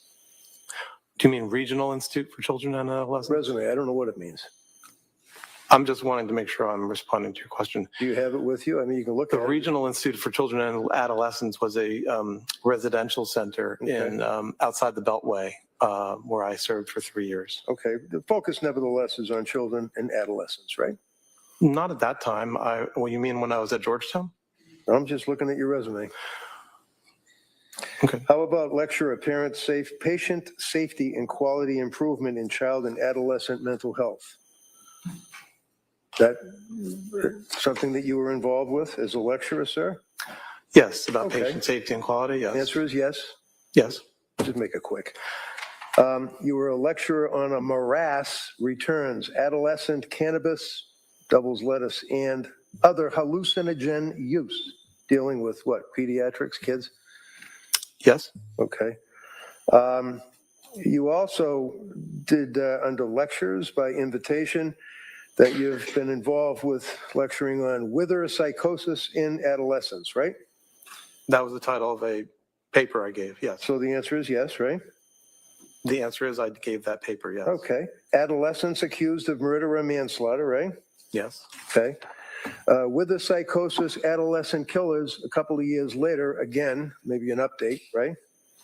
Right. Divorce for the clinician, right? Right. Divorce legal process and medical, social, and psychiatric sequelae, right? Right. Killer adolescents, drug school in the courts, right? Right. Jumping ahead, 2014, for example, you had the morass returns, adolescent cannabis and other hallucinogens, right? I imagine, yes, I don't know exactly which one you're looking at, but that's the title of a lecture that I was giving. Childhood development and psychopathology, right? Is an interest, right? It is an interest, yes. Childhood development, again, in psychopathology, lecture to the United States Department of Justice, right? Yes. Lecturing to the United States Department of Justice, Department of Immigration, right? Yes. Cognitive bias think tank is another one of the lectures that you gave. Is that correct? Well, it was a committee or a task force that I co-led about the prospect of diagnostic error when people have cognitive biases. And what's a cognitive bias? Just curious. So when you think about diagnoses, there's always a possibility that an individual is sort of guided to one diagnosis or another based on various forms of preconceptions or biases. So a major part of this concept of patient safety is to prevent misdiagnosis. And there are a lot of techniques that are used in medicine and in this case in pediatric hospitals and also in psychiatry to try to make sure that the users or the diagnosticians' biases don't creep into making the wrong diagnosis. Research publications, sir, dealing with neuropsychiatric systemic lupus, erythematosus age, and the neurodevelopment model. That's one of your research publications, right? Yes. Dealing with psychiatric classification from the ancients to DSM-4, psychiatric clinics of North America, right? Yes. Alcohol abuse is another research that you did? I've written or edited several textbooks on substance use disorders. Yes. Okay. So in addition to child and adolescent aspects of psychiatry, you're also interested in focusing in on alcohol abuse, substance-related disorders, alcohol abuse disorders, addictive disorders, treatment of addictive disorders, right? Those are some of the areas of interest, yes. Novel risk factors for central line associated bloodstream infections in critically ill children, right? Yes. And it goes on and on with a lot of your focuses on children, minors, probate court, correct? I don't know about probate court, but... Well, you've had occasion to do evaluations for probate court, haven't you? You'd have to remind me, there was a period when I was the physician leader of the state of Maryland's Office of Forensic Services. Right. So that's what you said on direct, so that's why I'm asking it. But how about the new tools in the toolbox? Proactive prevention of CLABS, 1 in patients with behavioral health and concerns. What does that mean? Well, CLABSI, central line associated bloodstream infections, are something that is a major concern of all hospitals around the country, and preventing them from happening is not only the work of cleaning the apparatus that touches patients, but also we learned that when patients have psychiatric problems, they actually are at a greater risk of developing a central line associated bloodstream infection, which is a significant complication of being in the hospital. So I started that work when I was at Georgetown, when I was an adult, mainly focused on adults, and carried it on when I was at Children's Hospital Philadelphia and at Nemours in terms of the pediatric risks for CLABSI. Okay. How about clinical manual of adolescent substance abuse disorder? That's another one of your chapters, right? Book. I don't think I wrote a book about adolescent substance use. Number 29, MAC AH, Clinical Manual of Adolescent Substance Abuse Treatment, Journal of Psychiatric Practice. Yeah, that was a chapter, not a book, but yes. Okay, but nevertheless, your focus and your interest is on adolescents that like to smoke weed and drink, right? No. Okay. Would you agree, sir, that you were interested in the American Psychiatric Press textbook you wrote for substance abuse treatment, right? Yes. All right. And think like a psychiatrist, but always a doctor, be a doctor, web, drugstore, perils, drugs, alcohol, bloodstream infections in children's hospital, focusing on that, right? Where in here does it say that you ever came within breathing distance of a pregnant woman and your practice and your interest in your writings? So I remember being at the Brigham as a resident and How long ago was that? How long ago was that? Yeah, give us a year. Well, you asked me when. Yeah, So I'm that's starting. when. That was the memory I have for that particular situation was 2001. 2001, so 25 years ago. Right. What And did so you do? since then, I went to the Medical University of South Carolina, and then I went to Georgetown, and all that period up until 2015, I was doing general psychiatry work with areas of focus in peds or in addictions, but also with forensics as an area. I see myself as somebody who's a generalist who happens to have a couple of areas of focus. In 2015, I did move from that generalist model to, when I left Georgetown, I moved to the Children's Hospital of Philadelphia and the University of Pennsylvania. And in those years, since then, I've been working in pediatric hospitals, where at CHOP, Children's Hospital of Philadelphia, the age is up to 24, and at Nemours, it's up to 21. So that is the overall area of adult and child psychiatry that I've been working in. Throughout the years at Georgetown, Okay, I would like to answer because I have more to tell you. Let him finish the answer. Go ahead. So at Georgetown, certainly that was all adult, and Georgetown has its own labor and delivery unit. And so that was plenty of engagement with women who were pregnant or who had just given birth. And then at both Children's Hospital of Philadelphia and at Nemours, there are these special units that have been under designed for the last several years of high-risk pregnancy units. So actually at CHOP, one of my first roles there was to develop the psychiatry services coverage of the high-risk maternity unit there called the Special Delivery Unit. And I was the co-leader and then the leader of the consultation service at CHOP. And so I led the group of adult and child psychiatrists to tend to the psychiatric needs of that unit. Recently at Nemours, the same unit was built. And so yes, in these pediatric hospitals, there actually are units of women who are about to have birth, who have just had birth. Well, I'm sure in these pediatric hospitals, there are women about to have birth and have had birth. And I'm sure that there are competent doctors that treat them, correct? I would agree with you. How about you? How many women with postpartum psychosis have you treated? Roughly 10 would be my estimate. Over what period of time? Over the period since 2001. And who would treat these women? Would you be involved in, for example, testing them for their mental health? Well, usually the teaching has been that what was called postpartum psychosis is actually a form of bipolar disorder. So what is important is to say, let's do a full evaluation of the individual's symptoms and signs, and then treat them and engage in treatment. And usually that's going to be a form of bipolar disorder treatment. That's the teaching. That is the general perspective. So with your wealth of knowledge on women that are pregnant and suffering from postpartum-psychosis, do you know whether or not Lindsay was ever diagnosed with postpartum depression? I believe that the various notes from the clinicians over the year of 2022 to 2023 utilized the term unspecified mood disorder.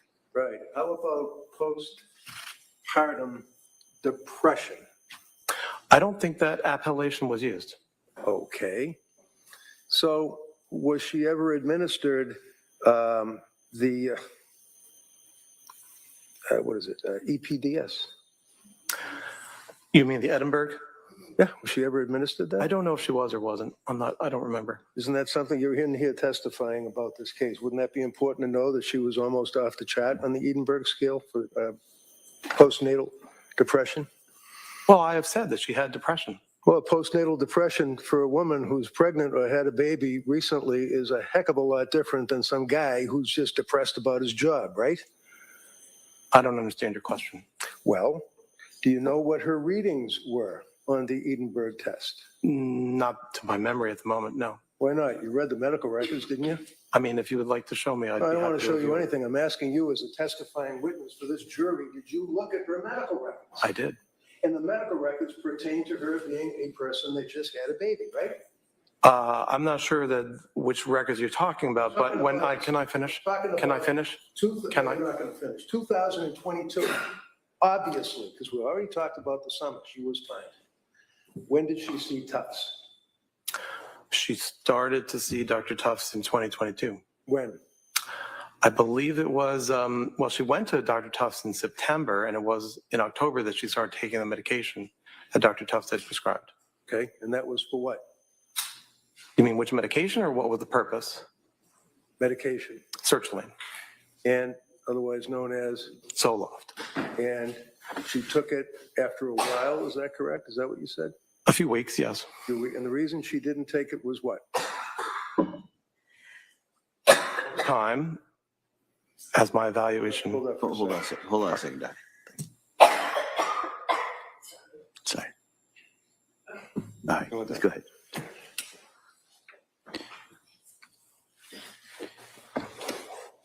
Do you want me to re-ask that question?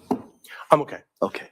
So over time, Ms. Clancy has avoided taking medications. She's what? Avoided taking medications. Says who? The description she gave me. She told you that? My awareness from my evaluation is that she resists taking medications. And for example, No. Tell me what you mean by she resists taking medications.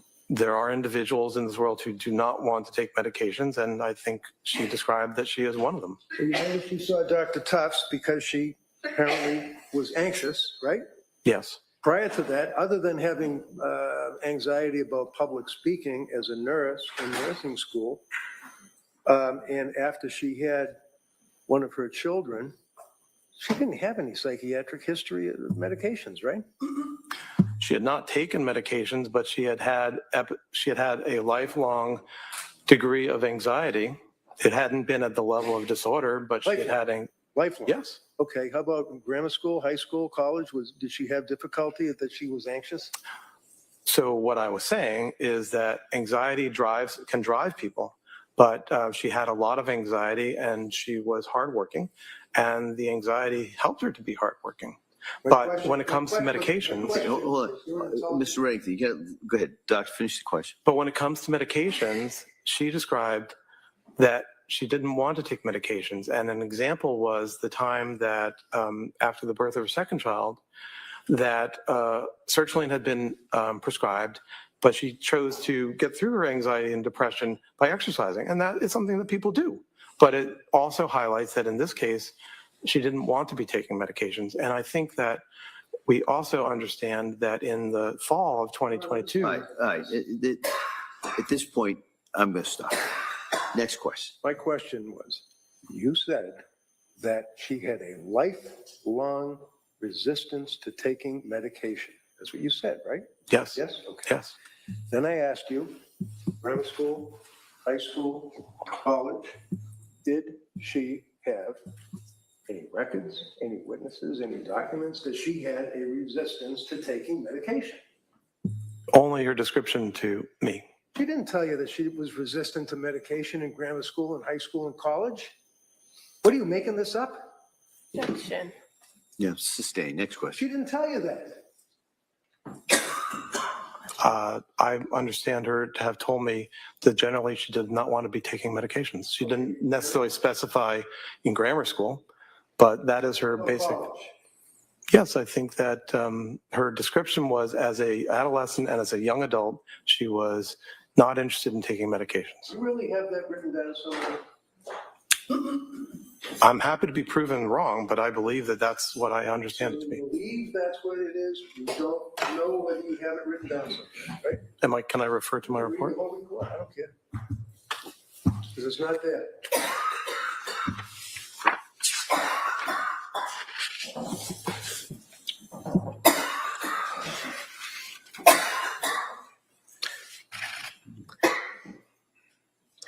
Well, on page 8, what I had written was, Ms. Clancy's reluctance to take medication generally was accompanied by her concern for medications entering her breast milk. So the general... Breast milk, she's pregnant. Come on. That's the only time that she indicates that she did not want to take, except for benzos, medication because she was breastfeeding, right? I don't agree. I'm happy to be proven wrong, but my understanding is that she described that she generally did not want to take medication, All right. benzodiazepines included. Let's not guess, all right? Let's look at Dr. Mack's report, okay? Medication history. During the period before January 24, 23, she was taking several medications, and that would be Tufts and Gelada and all the rest of them, right? Okay. Is that right? I didn't exactly hear your question. I'm sorry. Can you repeat it? You said in your report, defendant was taking several medications that had been prescribed for her, right? In the fall and December of 2022, yes. So it's real easy. It's Tufts and Gelada that were prescribing these meds, right? They were among the prescribers, yes. All right. And her reluctance to take the medication was accompanied by her concern for medications entering her what? I believe it says breast milk. Breast milk. Okay. So other than her concerns as a mother about her breast milk and having these drugs get into an infant's body, when else did she tell you that she was resistant, as you just told this jury, to taking medication? Like she's somebody who doesn't want to take the medication, doesn't care to take the medication. Where is it? No overrule. Well, I didn't say that she didn't care. Okay, how about if she was resistant? My recollection, and I'm happy to, if you would like me to spend time finding it. Prove I'd you're be wrong, happy I know. to. What? Prove you're wrong. It's not in your report, though, is it? Okay. Okay, we'll leave it at that. Now, you had mentioned, sir, I believe, that the DSM is something that you all use in your diagnoses of people, right? Yes. And one of the things that you are here to testify about would be postpartum issues, postpartum psychosis, postpartum depression, right? Are you referring to postpartum psychosis, the disorder, the proposed disorder, or as a symptom? Well, when you come in here as an expert, hired by the DA to tell this jury that this woman was not suffering from postpartum psychosis, and you in your testimony refer to the fact that you use the DSM to guide you, if that's the right word, in your diagnoses, would you agree with me that that's a fair statement? That the DSM is the standard for making diagnoses? Yes. Right. It's not a very good standard, though, is it? Well, it is the standard. It is the standard. How about, are there other standards, sir, that, like, for example, World Health Organization, International Disease Control, IDC, have you ever heard of them? Yes. Okay. Does the IDC, what does that stand for? The ICD, What does that stand for? the International Classification of Disease. Does that classify postpartum psychosis? I think it actually does not. Does it classify, you think, are you sure? My recollection is that it does not. Okay. How about postpartum depression? Does the international category indicate that? I'm not sure. We in the United States. No. use the I'm DSM. asking about the other, the ICD or whatever it is. I don't know. Okay, that's good enough. This here is what you're talking about, the DSM though, right? 5 TR, text revision, right? Yes. And you're talking about the fact that at some point in DSM-6, there it appears as though postpartum depression, postpartum psychosis will be added into the DSM-6. Is that correct? Who said that? I'm asking you if that's what you mean when you told the jury about it possibly being put into the next edition. There is a syndrome that's been proposed called postpartum psychosis. So I would differentiate that from the idea that the person of psychosis in a postpartum period. The syndrome, proposed syndrome of postpartum psychosis has not been included, and I am not aware that it is going to be included, although I understand there are calls for that. I would also say actually the movement for DSM-6 is not necessarily active at this point, but I would highlight again, because I wrote my college history thesis on the history of the DSMs. What was it, DSM 1, 2, 3 back then? Well, there's been a classification made by the American Medical Association going back to the end of the 19th century. DSM-1 was in 1952, DSM-2 was 1968, DSM-3 was 1980. The major change in 1980 was to fall in, as I discussed earlier, the descriptive model for diagnoses. And that is to say that since DSM-3, diagnostic groups are grouped, or disorders are grouped by what you see, what symptoms we are seeing, not by what we assume is the cause of the illness, and not by any theories about how the illness works. So since DSM-4 in 1994, as a part of making DSM-4, a literature review was completed by Dr. Ellen Frank, which indicated a roadmap for what to include in terms of postpartum designations. And since then, there's been what's called a specifier. So if you highlight depression, you can add a specifier to say when this depression occurred. The limit is that it's a 4-week limit. So under the rules of DSM, after 4 weeks, you wouldn't necessarily, well, you wouldn't call it postpartum. Postpartum psychosis, and here I'm referring mainly to literature, including a review in biological psychiatry in the last 12 months, is a proposal that there is a type of bipolar disorder called postpartum psychosis, where you can have mania or bipolar attributes, you can have depression, you can have delirium. And so when you think about the rules and the guidelines that have been in place since 1980 for revisions of the DSM, they look for, can this category be sufficiently separated from other categories? And does it help treatment?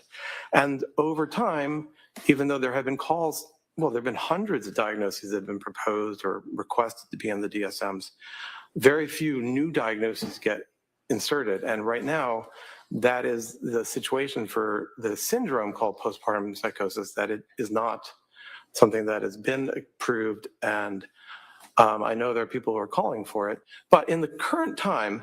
Okay. Next question. Okay. Please. Thank you. Are you aware, sir, that postpartum psychosis and postpartum depression are pretty much virtually not even mentioned in your DSM-5 TR? I wouldn't agree with that. I was about to say. So you would not agree with it, right? Well, I was about to get to that. Sure you were, but you would not agree with it, right? Is that correct? I don't have a basis to say that. Okay. So looking at, and this is 1,050 pages of people putting together like a cookbook, fair to say, right? No, I wouldn't call it a cookbook. No? Would you agree, sir, that postpartum is referred to, page 147, in sex and gender-related diagnostic issues. Would you agree with that, sir? Is that the introductory chapter? This is the chapter, sir, that is pertinent to bipolar disorder. You're familiar with it. I'm Okay, so sure. it's the bipolar chapter. And referencing 147, sex and gender-related diagnostic issues. You're familiar with that, I imagine, right? That's a subset. I mean, that's a portion of the chapter, I imagine, that describes. Right, it's a paragraph. issues. Okay. It's a paragraph. Out of 1,000 pages, it's a paragraph. What's your question?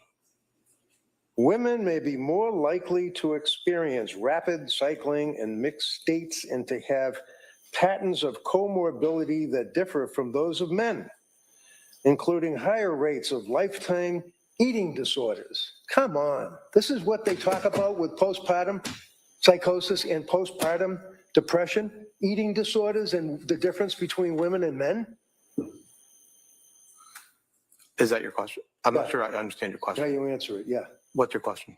Postpartum disorders, sir, the difference between women and men, and they make reference to eating disorders? Well, I think the section header, if you don't mind reading it again, was aspects about gender.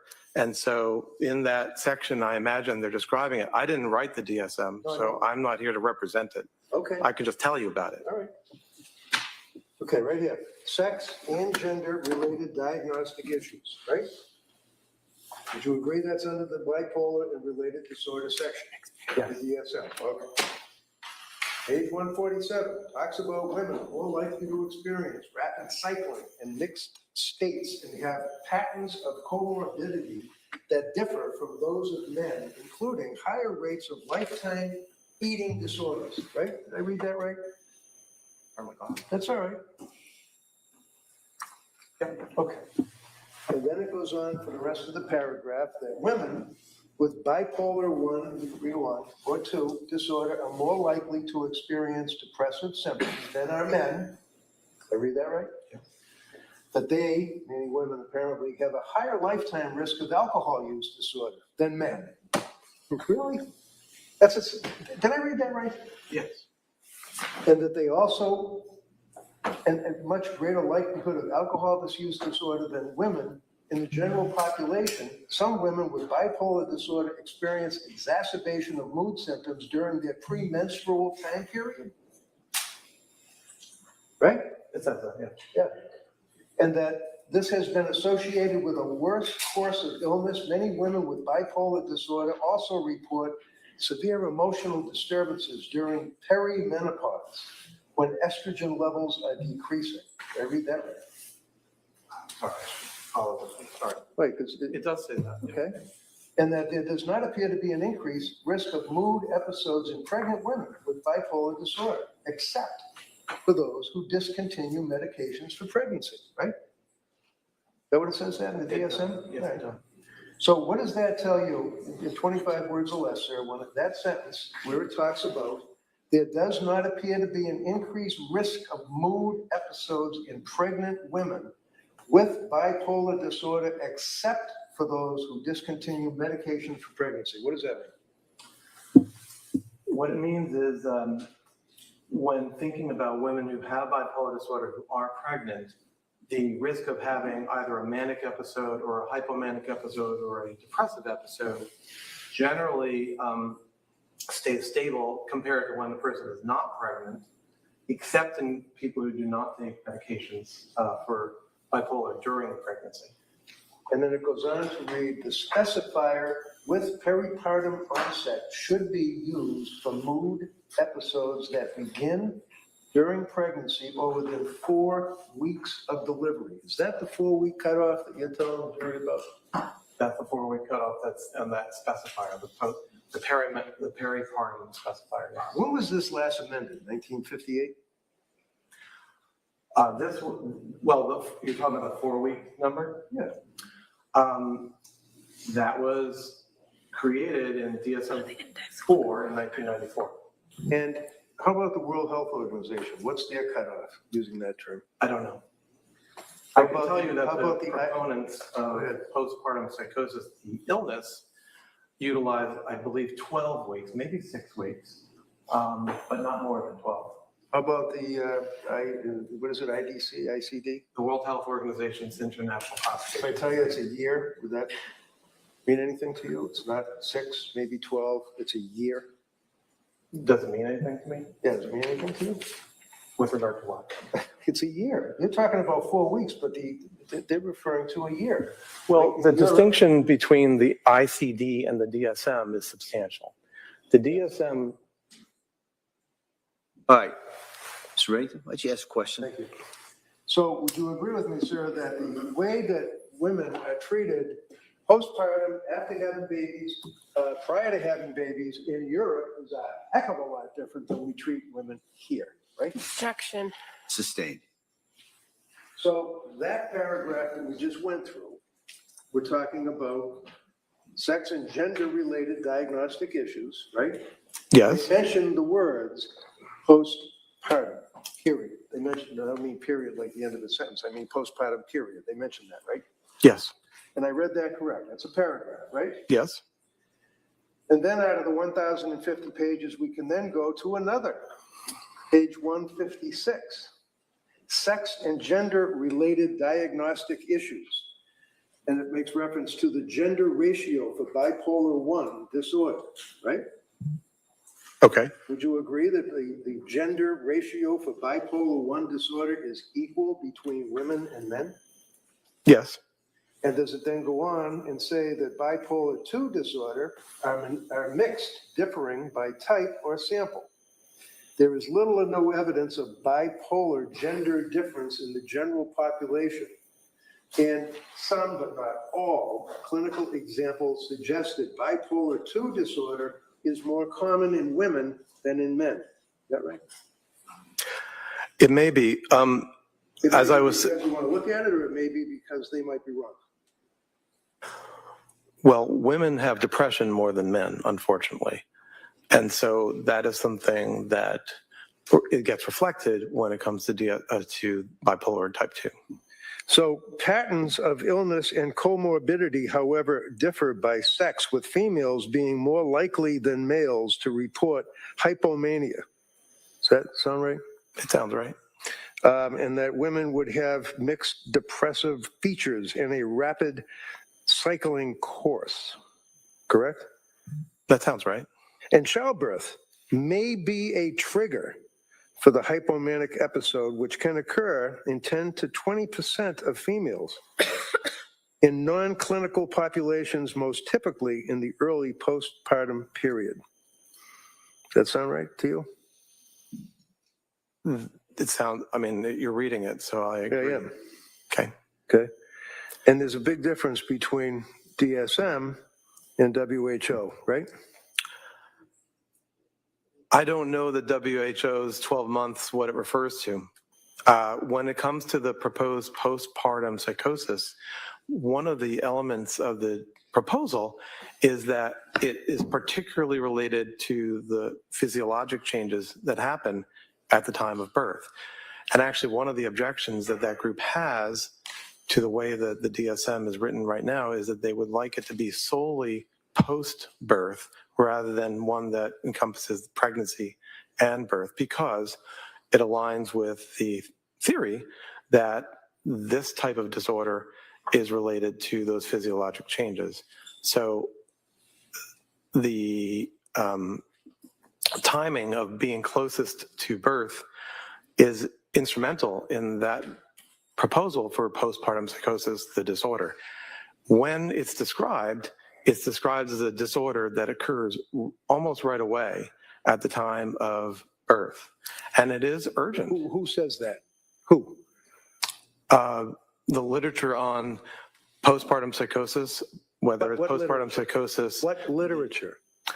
It's not in the Bible, right? Well, it's not in the Bible, but the reports by the people who are advocates, an expert consensus panel who are advocates for inclusion of the syndrome of postpartum psychosis. And they've been trying real hard. Let him finish. Well, he's just going to go on for another half hour. I'll finish, Doctor. Go ahead. I don't have anything more, sorry. All right, go ahead. Would you agree with me, sir, as it relates to this panel of people that you're talking about, these are the people that are trying to get postpartum psychosis, postpartum depression into the DSM-6, right?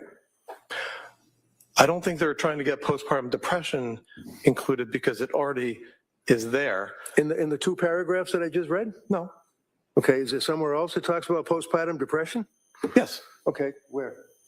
Well, the report mentions, and I'll find for you the what are called the specifiers, where for both bipolar disorder and also for depressive disorders. There you go. Well, it's in there, but I'll find it in the book. Okay. Why don't you look for it? Why don't we do one thing at a time? Yeah, I'd like to. And that would be, you said you're going to find it. Just find it. Okay. And then once you find it, then we'll go on to the second part, which would be asking questions and answering questions. Okay.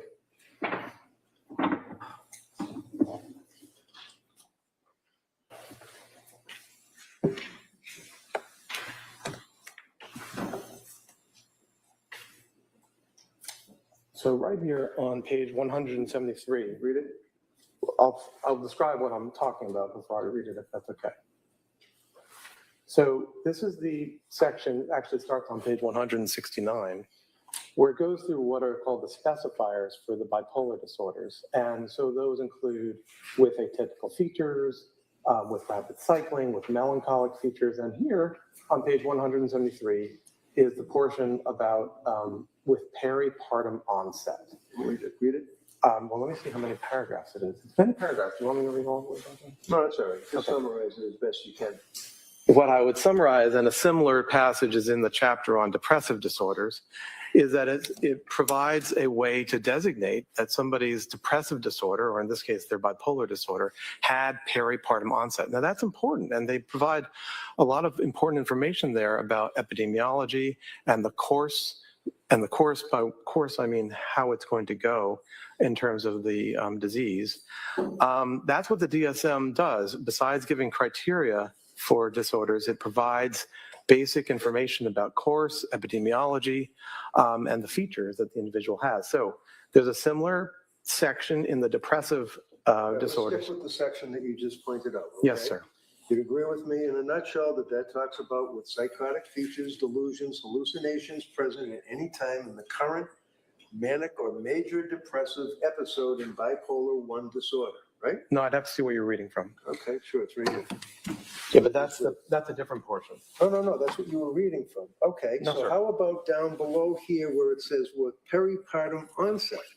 Yes, that was what I was referring The to. specifier, what's a specifier?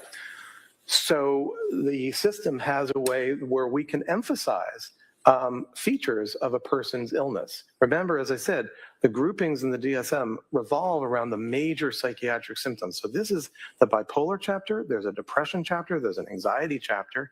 So here, the specifier is our way of communicating that the person's problem, in this case, has peripartum onset. Okay.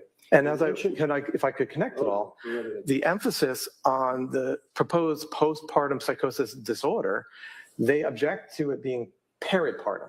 They would like it to be postpartum. And who's they?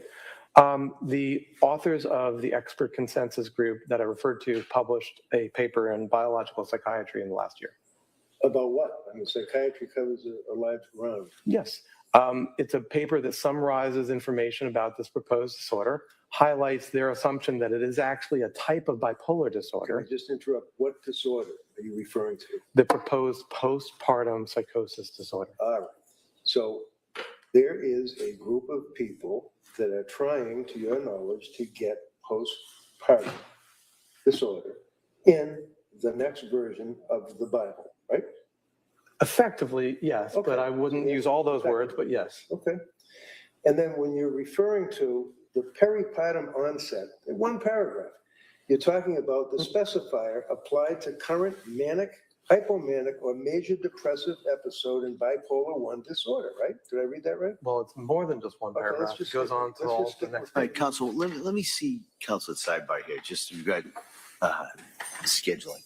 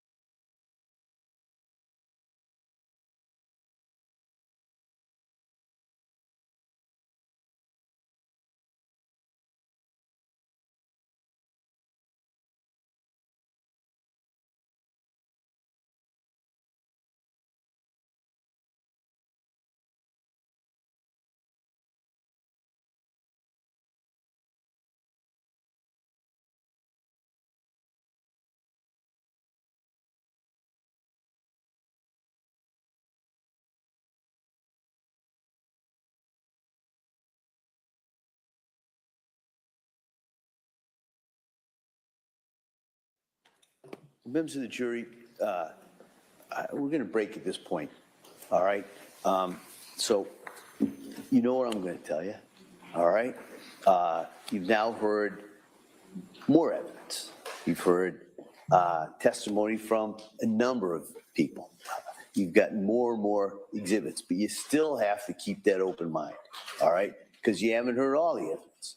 You haven't heard the closing arguments, as I've said before. You haven't even heard the law that you are to apply to this in arriving at your verdict. So I'm going to stress, as I always do, don't talk about this case. Don't read anything about it. Don't listen to anything about it. Just really guard against that and really keep an open mind, all right? So I'm going to excuse you till Monday morning, and then I ask you to be here hopefully at 9 o'clock. We'll come back out, and we'll continue with the evidence, all right? And as I'm telling you, we are well on schedule, all right? So I don't want to get ahead of myself, but in case you're wondering, we are definitely well on schedule, much because of your work on this. So I hope everybody has a nice weekend. Maybe it'll stop raining, get outside a little bit. So again, thank you for all your time and dedication on this, and we'll see you on Monday. Okay? All rise, please, your testing.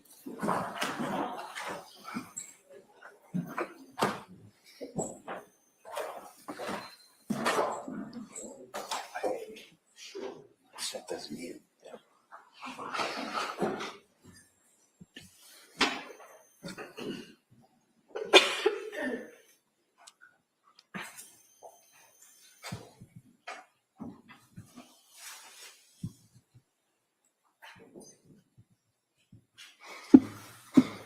Third, back to the floor of this court's in session. Doctor, you may sit down. Oh, am I excused, sir?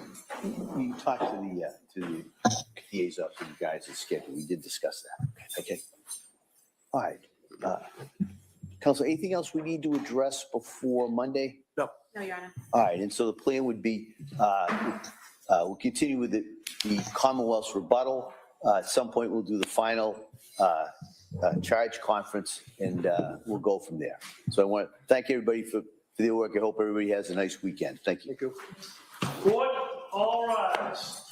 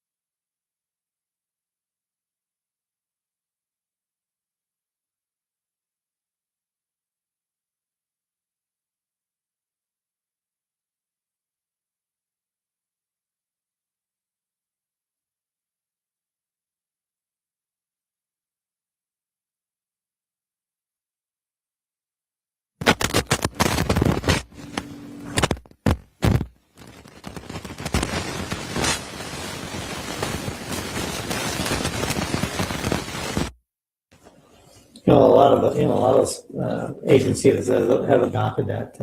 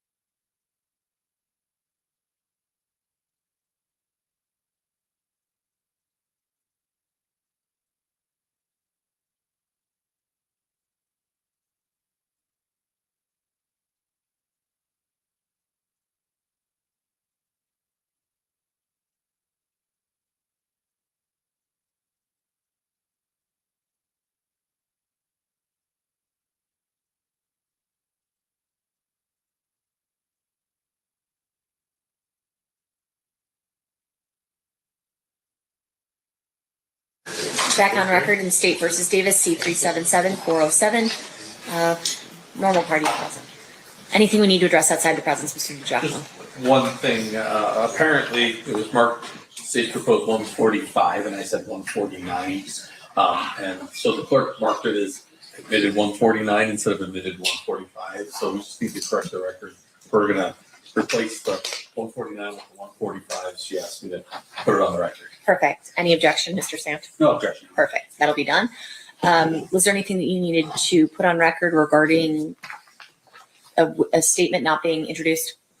I don't think we need to put it on the record, but Okay. I mean, I know the court has ruled on it, but we made the determination not to offer it. Which statement is that, just so if we ever need an appellate record? Okay.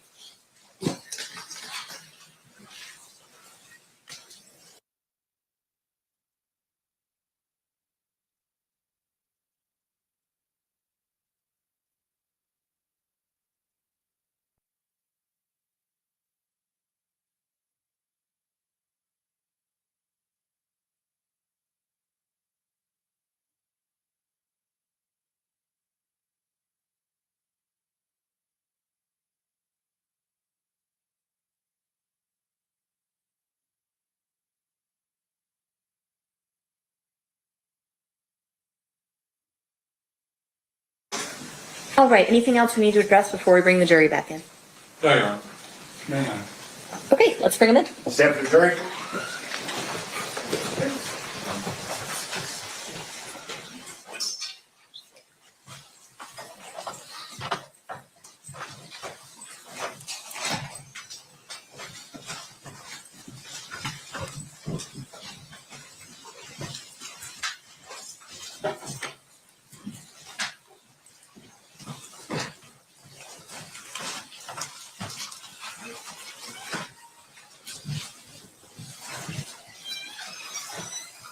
All right. The party stipulates the presence of the jury. Yes, Your Honor. You may be seated. Welcome back, ladies and gentlemen. We are still in the state's case in chief. State, who's the next witness you will be calling at this time? Denvonte Lee. Denvonte.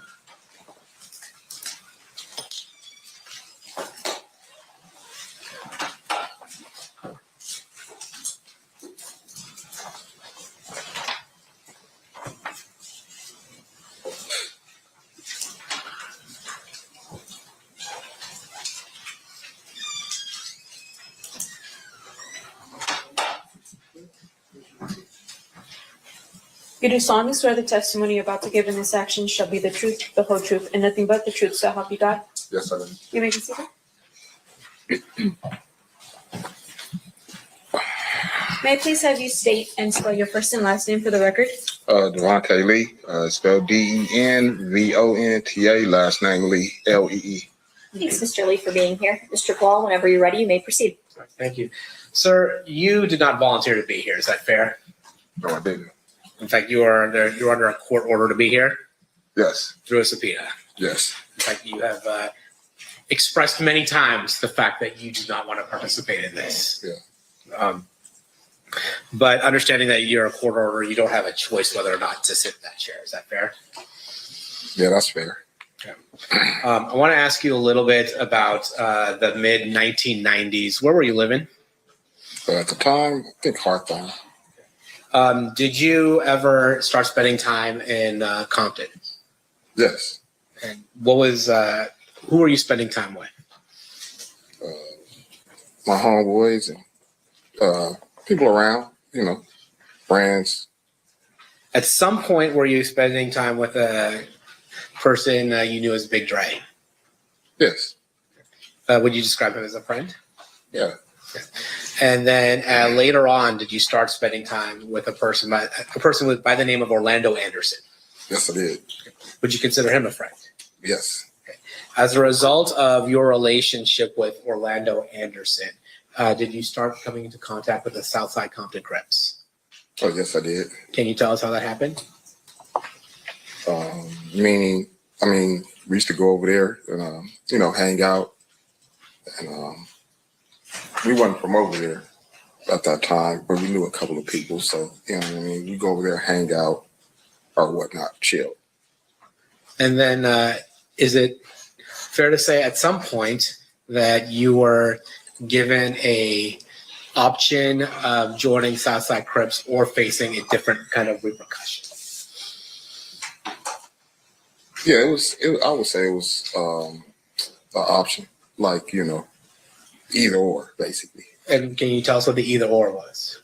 Well, at the time, it was either, you know, we're going to join or you just can't come around no more.